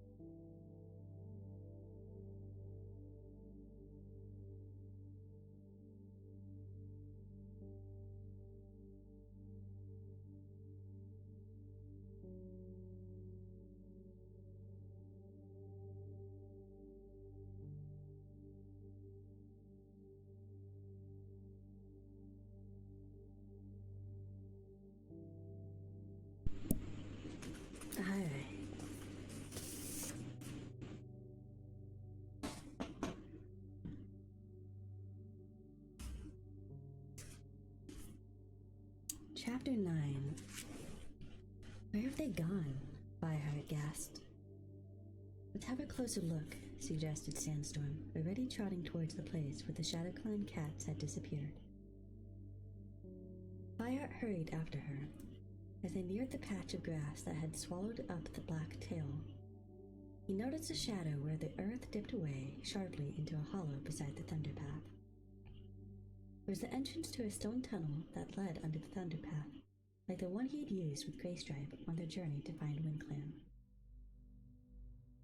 Sandstorm's pelt brushed against him as they crept down the slope and cautiously sniffed the gloomy entrance. Fireheart felt the rush of wind on his ears from the monsters roaring past above. But as well as the stench of the thunderpath, he could smell the fresh scents of ShadowClan cats. They had definitely come across this way. The tunnel was perfectly round, lined with pale cream stone, about the height of 2 cats. The moss that grew halfway up the smooth sides told Fireheart that the tunnel ran with water during Leaf Bear. Now it was dry, the bottom littered with leaves and two-leg rubbish. Have you heard of this place before? Asked Sandstorm. Fireheart shook his head. It must be how ShadowClan crosses to get before trees. A lot easier than dodging monsters, commented Sandstorm. No wonder Little Cloud wanted to be left to cross the Thunderpath alone. This tunnel is a secret ShadowClan would want to keep for themselves. Let's get back to the camp and tell Bluestar. Fireheart dashed up the slope and backed into the forest, glancing over his shoulder to make sure Sandstorm was with him. He came charging after him, and 2 cats headed home. As they crossed the scent line, Fireheart felt the familiar relief of being back in safety of ThunderClan territory. Although, after hearing Little Cloud's news about the sickness in ShadowClan, he doubted if the rival clan was in a fit state to keep up with their border patrols anyway. Bluestar. Hotter than ever and breathless after this run home, Fireheart went straight to Bluestar's den. Yes, came the answer through the lichen. Fireheart pushed his way in. The ThunderClan leader was lying in her nest, with paws tucked neatly under her chest. We found a tunnel just inside ShadowClan territory, he told her. It leads under the Thunderpath. I hope you didn't follow it, growled Bluestar. Fireheart hesitated. He had expected his leader to be excited by this discovery. Instead, her tone was harsh and accusing. No, we didn't, he stammered. You took too much risk entering their territory at all. You don't want to antagonize ShadowClan. If ShadowClan is as weak as the warriors said, I don't think they do anything about it, he pointed out. But Bluestar stared past him, apparently busy with her own thoughts. Have those 2 cats gone? She asked. Yes, they went through the tunnel. That's how we found it, Fireheart explained. Bluestar nodded distantly. I see. Fireheart searched the ThunderClan leader's eyes for some hint of compassion. Didn't she care about the sickness in ShadowClan at all? Did we do the right thing, sending them back? He couldn't help asking. Of course, snapped Bluestar. We don't want sickness in the camp again. No, we don't, Fireheart agreed heavily. As he turned to leave, Bluestar added, Don't tell anyone about the tunnel yet. Okay, Fireheart promised, slipping through the lichen. He wondered why Bluestar wanted to keep the tunnel a secret. After all, he had uncovered a weakness in ShadowClan's border that could become a strength for ThunderClan. Not that he felt ShadowClan deserved any sort of attack at the moment, but surely a better knowledge of the forest could only be a good thing. Fireheart sighed as Sandstorm dashed up to him. What did she say? Was she pleased we found out about the tunnel? He demanded. Fireheart shook his head. She told me to keep it a secret. Why? Sandstorm meowed in surprise. Fireheart shrugged and kept going towards his den. Sandstorm trotted after him. "Are you okay?" she asked. "Is it Bluestar? Did she say anything else?" Fireheart realized he was giving away too much of his anxiety about the ThunderClan leader. He bent to give his chest a quick lick, then lifted his head and meowed with forced brightness. "I must go. I promised I'd take Cloudpaw hunting this afternoon. Do you want me to come with you?" Sandstorm's eyes looked concerned, and she added, "It'll be fun. We haven't been hunting together in ages." She nodded towards the apprentice's den, where Cloudpaw was dozing in the sunshine. The apprentice's plump, furry belly rose and fell as he breathed. "He certainly needs the exercise," she added. "He's beginning to look like Willowpelt," she purred with amusement. "He must be quite the hunter. I don't think I've ever seen a cat that fat in the clan." There was no spite in Sandstorm's voice, but Fireheart felt his fur growing hot. Cloudpaw did look fat for such a young cat. Much fatter than the other apprentices, even though they were all enjoying the plentiful prey of Greenleaf. "I think I should take Cloudpaw out by myself," he meowed reluctantly. "I've been neglecting him lately. Could we go together another time?" "Just let me know when," Sandstorm responded cheerfully. "I'll be there. I could catch us another rabbit." Fireheart saw a mischief flash in her pale green eyes, and he knew she was referring to the time they'd hunted together in the snowbound forest that shimmered with frost, when she had surprised him with her speed and skill. "Unless you finally learned how to catch one yourself," Sandstorm teased, flicking Fireheart's cheek with her tail as she trotted away. Watching her go, Fireheart felt a strange, happy prickling in his paws. He shook his head and patted over to Cloudpaw. The sleepy apprentice arched his back and stretched, his short legs quivering with the effort. "Have you been out of camp today?" Fireheart asked. "No," answered Cloudpaw. "Well, we're going hunting," Fireheart informed him, curtly. He felt ruffled by the way Cloudpaw seemed to think he could just lie about and enjoy sunshine. He must be hungry. "Not really," replied Cloudpaw. Fireheart felt puzzled. Had Cloudpaw been stealing from the fresh kill pile? Apprentices were not allowed to take food until they had hunted for the elders, or gone training with their mentors. Fireheart dismissed the thought instantly. The apprentice couldn't have managed it without one of the clans seeing him. "Well, if you're not hungry, we'll start the training hollow for some fighting practice," he meowed. "You can hunt afterward." Without giving the young cat a chance to object, Fireheart raced out of the camp.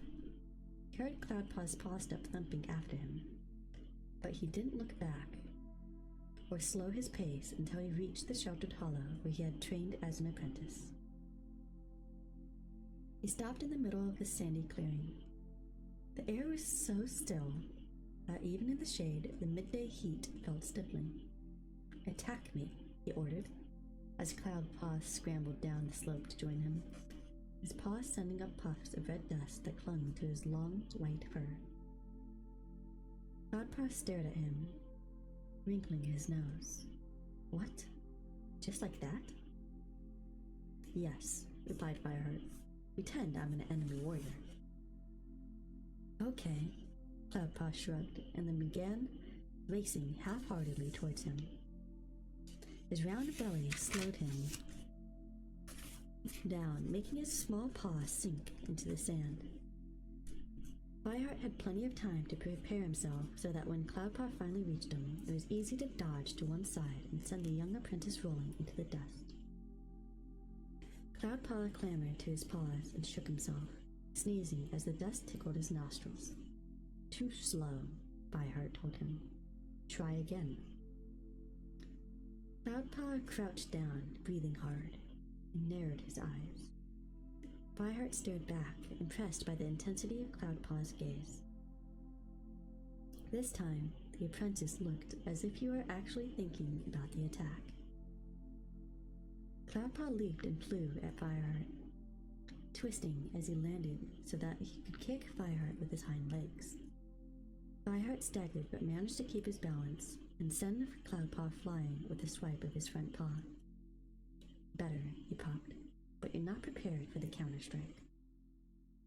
Cloudpaw lay unmoving in the sand. Cloudpaw? Fireheart meowed. The blow from his front paw had been heavy, but surely not enough to hurt. The apprentice's ear twitched, but he stayed where he was. Fireheart padded over to him, his fur suddenly prickling with worry. He peered down and saw that Cloudpaw's eyes were wide open. "You've killed me," the apprentice gasped, mockingly, and rolled feebly on his back. Fireheart snorted. "Stop messing around," he snapped. "This is serious." Okay. Cloudpaw struggled to his paws, still panting. "But I'm hungry now. Can we go hunting?" Fireheart opened his mouth to argue, and he remembered Whitestorm's words. He'll learn when he's ready. Perhaps it was better to let Cloudpaw train at his own pace after all. So far, arguing had been a complete waste of time. "Come on, then," Fireheart sighed and led Cloudpaw out of the training hollow. As they trekked along the bottom of the ravine into the forest, Cloudpaw stopped and sniffed the air. "I smell a rabbit," he mewed. Fireheart lifted his nose. The apprentice was right. "Over there," whispered Cloudpaw. A bright flicker in the bushes betrayed the white tail of the young rabbit. Fireheart dropped low against the ground. He tensed his muscles, ready to give chase. Beside him, Cloudpaw dropped too, his belly bulging out sideways as he crouched. The rabbit's tail flickered again, and Cloudpaw dashed towards it, his paws thudding heavily on the dry forest floor. The rabbit heard the noise at once and shot away into the undergrowth. Cloudpaw crashed after it while Fireheart followed on silent paws. The ferns trembled where the Cloudpaw had charged through them, and Fireheart felt a stab of disappointment as Cloudpaw skidded, panting to halt in front of him. The rabbit had disappeared. "You hunted better than that when you were a kit," Fireheart exclaimed. His sister's kit had once had the makings of a fine warrior, but the fluffy white apprentice seemed to be turning as soft as a kitty pet. Only StarClan knows how he got so fat with a hunting technique like that. Even a fit cat can't outrun a rabbit. You need to be much lighter on your paws if you want to catch one. He was thankful a sandstorm hadn't come with them. He would have been embarrassed if she had seen what a poor hunter his apprentice had become. For once, Cloudpaw didn't argue. "Sorry," he muttered. And Fireheart felt a pang of sympathy for the young cat. It did look as if Cloudpaw had been trying his best this time, and he couldn't help feeling that he'd let his apprentice down by neglecting his training lately. "Why don't I just go hunting by myself?" Cloudpaw suggested, looking down at his paws. "I promise I'll bring something back for the fresh kill pile." Fireheart studied him for a moment. Cloudpaw couldn't be such a poor hunter all the time, because he was looking more well-fed than any of the cats in the clan. Perhaps he fared better when he wasn't being watched. In a flash, Fireheart decided to follow his apprentice without him knowing and watch him hunt. "That's a good idea," he agreed. "Just make sure you're back by mealtime." Cloudpaw brightened instantly. "Of course," he meowed. "I won't be late, I promise."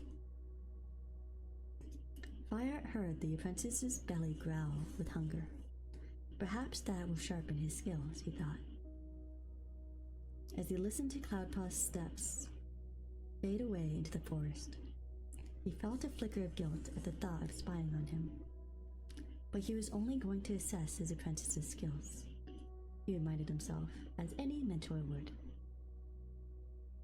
Tracking Cloudpaw through tall pines was easy. The undergrowth was sparse beneath the shade of the towering pine trees, and Fireheart could see his apprentice's snowy pelt from a long way off. The woods here were alive with small birds, and he kept expecting Cloudpaw to stop and take advantage of the rich offerings. But Cloudpaw didn't stop. He carried on at a surprisingly swift pace, considering the size of his belly, out of the tall pines and into the oak forest and back to Two Lake Place. Fireheart felt an ominous prickle in his paws. Keeping low, he sped up so he didn't lose sight of Cloudpaw in the thick undergrowth. When the trees thinned out and Fireheart caught a glimpse of the fences that bordered the Two Lake Gardens up ahead, Cloudpaw was going to visit his mother, Princess. Her Two Lake nest was near here. He couldn't blame Cloudpaw for wanting to see her from time to time. He was still young enough to remember her warm scent. But why hadn't Cloudpaw mentioned the princess to Fireheart before now? And why did he say he was going hunting if he was going to visit his mother? Surely he knew that Fireheart, of all the clan, would understand. Fireheart's confusion grew as Cloudpaw turned away from Princess's fence and followed the line of two-leg nests until Princess's home was far behind him. The apprentice padded steadily onward, even ignoring a fresh mouse scent from crossing his path, until he reached a silver birch that stretched off beyond the pale green garden fence. The small white cat heaved himself up the trunk of the birch and clambered on top of the fence.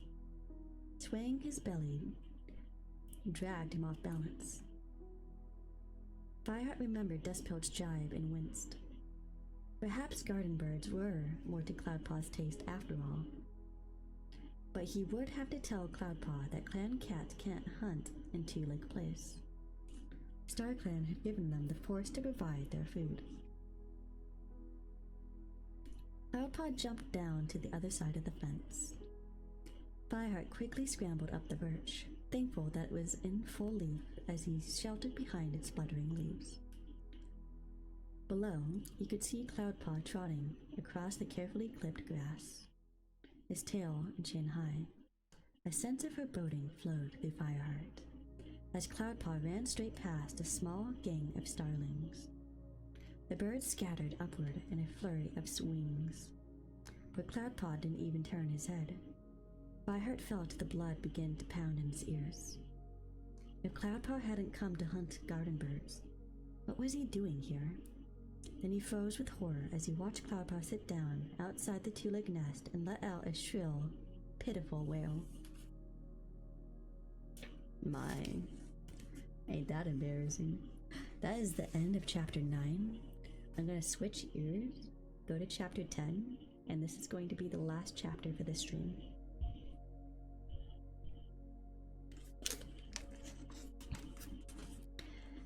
Returning to his kitty pet roots. Chapter 10. Fireheart held his breath as the two-leg door opened. He longed for Cloudpaw to turn and run away, but part of him knew that the apprentice had no intention of leaving. He leaned forward on his branch, willing the two-leg to shout and chase Cloudpaw away. Forest cats were not usually welcomed in Two Lake Place, but this two-leg bent down and stroked Cloudpaw. He stretched up to press his head against its hand as the two-leg murmured something to him. By the two-leg's tone, it was clear they had greeted each other like this before. Disappointment, as bitter as a mouse bile, pulsed through Fireheart's body as Cloudpaw trotted happily through the door and vanished into the two-leg nest. Fireheart stayed clinging to the slender branch of the birch long after the two-leg door had shut. His apprentice was tempted back into the life that Fireheart had turned his back on. Perhaps Fireheart had been completely wrong about him after all. Lost in thought, he stirred only when the sun began to dip behind the trees and sent a chill through his fur. He slid lightly down to the fence and dropped onto the ground outside. Fireheart padded back through the forest, blindly following his own scent trail back the way he had come. Cloudpaw's actions felt like a horrible betrayal. Yet it was Yet it was hard to be angry with him. Fireheart had been so eager to prove to the clan that Kitty Pets was as good as forest-born cats. He hadn't even considered that Cloudpaw might prefer life with the two legs. Fireheart loved his life in the forest, but he had chosen it for himself. Only now did it occur to him that Cloudpaw had been given to the clan by his mother, passed along as a kit before he was old enough to make his own decision. Fireheart trekked onwards, numb to the sights and scents of the forest, until he suddenly realized he had come to his sister's fence. He stared at it in surprise. That his paws brought him here on purpose. He turned away, not yet ready to share his discovery with Princess. He didn't want to tell her what a mistake she'd made in giving Cloudpaw to the clan. With paws as heavy as stone, he started padding toward tall pines in the camp. Fireheart! The soft voice of the she-cat cried out behind him. Princess! Fireheart froze, his heart sinking, but he couldn't walk away from his sister. Not now that she had seen him. He turned back as Princess leaped down from her fence. Her tabby and white pelt rippled softly as she bounded towards him. I haven't seen you for ages, she mewed, skidding to a halt. The tone was sharp with worry. Even Cloudpaw hasn't visited for a while. Is everything okay? Everything's fine, Fireheart stammered. He felt his voice tighten and his shoulders tense with the effort of lying. Princess blinked gratefully. Instantly, twisting his words and touching her nose to Fireheart's in greeting. He nuzzled her, breathing in the familiar smell that reminded him of his kithood. I'm glad, she purred. I was beginning to worry. Why hasn't Cloudpaw been to visit? I keep smelling his scent, but I haven't seen him for days. Fireheart couldn't think of what to say, and felt relieved when Princess carried on chattering. I suppose you're keeping him busy with this training, she mewed. Last time he visited me, he told me you were really impressed with his progress. He said he was way ahead of the other apprentices. Princess sounded delighted, and her eyes shone with pride. She wants Cloudpaw to become a great warrior as much as I do, thought Fireheart. Guiltily, he mumbled. He shows great promise, Princess. He was my firstborn, purred Princess. I knew he'd be special. I still miss him, even though I know how happy he is. I'm sure all your kids are special in their own way. Fireheart longed to tell his sister the truth, but he didn't have the heart to tell her that her sacrifice had been wasted. I must go, he meowed instead. Already? Princess exclaimed. Well, come back and see me soon, and bring Cloudpaw next time. Fireheart nodded. He didn't want to return to the camp just yet, but this conversation was making him way too uncomfortable, as if he were confronting the impossible chasm between the forest and kitty pet life.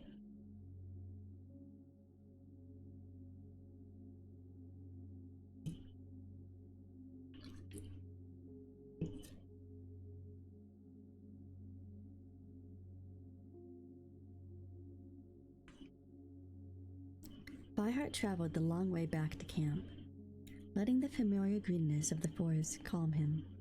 As he emerged from the trees at the top of the ravine, he found himself thinking again how much he missed having Greystripe around to confide in. Hi! Sandstorm's voice surprised him. She was climbing out of the ravine and must have smelled his scent. How is training? Where's Cloudpaw? Fireheart looked at the she-cat's sharp orange face. Her green eyes shone, and suddenly he knew that he could confide in her. He glanced anxiously around. Are you alone? Sandstorm stared back at him curiously. Yes, I thought I'd do a bit of hunting before mealtime. Fireheart padded to the edge of the slope and stared down at the treetops that sheltered the camp below. Sandstorm sat beside him. She didn't speak. but pressed her flank to his sympathetically. Okay. Well, I guess it's break time. I will be right back. This should be the last time I take a break before the end of the chapter in this stream, by the way. Yeah. Be right back.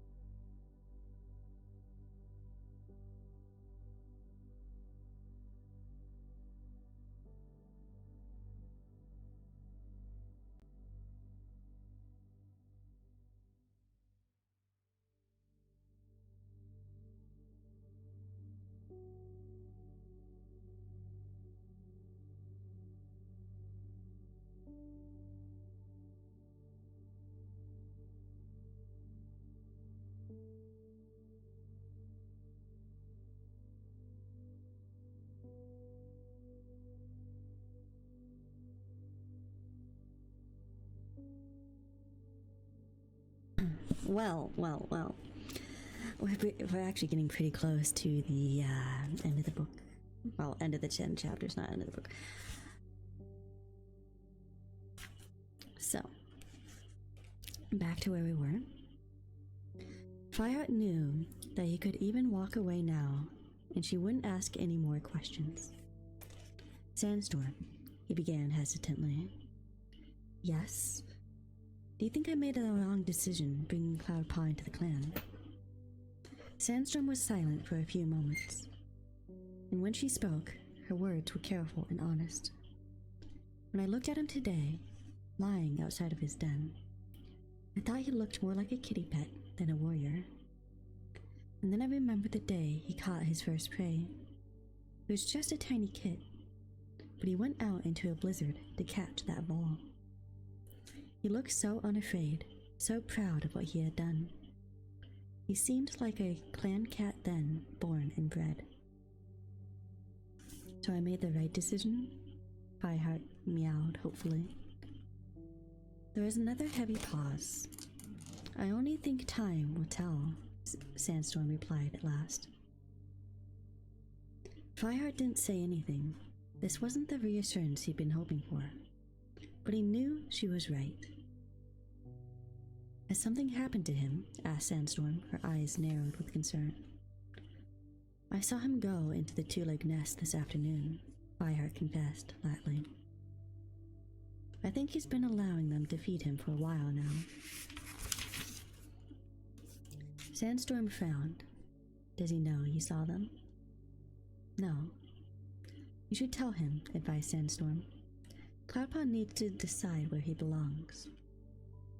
But what if he decides to return to kitty pet life? Fireheart protested. Today had made me realize how much he had wanted Cloudpaw to stay in the clan. Not just for his own sake, but to show the other cat Other cats that warriors didn't have to be for. I messed up that whole thing. Let me retry. Today had made him realize how much he had wanted Cloudpaw to stay in the clan, not just for his own sake, but to show the other cats that warriors didn't have to be forest-born, but for Cloudpaw's sake too. He had so much to give to the clan, and would have repaid more than enough by their loyalty. Fireheart felt his heart begin to pound at the thought of what Cloudpaw might be about to throw away. It's his decision, meowed Sandstorm gently. If only I've been a better mentor. It's not your fault, Sandstorm interrupted him. You can't change what's in his heart. Fireheart shrugged hopelessly. Just talk to him, urged Sandstorm. Find out what he wants. Let him decide for himself. Her eyes were round with sympathy. But Fireheart still felt miserable. Go and find him, she meowed. Fireheart nodded as Sandstorm stood up and padded away into the trees. With a heavy heart, he began to scramble down into the ravine, heading for the training hollow in the hope that Cloudpaw would return to camp the same way he'd left. He didn't want to confront his apprentice like this. He was afraid of pushing Cloudpaw away for good. But he also knew Sandstorm was right. Cloudpaw could not stay in ThunderClan and keep one paw in the life of a kitty pet. Fireheart sat in the hollow as the sun dropped behind the trees. The air was still warm even though the long shadow stretched across the sand. It'd be time for the evening meal soon. Fireheart began to wonder if Cloudpaw would return at all. Then he heard the rustle of bushes and the padding of small paws, and he knew Cloudpaw was approaching even before he smelled his scent. The apprentice trotted into the clearing with his tail high and his ears pricked. He was carrying a tiny shrew in his jaws, which he dropped as soon as he saw Fireheart. What are you doing here? Fireheart heard the reproach in the young cat's voice. I told you I'd be back by mealtime. Don't you trust me? Fireheart shook his head. No. Cloudpaw tipped his head to one side and looked hurt. Well, I said I'd be back, and I am, he protested. I saw you, Fireheart meowed simply. Saw me where? I saw you go into the two-leg nest. He paused. So? Fireheart was shocked, almost to speechlessness, by Cloudpaw's lack of concern. Didn't he realize what he'd done? You're supposed to be hunting for the clan, he hissed, anger burning in his belly.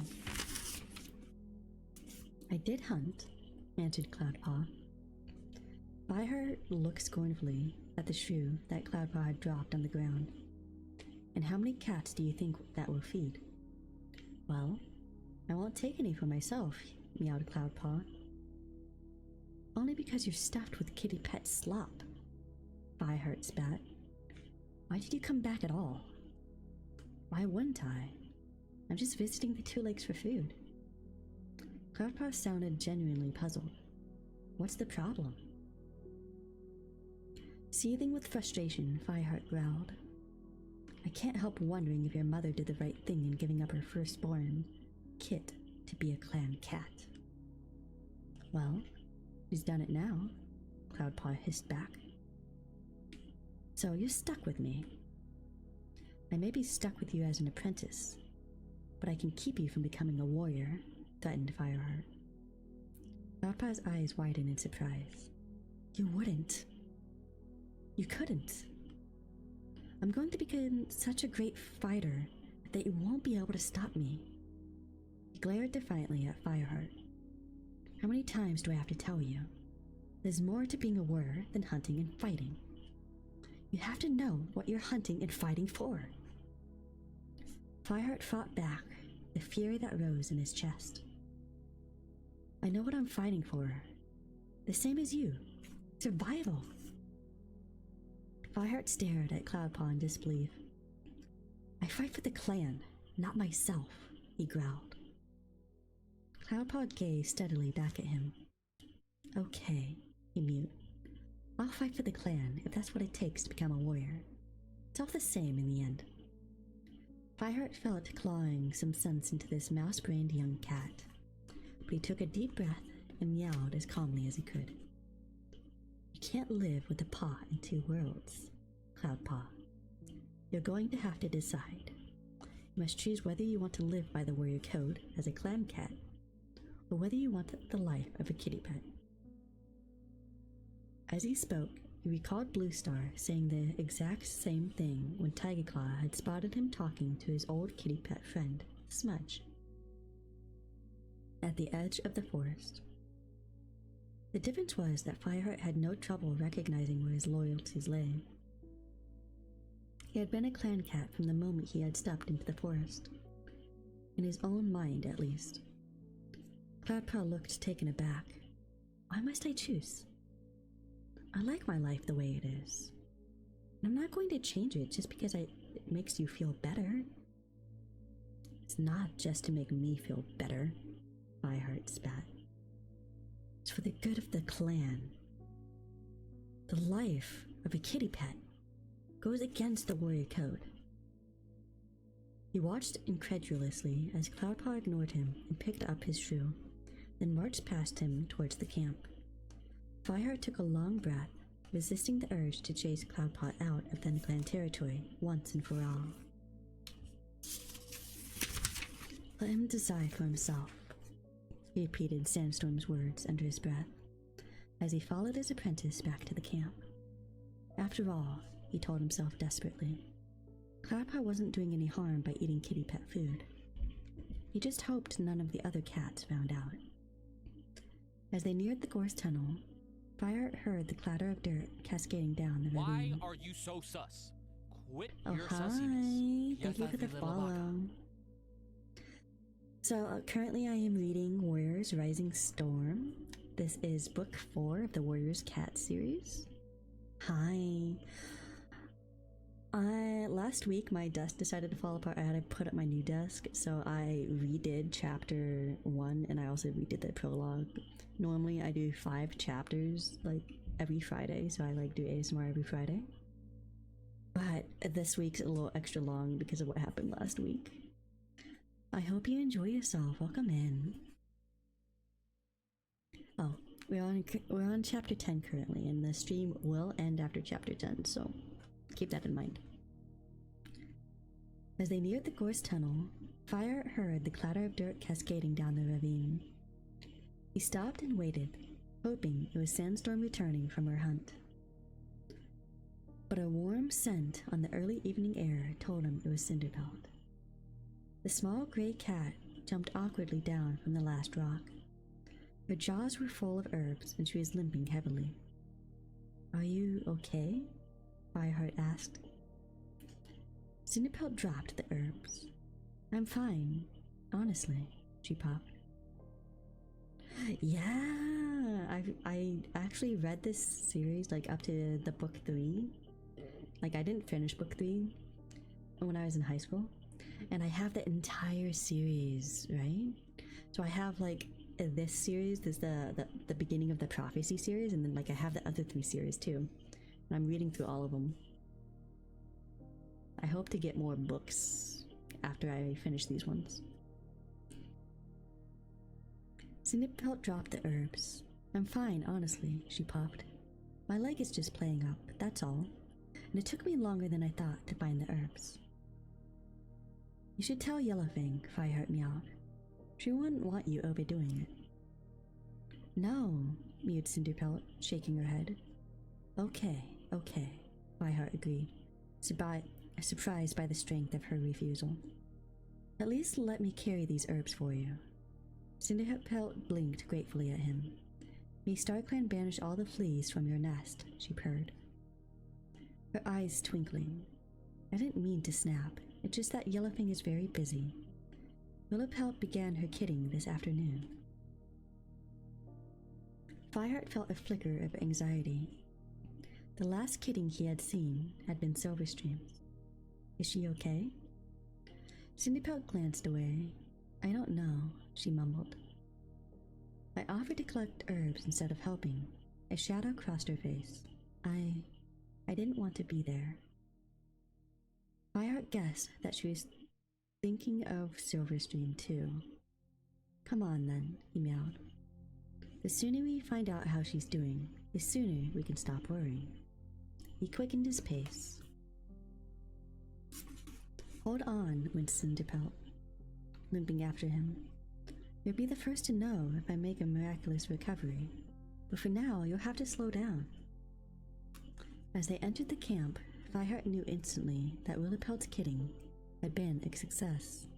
One Eye and Dappletail were padding away from the nursery, their eyes soft with affection and their purrs audible even from the side of the clearing. Sandstorm came dashing over to greet them with good news. Willipelt had 2 she-cats and a tom, she announced. How is she? Asked Cinderpelt anxiously. She's fine, Sandstorm assured her. She's feeding them already. Cinderpelt broke into a loud purr. I must go and see. She mewed and hobbled towards the nursery. Fireheart spat out his mouthful of herbs and looked around. Where's Cloudpaw?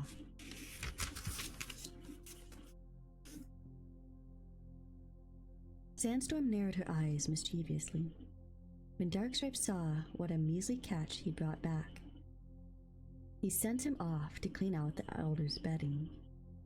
Good, Fireheart meowed, pleased for once with Darkstripe's interference. Did you speak to Cloudpaw? Asked Sandstorm, her tone turning more serious. Yes. Fireheart's happiness at Willipelt's kidding disappeared like dew under the midday sun as he thought of his apprentice's indifference. Well? Prompted Sandstorm. What did she say? Why did I say she? What did he say? I don't think he even realizes he's done anything wrong, Fireheart meowed obliquely. To his surprise, Sandstorm didn't seem troubled. He's young, she reminded Fireheart. Don't be too upset. Keep remembering his first catch, and that you share the same blood. She gave him a gentle lick on the cheek. With any luck, it'll show in Cloudpaw one day. Dustpelt trotted up and interrupted them, his eyes glinting with barely disguised scorn. You must be proud of your apprentice, he jeered. Darkstripe tells me he made the smallest catch of the day. Fireheart flinched as the warrior added, You're obviously a great mentor. Go away, Dustpelt, spat Sandstorm. There's no need to be spiteful. Doesn't impress anyone, you know. Fireheart was surprised to see Dustpelt recoil, as if Sandstorm had taken a swipe at him. The warrior turned and hurried away, flashing a resentful look at Fireheart over his shoulder. That's a neat trick, Fireheart meowed, impressed by Sandstorm's curiosity. You'll have to teach me how you do it. I'm afraid it wouldn't work for you, Sandstorm sighed, staring ruefully after Dustpelt. She had shared her apprenticeship with the tabby Tom, but their friendship had faltered since Sandstorm began to grow closer to Fireheart. Never mind. I'll apologize later. Why don't we go and see the new kits? She led the way to the nursery, where Bluestar was just squeezing out of the entrance. The old leader's face was relaxed and her eyes were shining. As Sandstorm slipped inside, she declared triumphantly, More warriors for ThunderClan! Fireheart purred. We'll have more warriors than any clan soon, he meowed. The leader's eyes clouded, and Fireheart felt a chill of unease spread across his fur. Let's just hope we can trust our new warriors better than our old, Bluestar growled darkly. Are you coming? Sandstorm called to him from the warm shadows of the nursery. Fireheart shrugged off his fears about Bluestar and pushed it. I really do need to drink some tea.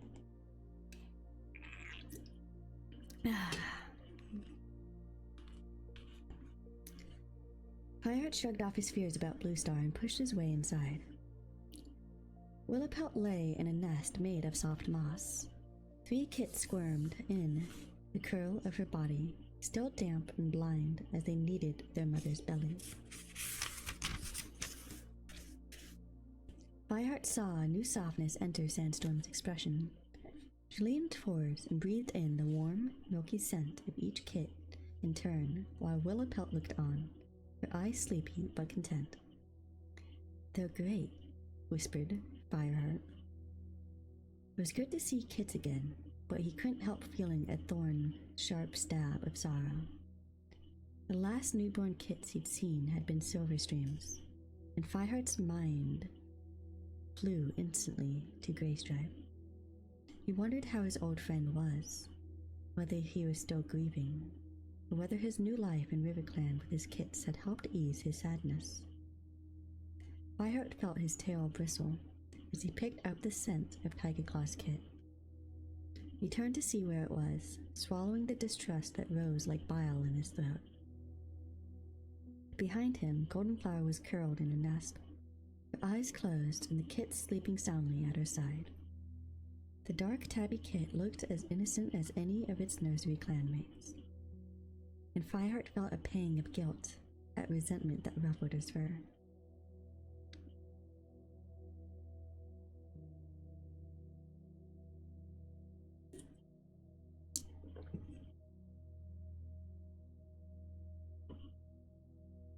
Fireheart woke early the next day. Thoughts of Greystripe lay heavy at the edge of his mind like rain clouds. He missed his old friend even more now that he was worried about Cloudpaw. Talking to Sandstorm had helped, but he longed to know what Greystripe would say.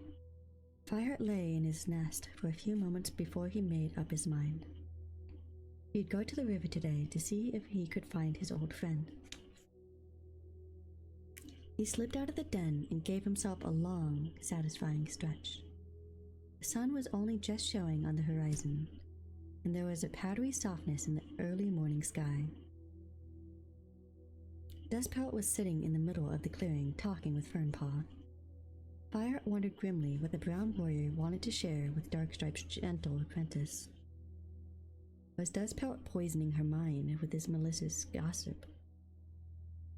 But Dustpelt's fur lay smoothly on his broad shoulders, and Fireheart detected none of the usual arrogance in his tone. Even though he couldn't hear what he was saying, in fact, the warrior was talking to Fernpaw in a soft voice. Fireheart approached the pair. When Dustpelt saw him coming, his eyes hardened. "Dustpelt," Fireheart greeted him. "Will you take the Sunhigh patrol?" Fernpaw's eyes sparkled with excitement. "Can I go too?" "I don't know," Fireheart admitted. "I haven't spoken with Darkstripe about your progress yet." "Darkstripe says she's doing well," meowed Dustpelt. "Then perhaps you could speak to him about it," Fireheart suggested. Didn't want to provoke a scornful response, but this could be a chance to smooth out some of the hostility Dustpelt usually showed towards him. "But take Ashpot and another warrior too." "Don't worry," Dustpelt assured him. His eyes were filled with uncharacteristic concern. "I'll make sure Fernpaw's safe." Good," meowed Fireheart, patting away. He couldn't believe that he'd had a whole conversation with Dustpelt without the warrior uttering a single barbed jibe. Once he was out of the ravine, Fireheart raced towards Sunning Rocks. The ground was so dry that his paws threw up small clouds of dust where they pounded over the forest floor. When he reached the great stone slabs, he noticed that the plants growing between the cracks had shriveled and died, and it dawned on him with a shock that it might have been almost 2 moons since it had rained. He skirted the bottom edge of the rocks and headed for the scent markers at the edge of RiverClan territory. The forest thinned out and sloped down to the river there. The air was filled with birdsong and the whispering of wind-stirred leaves, and in the background Fireheart could hear the steady lap of water. He stopped and sniffed the air. There was no scent of Greystripe. If he was going to see his friend, Fireheart would have to venture into RiverClan territory. Determination made him more willing than usual to take the risk. Their dawn patrol would be out, but with any luck they would be patrolling the other boundaries. Fireheart crept cautiously across the scent line, and pushed his way through the ferns at the edge of the water. Feeling exposed and vulnerable, there was still no sign of Greystripe. Did he dare cross the river and try his luck deeper in RiverClan territory? It would be easy enough. The water was shallow now, so he could wad most of it away. Apart from the deep channel in the middle, where the current was slow enough to swim without too much difficulty. After all, he'd grown more used to the water than most ThunderClan cats during the terrible floods of New Leaf. An unexpected scent drifted into his half-open mouth. It made him stiffen in surprise. It was the stench of ShadowClan. What were ShadowClan cats doing so far from home? The whole of ThunderClan's territory lay between their land and the river. Alarmed, Fireheart backed into the ferns. He inhaled deeply, trying to pinpoint where the smell had come from. With a sickening feeling, he recognized more than the scent of ShadowClan. There was a rancid tang of illness to it they had smelled recently, and it was coming from farther upriver. Fireheart began to creep slowly through the ferns, the brown tips whispering against his fur. He could see the gnarled trunk of an ancient oak tree ahead of him, just inside the ThunderClan border. Its twisted roots stuck out of the forest floor. The earth under which they had once been buried long since eroded by the wind and rain. Now there was a space underneath, a small cave walled by roots. Fireheart sniffed again. The smell was definitely coming from there, tainted by the unmistakable stench of sickness. Fear and desire to protect his clan made Fireheart instinctively unsheath his claws. Whatever foulness was in the cave must be driven out of ThunderClan territory. So I'm very close to the end of this book. We're going to ignore that because I'm pretty sure none of you are getting the ads anyway, and we're going to finish this chapter. Swallowing the bile that rose in his throat, Fireheart raced from the ferns. He arched his back and stood threateningly in the mouth of the root cave, ready for a fight. But he was met by a heavy silence, broken with shallow, rasping breaths. He stared into the gloom, his hackles raised, as his eyes grew accustomed to the dim light. He blinked in surprise. The last time he'd seen these cats had been disappearing under the Thunderpath. Back to their own territory. It was the two ShadowClan warriors who had sought help from ThunderClan, Little Cloud and Whitethroat. "Why have you come back?" Fireheart spat. "Go home before you infect every clan in the forest." He drew back his lips, baring his teeth, when a familiar voice sounded behind him. "Fireheart, stop. Leave them alone." That is the end of chapter 10. I'm going to assume that was Greystripe because they were literally that close to RiverClan territory, and Greystripe has very, very similar personality to Fireheart, though Fireheart's just a little bit more, extra.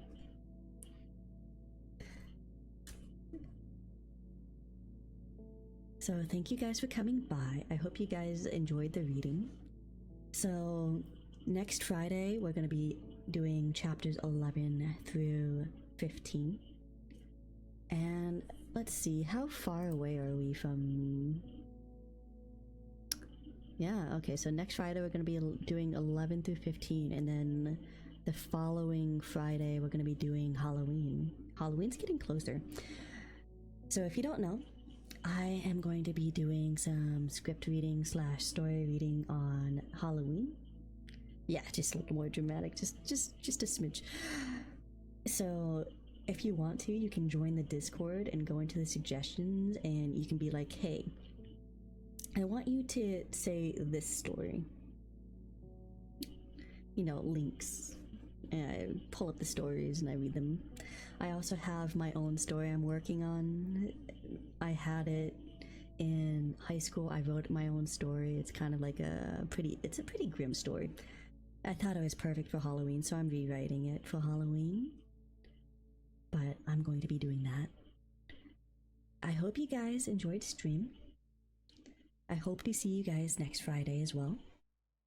So please enjoy the rest of your evening. And I will see you later. Bye bye.